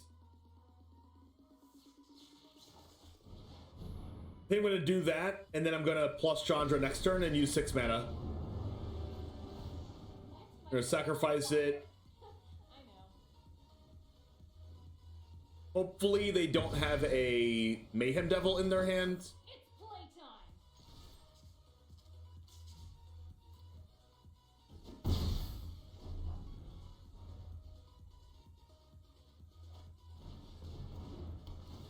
Technically, okay, they don't have Mayhem Devil. They do have Cat Oven. All right, now that last card, if that's Corvold, we're gonna want to go Spellbinder here. So let's go ahead and plus this. Skyclave. We're gonna Skyclave the Witch's Oven here.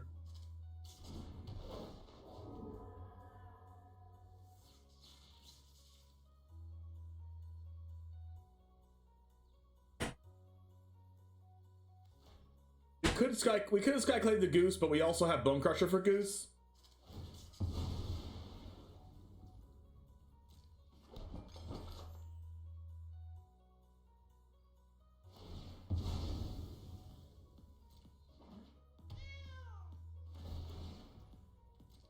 That's cool. They gain double life from the cat coming back. Now, if we Bone Crusher the Goose, they can just cast Corval out of their hand right away. If we Spellbinder this, they have to draw an untapped land. If that's Corvold. Not Corvold to land. Okay, that works out for us. We go no attacks. We want to protect our Chandra here. Top deck collecting company? Sure, why not? At least that wasn't the best company I've ever seen. We do have an answer to Priest. Okay.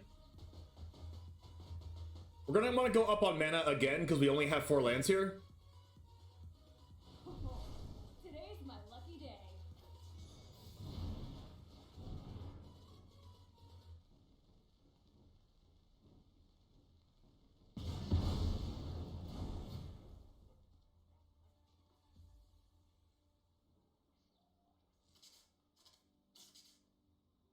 I'm gonna go Spellbinder here because if they happen to top deck Corvold, we're gonna have to use Chandra to minus on it, and then Lightning Helix to finish it off.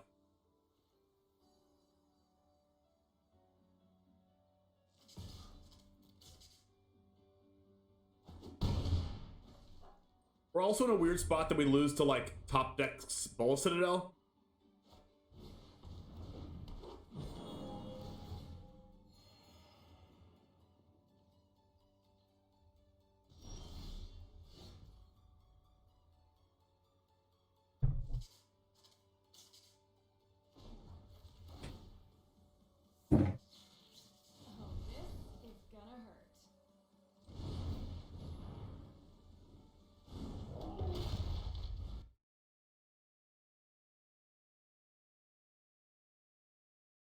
You said Dragon Rage Channeler is great, not in what shell? In the shell that I'm currently playing? It's still really good in the shell that I'm currently playing.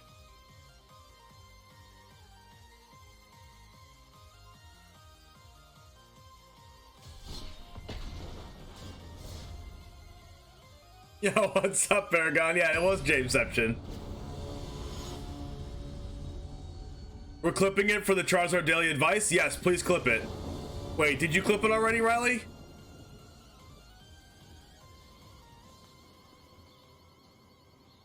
Oh look, my opponent starts off at 0 life and so do I. Is it a draw? Interesting.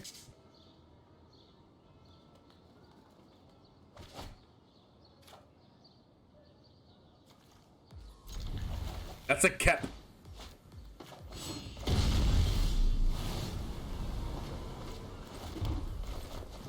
I'm playing mono red.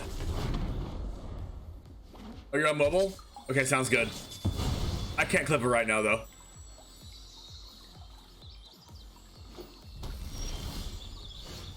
Good draw.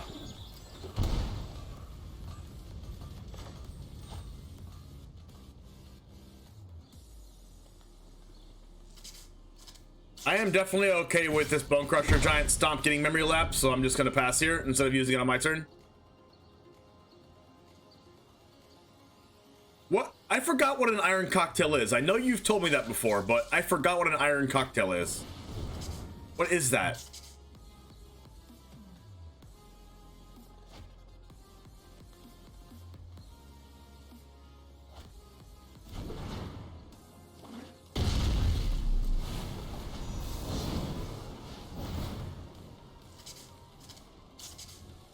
Another Dragon Rage?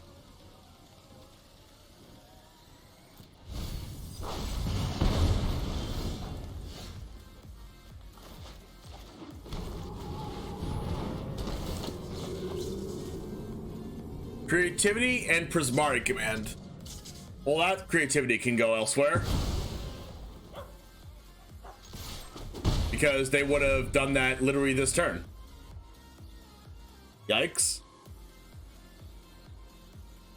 I can Prismatic Command either one of my other cards.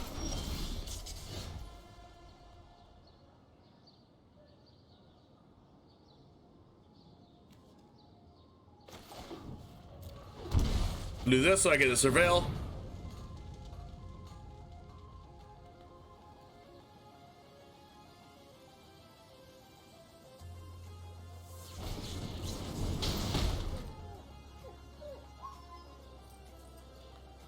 I technically could have just Shatter Skulled the 1/1.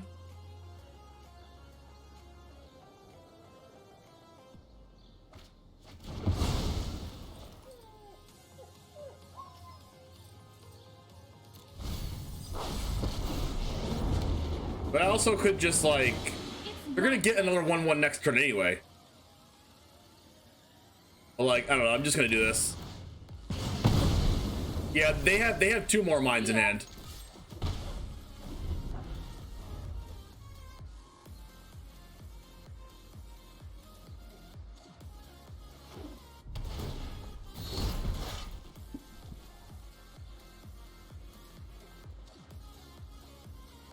So like they win, they even win next turn. They can do this mine and then creativity for 2 extra mana and still win. So I have to make sure that, oh, I drew a good card.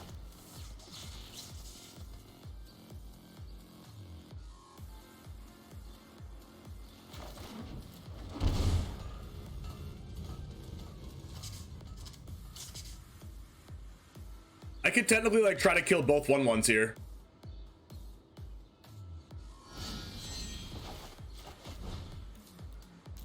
I think I might actually have to. Wait. I could just let them summon the Emissary. And then kill the Emissary next turn.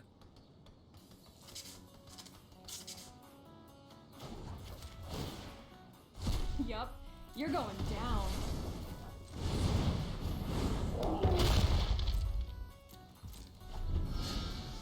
I just need a land, instant, or sorcery in my graveyard.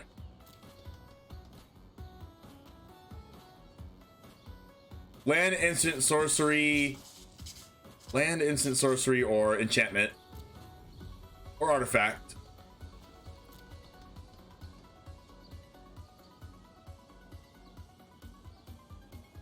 We can smashing for 6 with Chandra's uptick.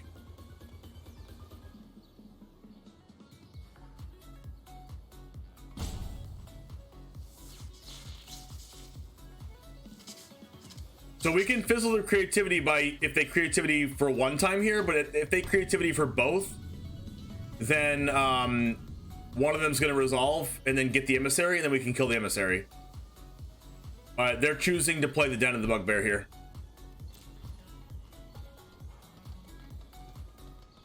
Oh, this is weird. Why didn't they do anything?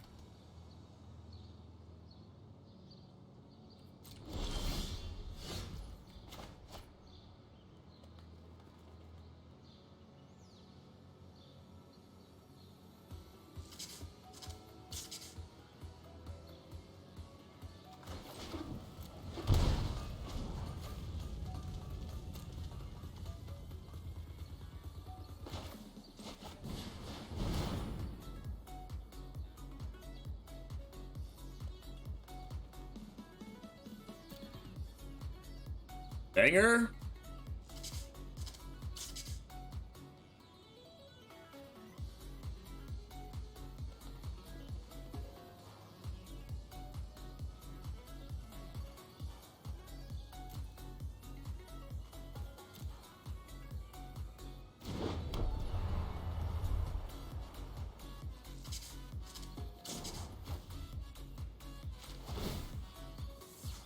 This will be easy. Maybe they have memory lapse.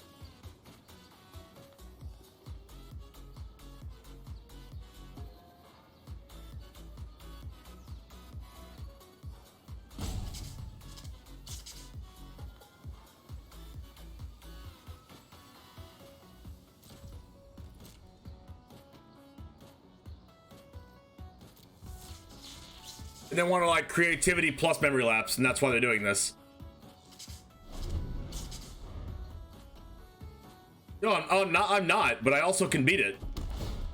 That's the whole reason why I didn't do anything, is because I can beat it.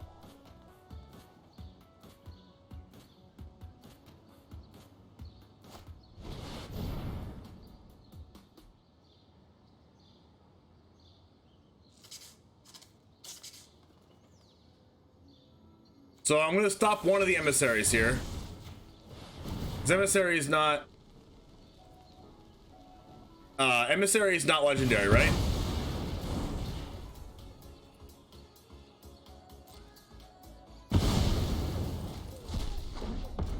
Oh my gosh, they're not playing the emissary.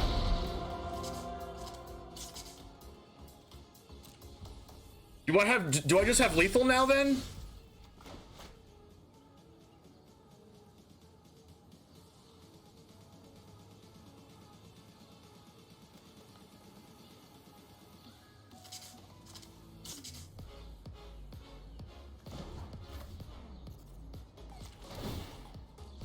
Oh, today's my lucky day.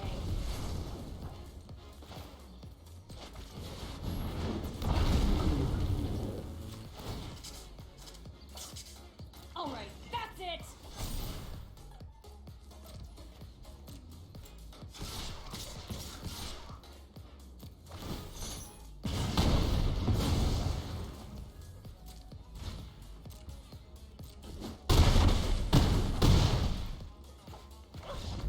That was really confusing.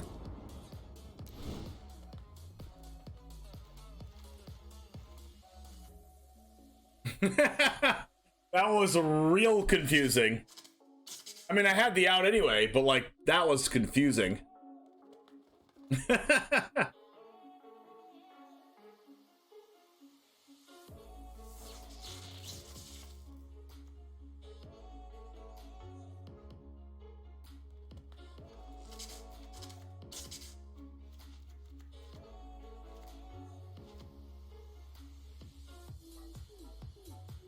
So they're not playing emissary, so Deck and Stone's bad, right?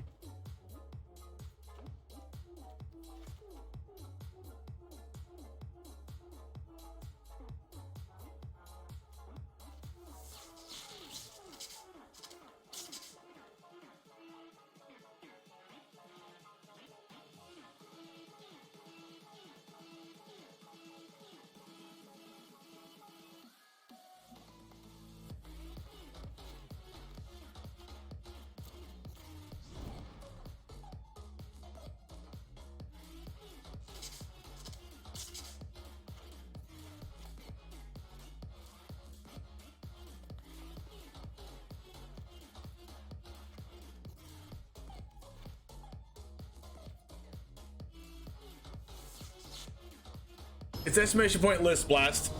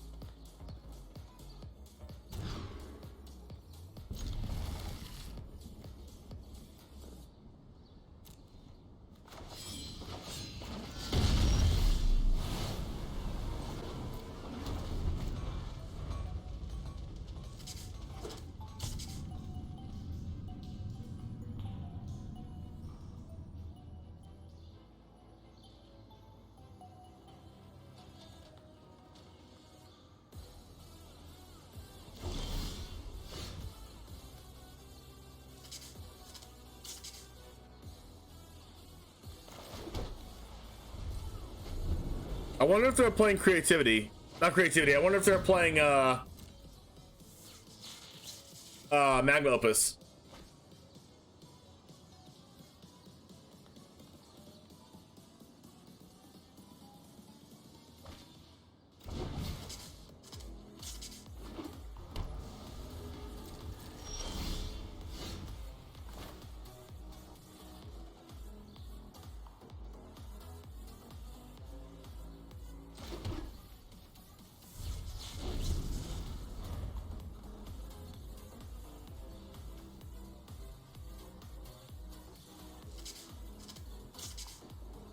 It's weird that they're playing Den of the Bugbear because Den of the Bugbear doesn't count as a mountain, but maybe they're just playing a one of.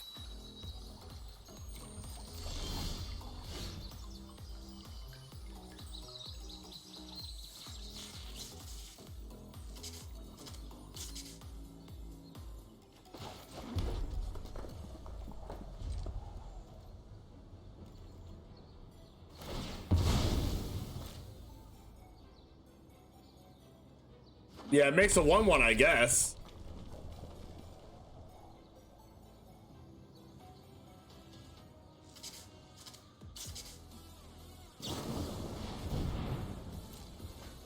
I wish I had my braid. At least I can kill the Scorpion God when it's played. With these two cards. What's up, WTG Joe? Streamer shout out.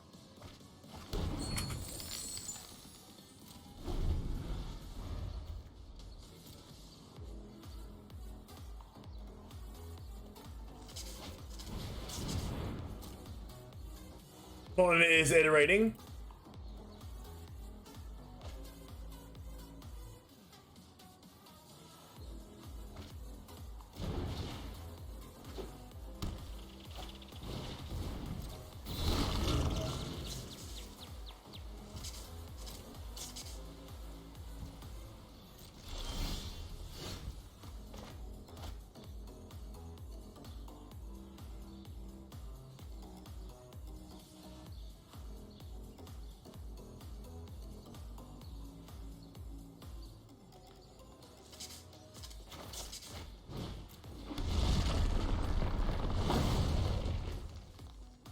Yeah, I downloaded the newest extension of Untap. Is there a new extension?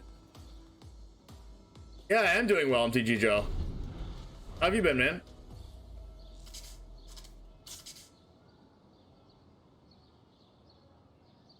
Oh, it works now?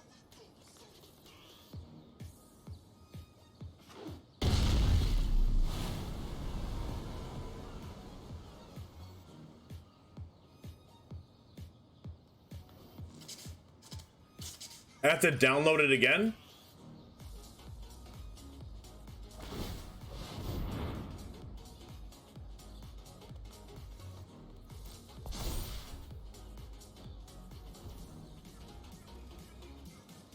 I shouldn't even really care about this den, should I?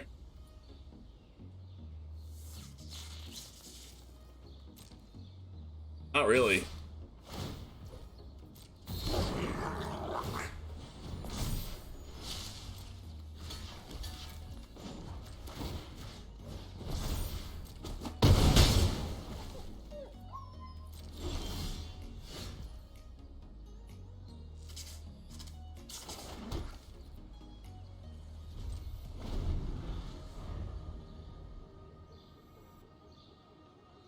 I'm gonna reconfigure it.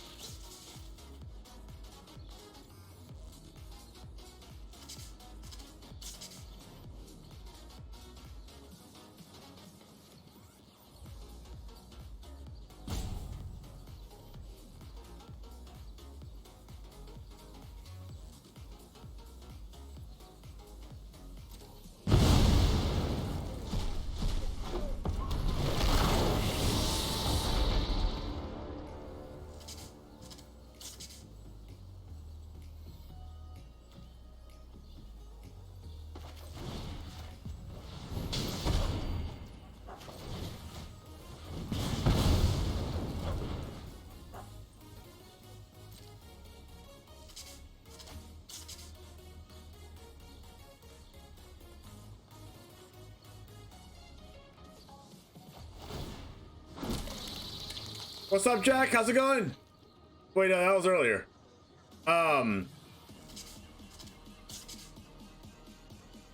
I need to see if it's working now. And I don't know if it's working now or not.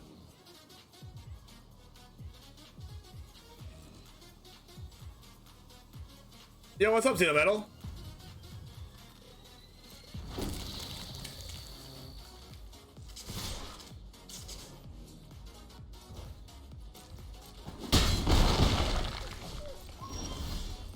So now all I have to do is win through a Lotus God, which is still hard.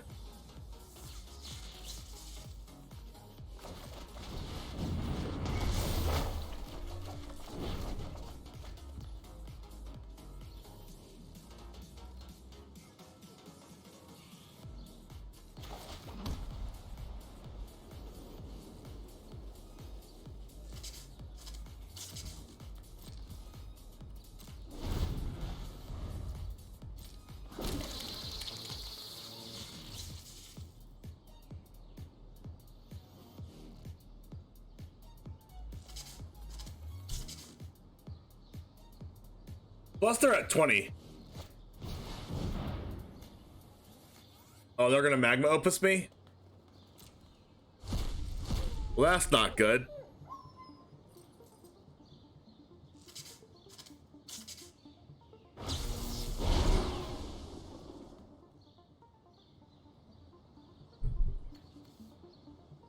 This is a yikes.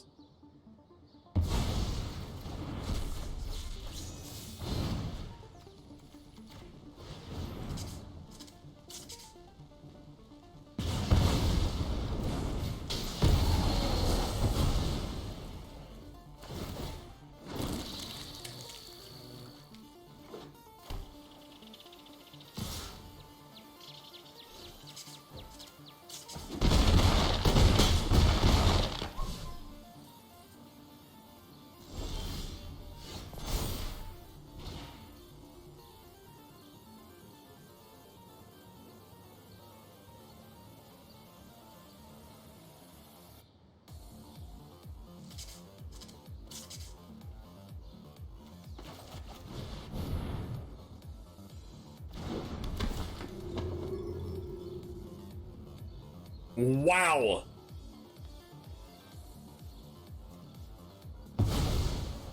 Their hand is loaded.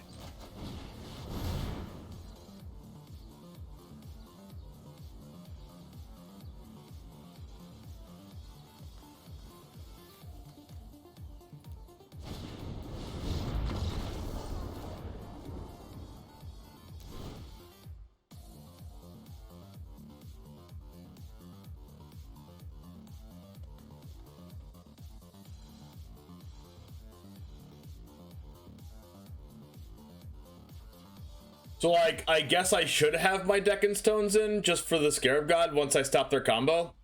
Not Scarab God, but the Locust God.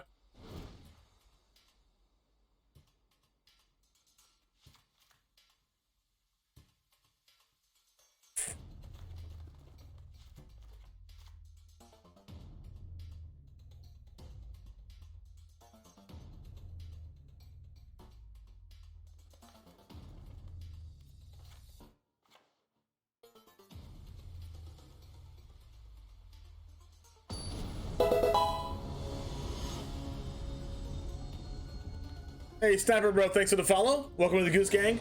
Good salute to you.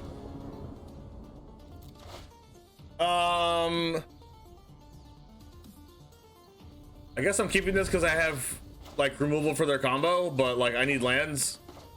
Lands!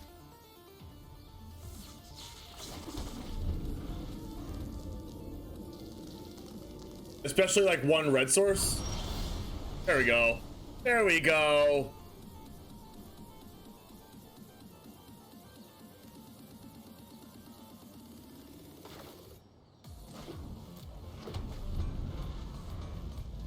We got there. One land and we got there.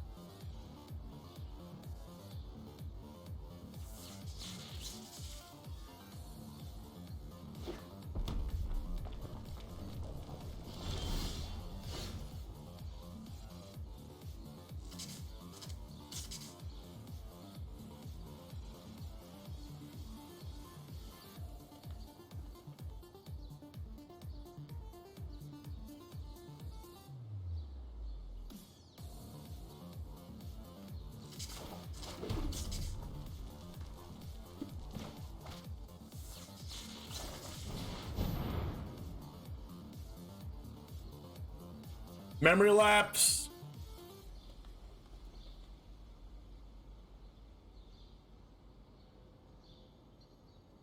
Memory lapse.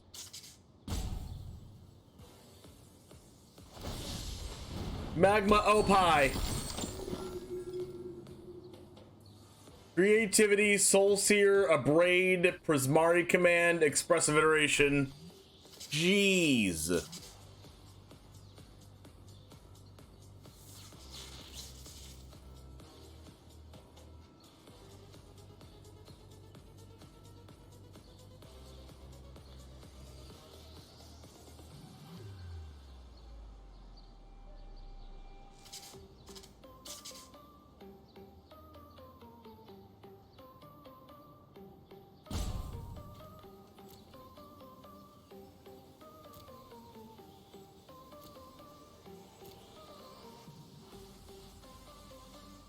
I almost want to take iteration. Because I can stop creativity combo.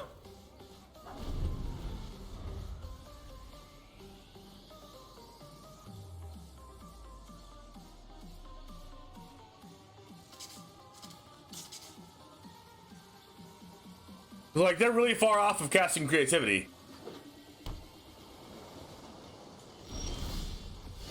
They're playing a pretty greedy mana base too.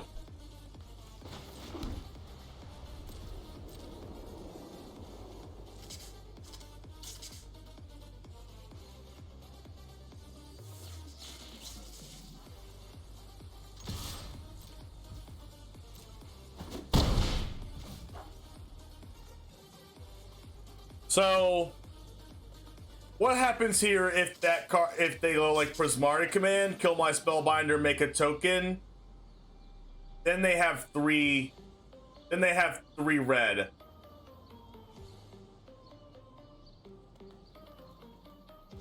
So that would mean if they had like the 1 blue mana, create a 0/3, they'd be able to combo me. So since they can technically combo me next turn, I'm not going to cast my Showdown.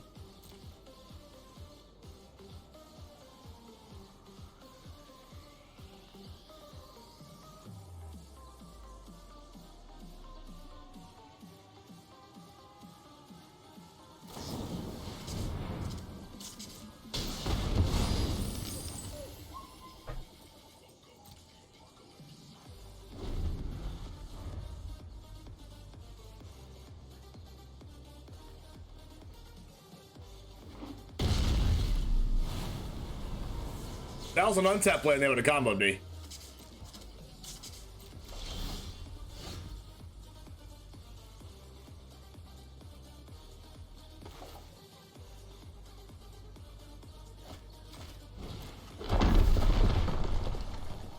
So I can do the same thing as I did last time, except for now I have a Declaration in Stone for the Locust God and not die to it.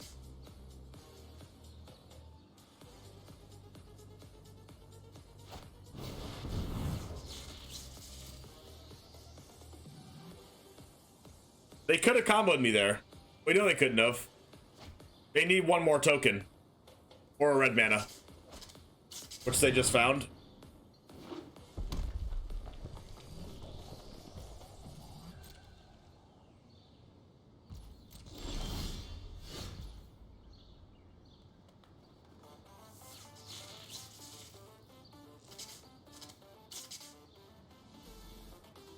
I kind of want a Spellbinder. But they can go 1, 2, 3, pay the 2, sack the 2, and I still die. So I technically have to... Okay, if they have Memory Lapse, I can lose. Yeah, if they have Memory Lapse, I... die.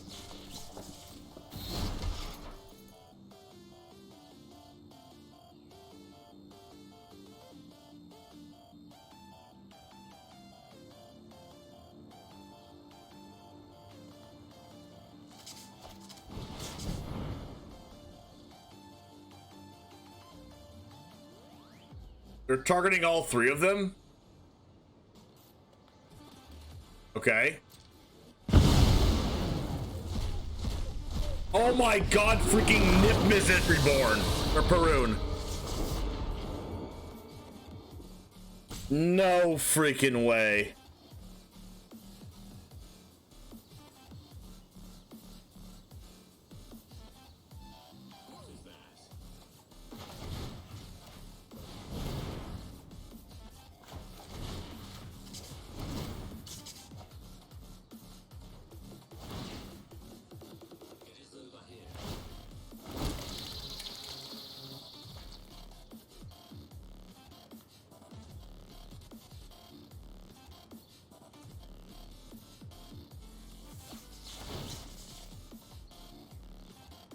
I was not expecting that.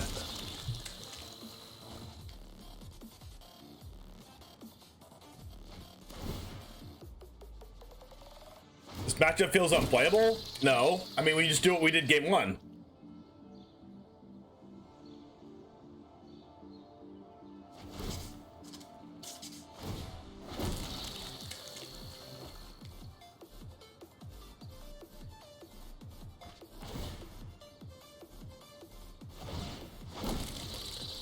Wait, is this infinite?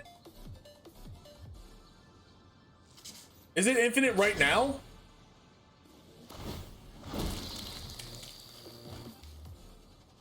Are they going infinite on the stack? What?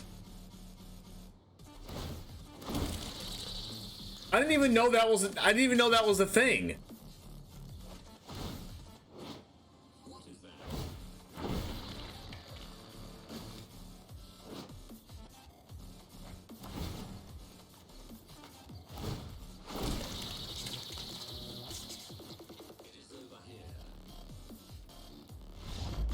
I literally saved my stuff for the combo, and then I got comboed anyways, even though I had the out.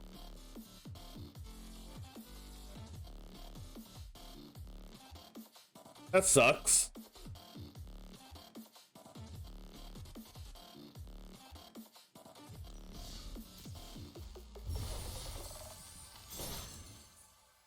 Well, that's a yikes, chat.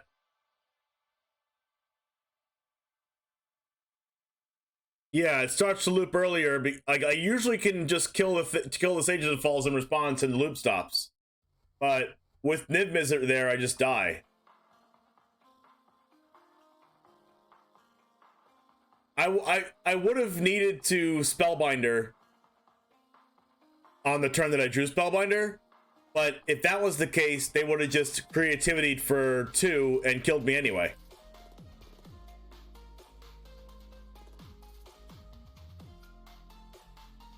So I actually don't think it mattered. I needed Containment Priest.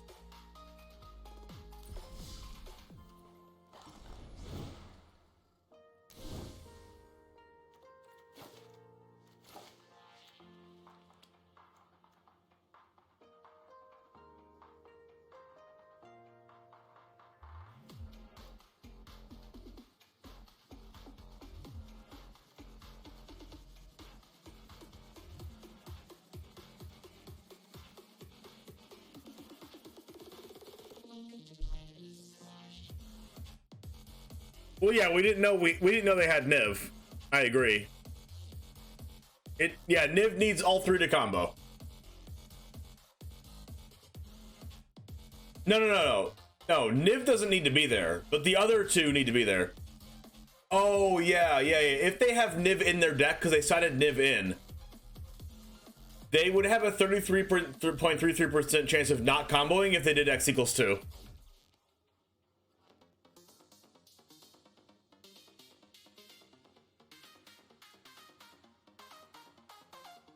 Well, yeah, we didn't know we had Niv. I agree that I played that correctly in my head. Like, I played to the best of my abilities, and I think I played correctly. Like, not knowing they had Niv in their deck.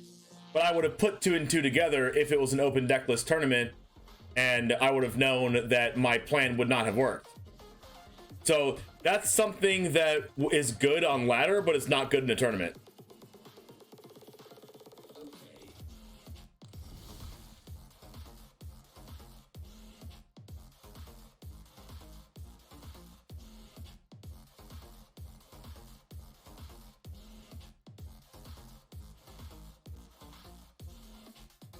Yeah, it makes sense. They like. I had that thought. I was like, oh, they did it for 3 on purpose, so, because they know they only had three creatures in deck.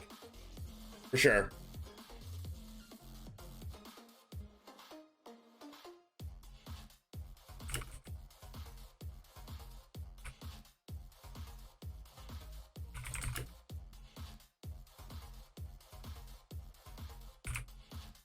All right, guys, it's about that time. I'm going to go ahead and cube some Yu-Gi-Oh with my brother. Wish me luck and wish me an amazing cube deck, guys. What did you just say about me? I'll have you know I graduated top of my class in the Spikes Academy, and I've been involved in numerous secret layers, and I have over 300 confirmed FNM appearances. I am trained in spoiler spotting, and I am the top mono red player in my entire LGS. You are nothing to me, but just another opponent. I will wipe you out with burn spells, the likes of which has never ever been seen before on this plane. Mark my words. All right, guys, I'm gonna go ahead and play cube with my brother and a couple of other friends. Make sure that you wish upon me the nice cube luck gods, okay, so that they can look upon me and gaze upon me with righteous, amazing Yu-Gi-Oh cards in my packs, okay? Have a great rest of your day. We're gonna go over to Andrew Cuneo. Andrew Cuneo, if you don't know, you can check out on my YouTube. Andrew Cuneo was a part of the Streamcast podcast at one point, and it is on my YouTube, !YouTube in chat, to watch the Andrew Cuneo podcast. Have a wonderful rest of your day, and I'll see you tomorrow.